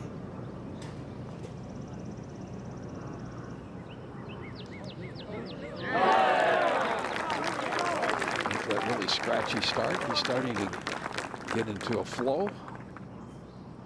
2 birdies the last 4 holes. Out of the right rough, which probably will be a pretty popular spot at 2. Yeah, just a terrible lie. Has to take this left of the hole. He managed to get it up there. That was not bad considering that lie and that hack to 3. Okay, John, this is Koepka's. What is this for? Well, the scoring has it wrong. He hit one out of bounds off the tee. There's no question. Okay. We looked for it. So this was his provisional ball, and he made bogey with it. So it's going to end up being triple. They'll get all the scoring figured out, but I promise you that's a 7. We trust you. Trust us. What a drive from John Rahm. Yeah, beautiful drive over the left trees. 138. Needs to take it left side of the camera tower. Spin it back toward this hole. Looks like he did it. Now this one might come down. Yeah. Just great execution for John Rahm. Had the bogey at 1, but he's playing really well. Saw the tee shot from Keegan Bradley at 17. Now all the way across that green. Keep coming. Keep coming. It's pretty good. Very fast past the hole on 17. See if Donald can get to 5. That was always wide of its mark, but still 47-year-old European Ryder Cup captain, former world #1. Hadn't played much, but playing beautifully here to 14. Alex Norin putting the ball from well off the green. Really a terrific play. That will get him 4 under. He taps that in. Players taking advantage of 14 and 15. It's a stretch they look forward to. Over to 11. Well, we told you that there have been some putts hold from down here. Steven Jaeger to get to 5 under. He'll need that to save par. But he's certainly playing well. The other captain for par at 17.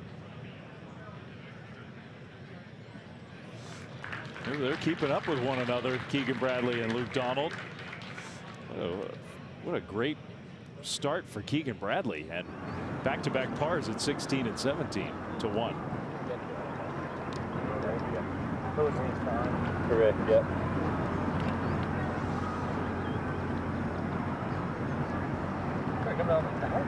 Yeah, on the tower, right at the tower.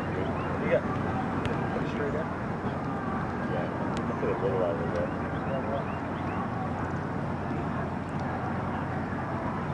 And to listen in as Scotty Scheffler work out their plan of attack here. Now the yardage to the hole is 201. Places a little down the hill, a few yards less.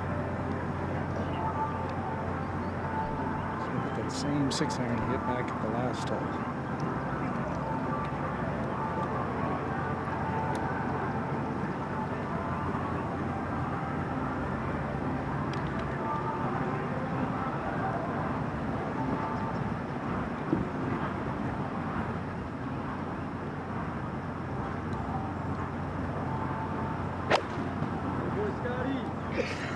Number 1 player on tour in terms of strokes gained on approach. It's a pretty good strike. It's kind of where they're looking, I think.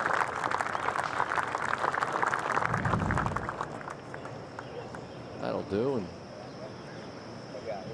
see the tee shots of McIlroy and Schauffele, which took it over the corner. What a strength to have, the ability not to be able to launch it and carry it that kind of distance, Jeff. Yeah, big advantage, especially here at Quail Hollow. That's not the line I saw when I stood on the first tee this week. Simplifies a whole lot when you can get it inside 200. 187 for Xander, and plenty of club here. Going with 7-iron.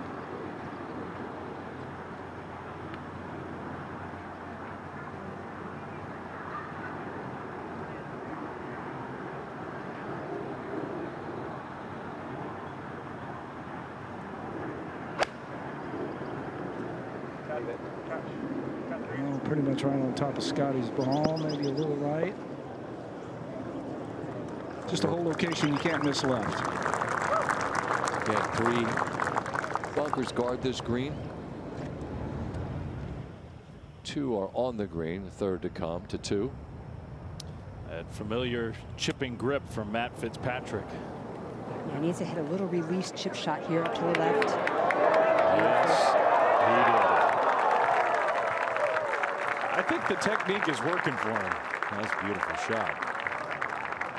That earned a little hand clap from Jeff Ogilvy. That impressed you, that bit of class there. See what Rory can do if he can get closer than the 2 already on the green. Yeah, only the second fairway he's hit. First fairway he's hit since the 12th hole. 8-iron from 173 yards, and that is a bad miss. Really inexplicable after a tremendous tee shot. It's almost uneven performance thus far from Rory to 4. I would love to know the average putt length for Shane Lowry, because it has been healthy. This for birdie, and he makes it. Take that, Matt. That was beautiful, and his body language was awesome. That was 68 feet for bird. Might you say hammer throw? We're not going hammer strategy yet. But if anyone would have thrown the hammer there, it'd have been Lowry. I just feel like we might have thrown it at you. Go ahead, John. Meanwhile, John Rahm, I don't know if he'd say he dropped the hammer on 2, but he dropped the birdie in the hole. And nice bounce back for John Rahm, back to 2 under.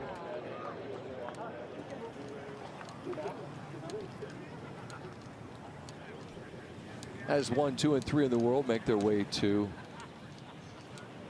the first green, we'll check in on them. In the meantime, to 13, and one of our co-leaders, Echeverria, left it in the bunker.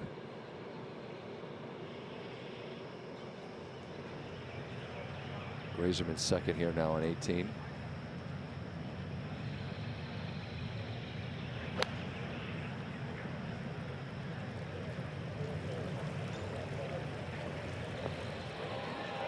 Spectacular approach. He'll have that. See if he can get to 4. Meanwhile, Echeverria now going to get. Goodness, that's not a replay. He's done it again.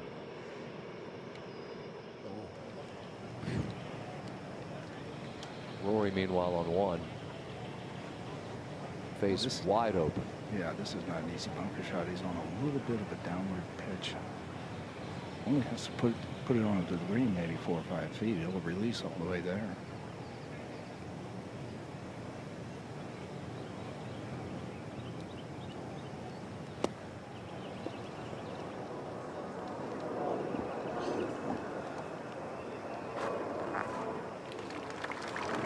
Not his best. Landed it just shy, and third time for Echeverria here on 13. Wow, that front left bunker on 13 would be one that you would put the red X on in your yardage book at the start of the week. Don't go there, especially with the pin front left. We certainly see that it's costly damage already done. We'll see what he can limit it to 7. Very, very quick chip down the hill by Fox. And boy, he has hit some beautiful chips. Already made one today. That was well played. He is on his game. Rasmus Højgaard playing well. Has to stay under those tree branches. Great shot here. Really cool shot. Rasmus Højgaard. They say left is dead on 2, but he had a shot and he pulled it off. Good birdie opportunity. Back to 1. Xander, eyeball on this one. And I think you have to be a little careful of speed, even though Rory's needed to run out just a little bit more. But I still think from here, it's enough downhill, and you're going to see a little bit of movement in this putt to the right.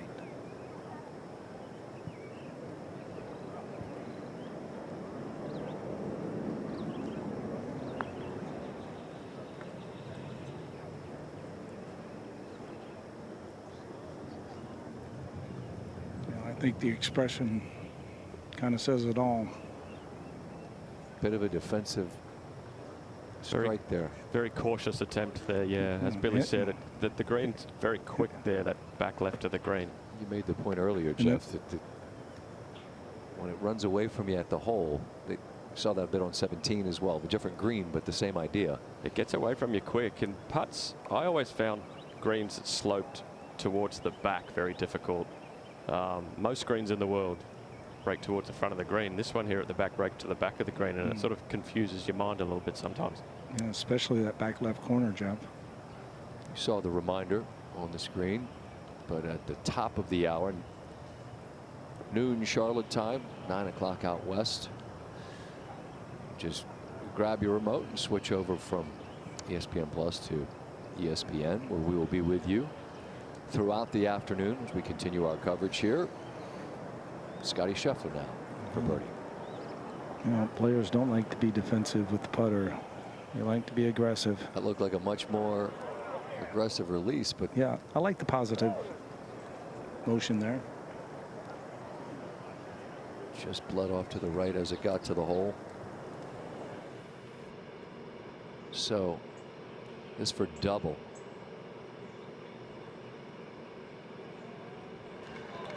It's actually awfully good from where he found himself, hitting 4 out of the bunker. Drops 2 shots. Scheffler, no problem. Makes par on what was the most difficult hole on the golf course the last time we contested a major championship here.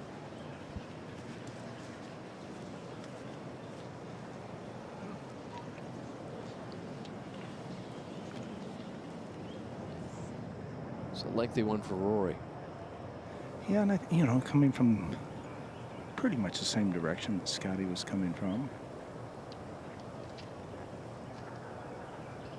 He's misread a couple up to this point. I still think this is one that he has to know that it's going to move just a little bit to his right.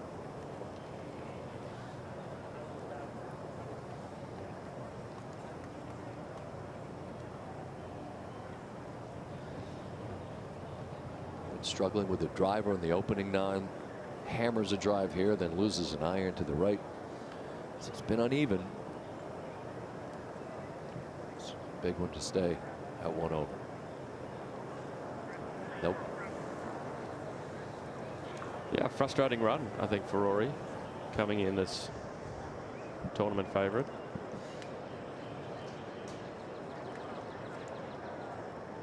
You just want to get going in a major sometimes. You just want to hit some good shots, not hit yourself out of the tournament, but they know it's not going to be crazy low at the end of the week. I mentioned John Rahm and the importance of the fast start. At Augusta, Rory's issue had largely been his poor starts, and of course he played so well.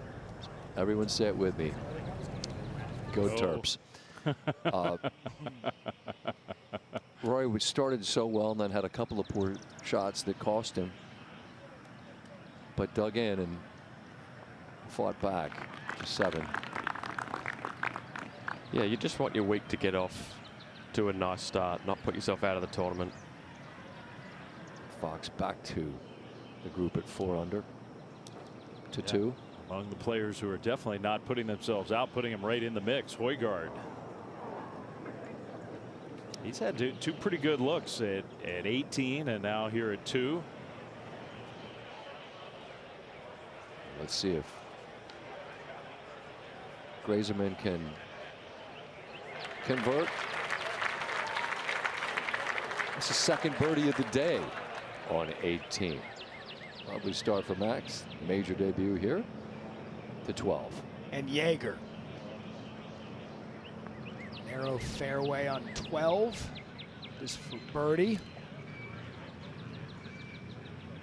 Again, this is one of the more difficult greens. We've seen it throughout the morning coverage. Jaeger leaving himself some work to make par. Back to Xander.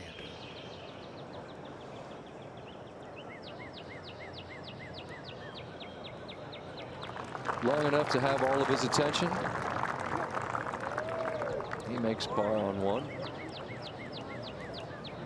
So no one under par in this group. Surprising given the scoring that we're seeing here on Thursday. Green light for co-leader Alex Norin. He's lost that to the right. Not bad at all. That area, everything collects down, and he'll have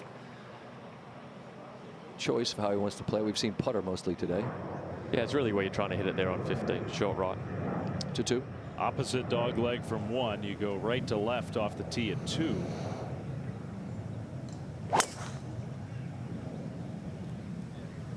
Well, that's challenging the left-hand side, and I think he hit his line. Hit a tree, but it does come down in that shorter first cut.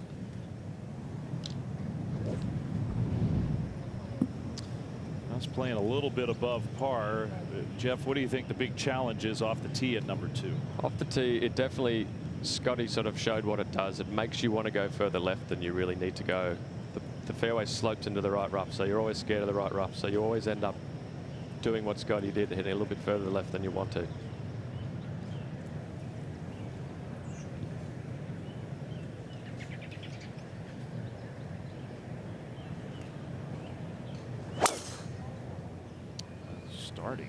left. Mm-hmm.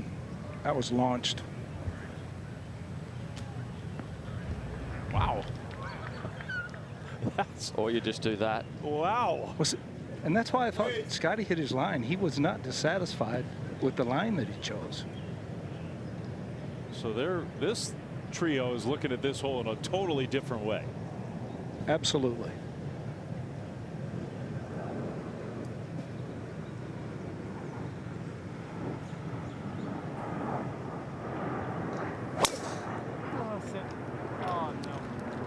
Well, that's further right than what he wanted. Well beyond the fairway. Looks like a pretty good lie, though, for Rory. We'll see. He's fighting it right now. It's a 5. And Shane Lowry's second. 151 up the hill. A little breeze out of the right. Wow. That's for 3 in a row. Good movement in that green. Hole locations we'll see, I think, later in the week. That back spot right there, it stays right where it is. He can get hot and string them together to 16. All right, Luke Donald, our co-leader, his second from 231 yards.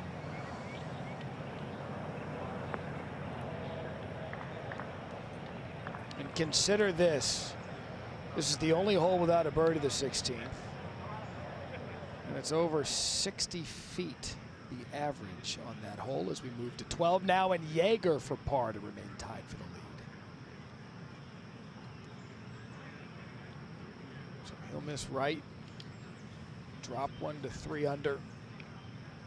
That'll leave Fox and Donald tied at 4 under as Jaeger bogeys the 12th. Let's go to the 15th. And we have Alex Norin, his 13th PGA Championship. He's been a veteran of these, and he's got 2 putts to take the lead on his own. He didn't like how that one ran out of gas, but still, he'll have a chance to take the lead on his own. Worth reminding folks, Luke Donald, European Ryder Cup captain. Keegan Bradley, United States Ryder Cup captain, playing some really beautiful golf. And we will be on ESPN in a half an hour from now.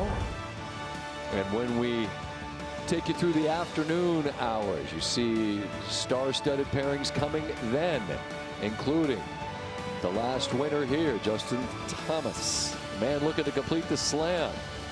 Major champions all over the board. Continuing this morning and this afternoon. Stay with us.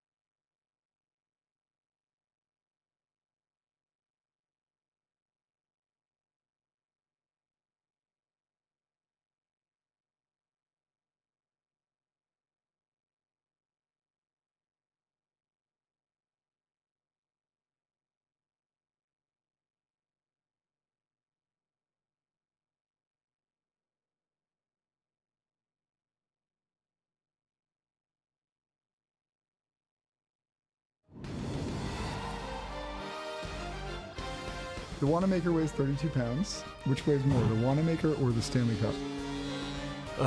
Stanley Cup. Thank you. And that's the Stanley Cup with all the big Stanley Cup, right? I assume it's less than the Stanley Cup off sheer size. I think it weighs less than the Stanley Cup. That is correct. Unbelievable. There you go. Huh. Did all right.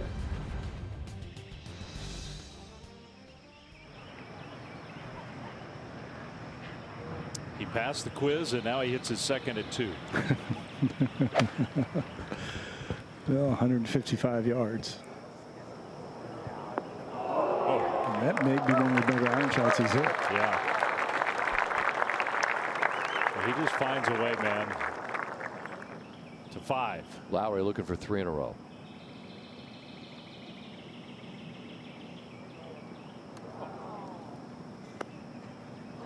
Not quite. But despite the wobbly start, this is a sturdy guy that tends to dig in his heels and be a part of most major championships as the week progresses. To 2. All right, Billy, what does Rory have? Yeah, he has to keep it underneath the canopy of the tree. The yardage just inside 130. Well, that appears to be really good. Very nice. Yep. It's going to be a quick putt from there, though. Good result out of the rough. Look at how far down there Xander Schauffele is. Wow. After cutting the corner at 2. Only 108 yards left. That's kind of amazing. That's going to be really good right there. Plus he kept it underneath the hole. Still moving, though. A lot of zip. Ooh. He will have an uphill birdie putt to 8. Ryan Fox, his second.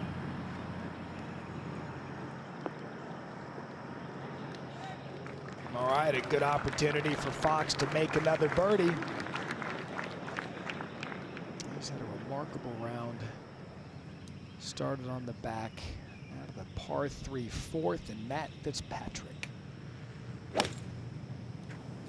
Yeah, trying to just carry it over this front bunker. Green's very, bounces hard. So the fourth playing the easiest of the par 3s at Quail Hollow, the only one under 200 yards. As we go back 1 to the 3rd. Beauregard with his second coming out of the rough. Have to keep underneath the tree, trying to lay the right front portion of the green and run it up. And it's going to stay just short. A lot of green to work with.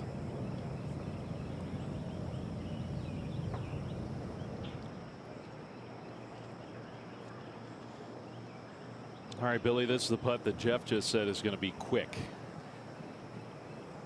I think it's going to be very quick. I think it's the definition of quick. It's going to move a little right at the beginning, and you know, as a player, try to hit at the perfect speed, kind of putt to a spot.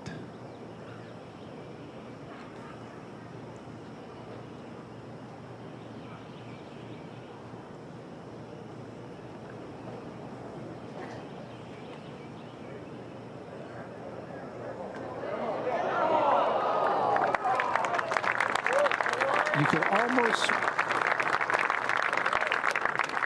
could almost read roars on the golf ball when it started.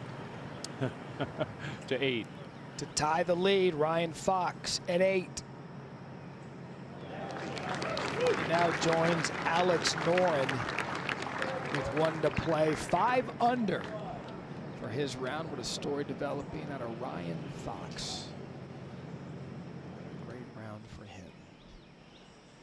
That is pretty amazing, considering he needed that chip in on a playoff hole last week just to get here. And now he's tied for the lead with 1 to play in his opening round. So we go back to 2. Great drive, really nice wedge, but Yeah.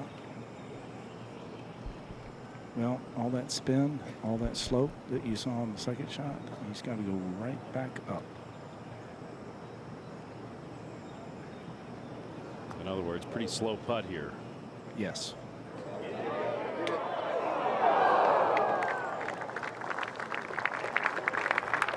The way Xander played that hole, though, sort of illustrates why we all thought long hitters are going to have a big advantage at this course this week. Good point. Well, look at how they played 1 and 2. 1's a dog leg right. No, it's not. 2's a dog leg left. No, it's not. Just going to cover, just take it on the corner of each one. It's a 3. And now Højgaard with this long pitch. I like to keep it below the hole, but not that far below the hole. It's just amazing how quickly the ball stops when you're going up the hills. Well, Scotty Scheffler now. This is a pretty good look, Billy, for birdie. Right at 9 feet, Dave, and just saw exactly what Xander's putt did. I would say probably a 65% chance of him making this, maybe 70%. I'm going 70. Then I'm going 75. Let him know, Billy Croucher. He's 1 under par through all of it. And on they go to the 3rd.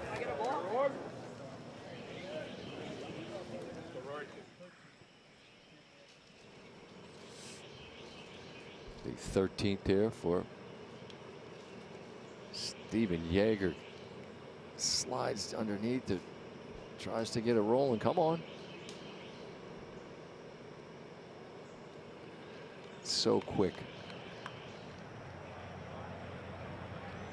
That'll be a challenge for par to 16. And Luke Donald trying to become the first birdie of the day on the 16th. Still not one, but still a good putt. Donald will remain 1 behind our leaders, Fox and Norin. No one's been inside 12 feet on their approach here at the 16th. Get your 4, go to the 17th. Let's go to the 3rd. Yeah, back to the 3rd hole. This is a brute of a par 4, and they've actually got another tee behind this if they wanted to use it. 488 yards. The players can reach that bunker on the right. It's 300 yards to that bunker. Yeah, pretty much dead straight, Andy.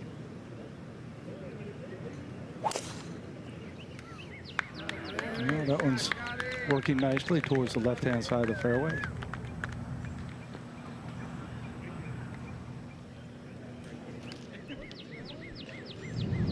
And here's a look at our 4th. It's just a beautiful golf hole. Plays a little bit uphill off the tee. You can reach the bunkers on the right. If you drive it in this area, you're left with a short to middle iron. Here's Xander.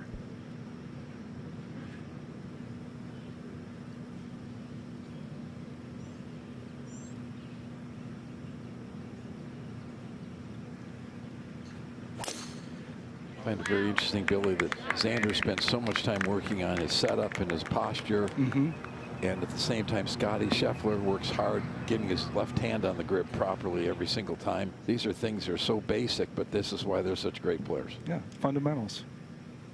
Pay attention. Takes care of a lot of issues. Okay, hang on to something. Well, you would think so. I mean, those 2 really good drives there. That are blueprints for him. He's got to be a little bit frustrated, I would think, Billy. Well, very much so. Yeah, a little late with the delivery there. Another fairway missed.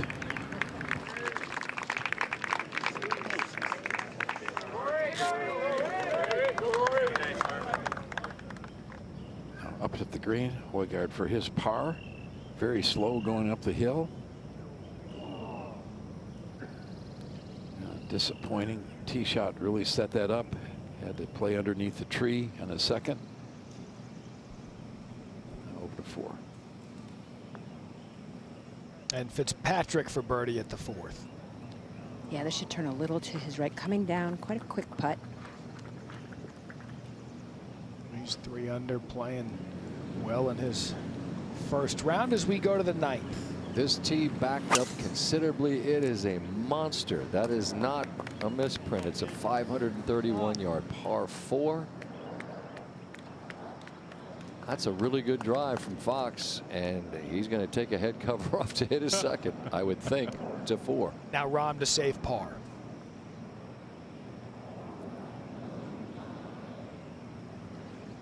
Susie, it wasn't too long ago John Rahm had it at 3 under, and he'll drop another stroke to move back to even. Yeah, he left it short side in that left bunker and hit a spectacular shot out of there, just dead-handed. Thought it was going to be a great 3 and no go. Three bogeys in his first 4 holes on what is his second 9 and the first 9 as we go to the 13th. After that delicate flop, can Jaeger say par? Yes, he can, Jeff. I think that's probably a 1 or 2 and 10 from where he was. That's an incredible up and down from left to 13. Keegan Bradley. Birdie putt on its way. Not quite enough. But juggling a lot this week. Works his way towards Bethpage in the Ryder Cup in the fall. He tries to take down the very talented team led by this man. What a segue. See how you do that? Build the drama. I was hanging on the edge of my seat. Par 3 17th. Good line. He's hitting it well today. Even that one is going to run all the way to the back. It will stay on the green, though. Excellent shot from Luke Donald.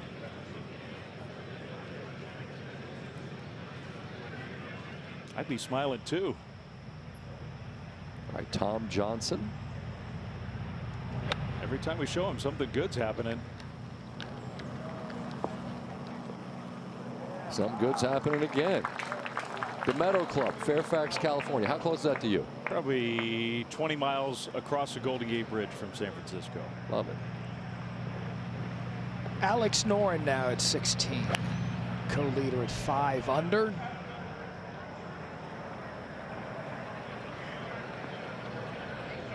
For those keeping track at home, there's been 4 birdies on the Green Mile. There's been 5 penalties to 7. Alex Smalley for a long eagle attempt at the par 5 7th. Up over a little ridge right in this area. Will slow down. Oh yes. Oh yes. What a putt.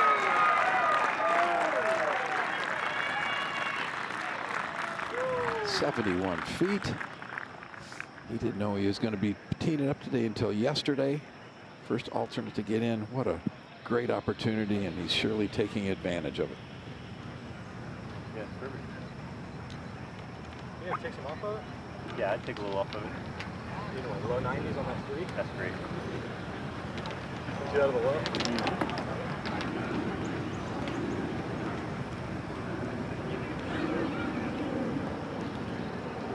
Scotty Scheffler, the second of the third. 189 yards, Andy. I'm looking across the way and I see the flags on the grandstands at 4, more left to right, but this another 6-iron for Scotty. Cut in the back left. We take it right at the 3 that you see on camera tower behind the green.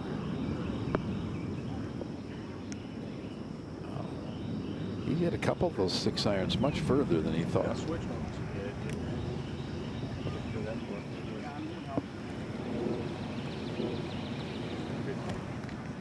What shot are you going? Hold on. Come at 65. So we're hanging here for Xander after another perfect tee shot. This really fits getting into that back left-hand corner the way he likes to hit it, Jeff. Loves to move the ball right to left, yeah. Good spot, probably an 8-iron, I guess, from 174. That's exactly right, Jeff. Trying to turn it against the breeze a little bit. Worked it back over to the center of the green. Not completely happy with that one. Oh, Rory's got some work to do, Bill. Yeah, it's a pretty low hanging canopy that he has to go under, especially from 172 yards, kind of in a little more thickish rough.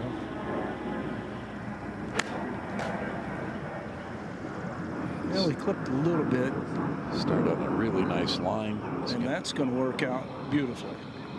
Hang on. Hang on. All right. Well done. Thumbs up from Scotty, Andy.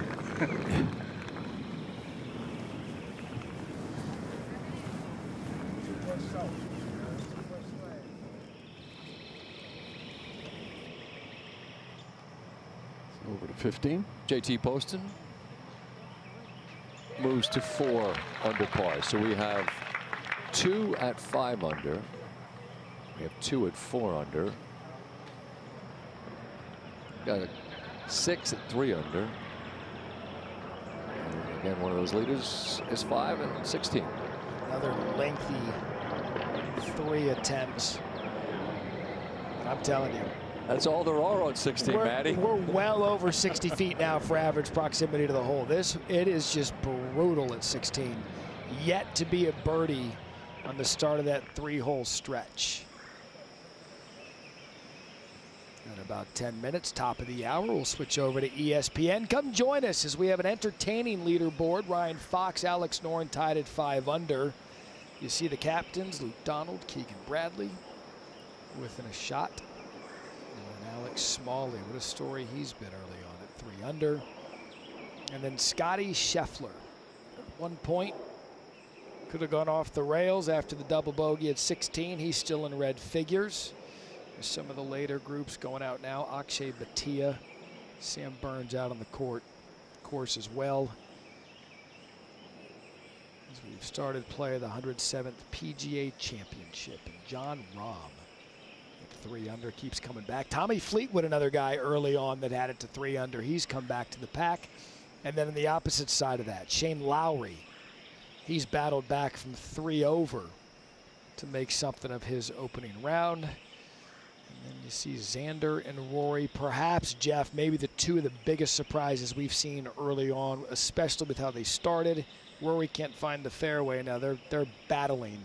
Not what we expected before the week, but there's a long way to go, but they certainly have a lot of work to do now. Back to 3. Looks like the Scotty's, I think, going to be, whoops. Let's go over to 9 while we're waiting for them at 3. And that's Fox. And coming. Scott, since you mentioned the difficulty, I just checked real time. The only hole playing harder than 9 is 16. Second hardest hole on the golf course. I mean, and we're not giving that up anytime soon at 16. No, we're keeping that for a minute. Walking with a player that, I'll just say, has won here, because he has. I won't name him, but he's some grumbling about 9. Just there's no teeing option other than the new one that backs it all the way up. It's just, if it's a long tee and you can, I mean, if there is wind, which you start to see a little bit of blowing in those trees, there's nowhere to go. That's what it is. It's just a big, giant par 4 to 3. Sheffler with this long birdie attempt from the fringe. Yeah, just a nudge out of the lie. Downhill, gaining speed. I don't know if you can keep it short from. He's going to have probably 6-7 feet. Yeah. Save par. I think from anything past that flag that deep in the green, you're going to struggle. All right, let's see if Højgaard can make one of these birdie putts. He's had numerous attempts here at 4. All right, so Hans Højgaard, 3 under, 2 off the lead. Gets one back after the bogey at 3.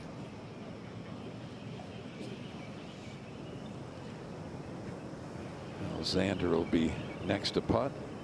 He's putting across the green. His ball, Bill's got to go from his right to left quite a bit, doesn't it? Yeah. In fact, he and Austin, they picked out a spot well to the right of the hole, and certainly not the speed that he just saw from Scotty. It's got to be 5-6 feet. Yep. Well done. Good speed.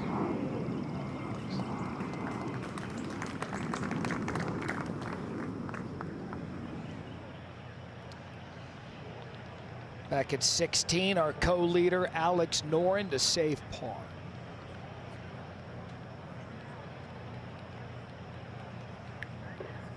Jeff Ogilvy, it does it again. Just a tough golf hole, Matt. It's hard to get the ball back all the way on the green. Even if you do hit the green, you're going to be left with, what do we say, 60 feet plus. 14 bogeys and 16 doubles. Back to Rory. So Xander did knock his little short one in as Rory's getting ready to go. A beautiful second shot underneath the trees, scooted it up onto the green and giving himself a pretty makeable birdie putt. Going back up the hill and may trying to shift a little bit to the right at the beginning, Andy. This one, you don't just think you can knock in this length very often, but this is one that you've got to be pretty positive with. Got a good look from behind the green. Be able to see what this does. Really do like the fact that Rory's hitting these putts quicker than he used to hit them. A little bit more freedom. Look at this.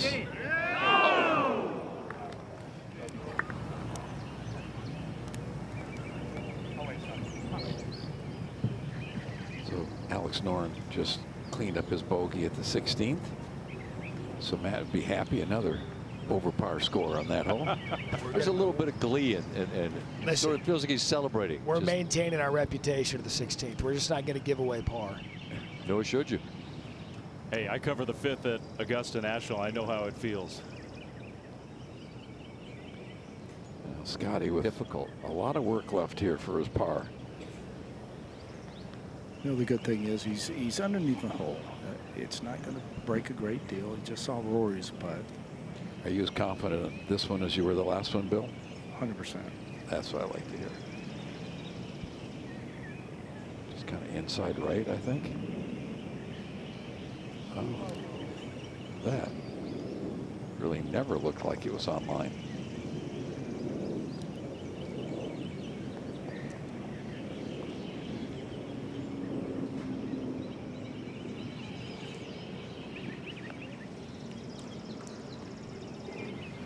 Rory now to clean up his par.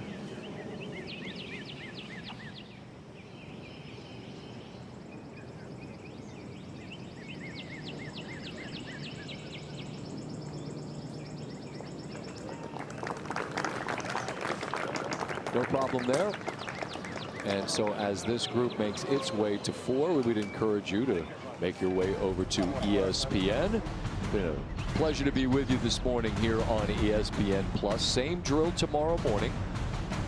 And we will be with you on ESPN throughout the afternoon as we continue the coverage of this, and this afternoon wave of star-studded players makes their way out here at Quail Hollow, 107th PGA Championship. See you over at ESPN, noon Eastern.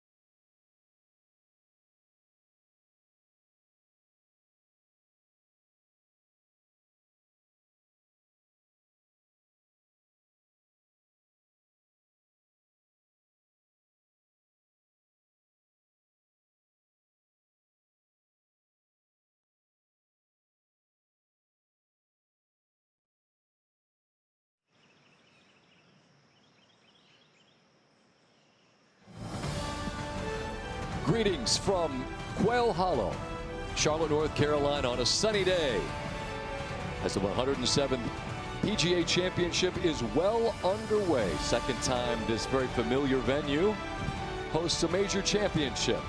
It has been a rainy week, about 5 inches since the weekend, but the sun has come out, and this golf course is frankly in pretty remarkable condition given all the challenges that they have faced to prepare for this week.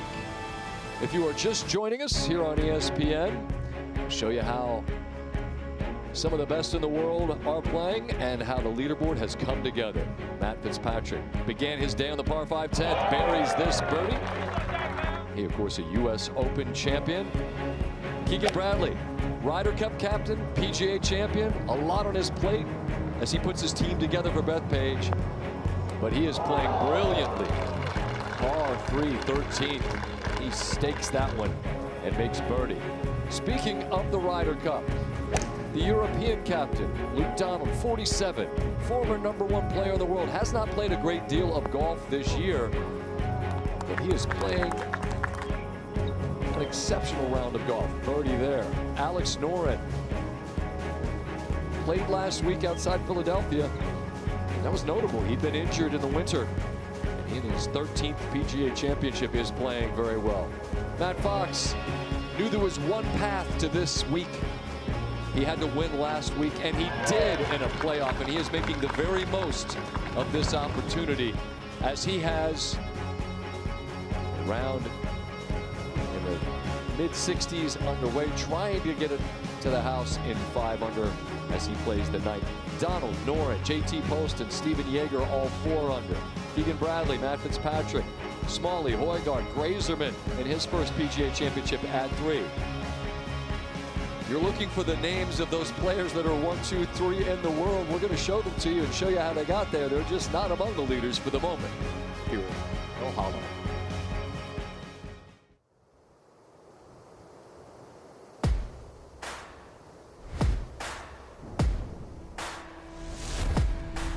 The best players in the world have come to North Carolina this week to try to win the PGA Championship. The crackle in the air is born of that hope. Major championship golf. That's what frames this sport. All these players, somewhere inside, have laid out some scenario that ends with them holding the Wanamaker. In every generation, in every sport, a seductive possibility hangs out there. That you might win enough tournaments, and enough of the right tournaments, for people to still speak your name long after all memory of your actual self is turned to dust.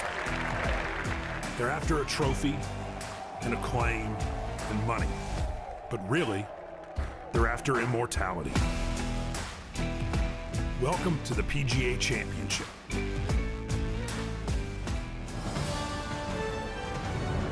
ESPN and the PGA of America proudly present the 2025 PGA Championship. Today it's first round coverage live from Quail Hollow here in Charlotte, North Carolina. Sunny, warm day in May after all the rain early in the week. 4 weeks a year to become a forever player. This trio playing the 4th, Curtis Strange. They're forever players already, but they're struggling today. What have you noticed as we've watched Schauffele, McIlroy, and Xander? Well, it's hard not to watch early golf with this grouping out on the golf course, but you know, a little bit of a slow start, sloppy start for these, but let's give the golf course plenty of credit right now. We'll show you how the 16th took a bite out of them. It is playing incredibly difficult. Here's Jon Rahm here for birdie on 5. And this man, of course, is a U.S. Open champion. He's a Masters champion. He surrendered a couple shots in a row back with a birdie, a nice bounce back there. Now a look at 4 and Rory McIlroy. Just had a chance to talk to his sports psychologist, Bob Rotella. He says he's still in a good place, not playing his best golf, but got to keep your focus. Easier said than done sometimes. The driver has betrayed him much of this day, which is unusual considering he's as fine a driver as there is in the world. Day began on 10. It's a par 5, which provides an opportunity for birdie. And we're off and running. Then on 15, after he very nearly found the water off the tee, was frankly fortunate to avoid that. Took advantage of a good break, made birdie. Yeah, I think we'll see a lot of the putting from off these greens this week. Now, you're not going to putt from that position, that's for sure. 16 is an absolute monster. They backed the tee up, and all three in this group, Scheffler, Schauffele, and McIlroy, all made double on the 16th. Here's Scheffler. All things considered, at even par, he's still right in the mix. And that's on a nice line. Finds the center of the group. And we'll show you how Scotty got to even par. It was an uneven start, and he does this, it feels like, more than anybody. Well, it's dangerous because he hits the ball so well, and then he chips and putts so well. Tough to beat. On 15, he was 2 over. Now, excuse me, at that point he got to 2 under. He was even, made that to get to 2 under. And now here on 16, question about mud on the golf ball perhaps, as both he and Xander. Well, we might see some of that the first couple of days this week, but that's just the cardinal sin miss left of 16. Well, water in play left of 16 and 17, and he found the water there, dropped 2 shots, but as you saw, even par as he plays the 4th here this first round at Quail Hollow. So the leader, Fox, trying to finish in 5 under, and that is a 531-yard par 4, new tee, and it was the second shot that put him out of position. An eventful finish for Ryan, but still the man that chipped in a 3-man playoff in Myrtle a week ago to get here, making the most of the opportunity, and he's 4 under par. And you see this glamour pairing has all struggled a bit this week. Well, Rory struggled off the tee last week as well. So when he goes, so does the driver. Scotty seems to be able to score no matter how he's hit it sometimes. And here they are back at 4. The 4th. McIlroy's lengthy birdie putt. Anxious to see how quick these greens get this afternoon, later on, and tomorrow afternoon. The sun is out, it's bright, it's humid, very little wind. Can't say it enough. Keith Wood and his group here have done a tremendous job preparing the golf course. These greens are in incredible condition and really maintained that condition throughout the rain. Alex Smalley, could he be the first round leader? We shall see. A kid from Greensboro playing well.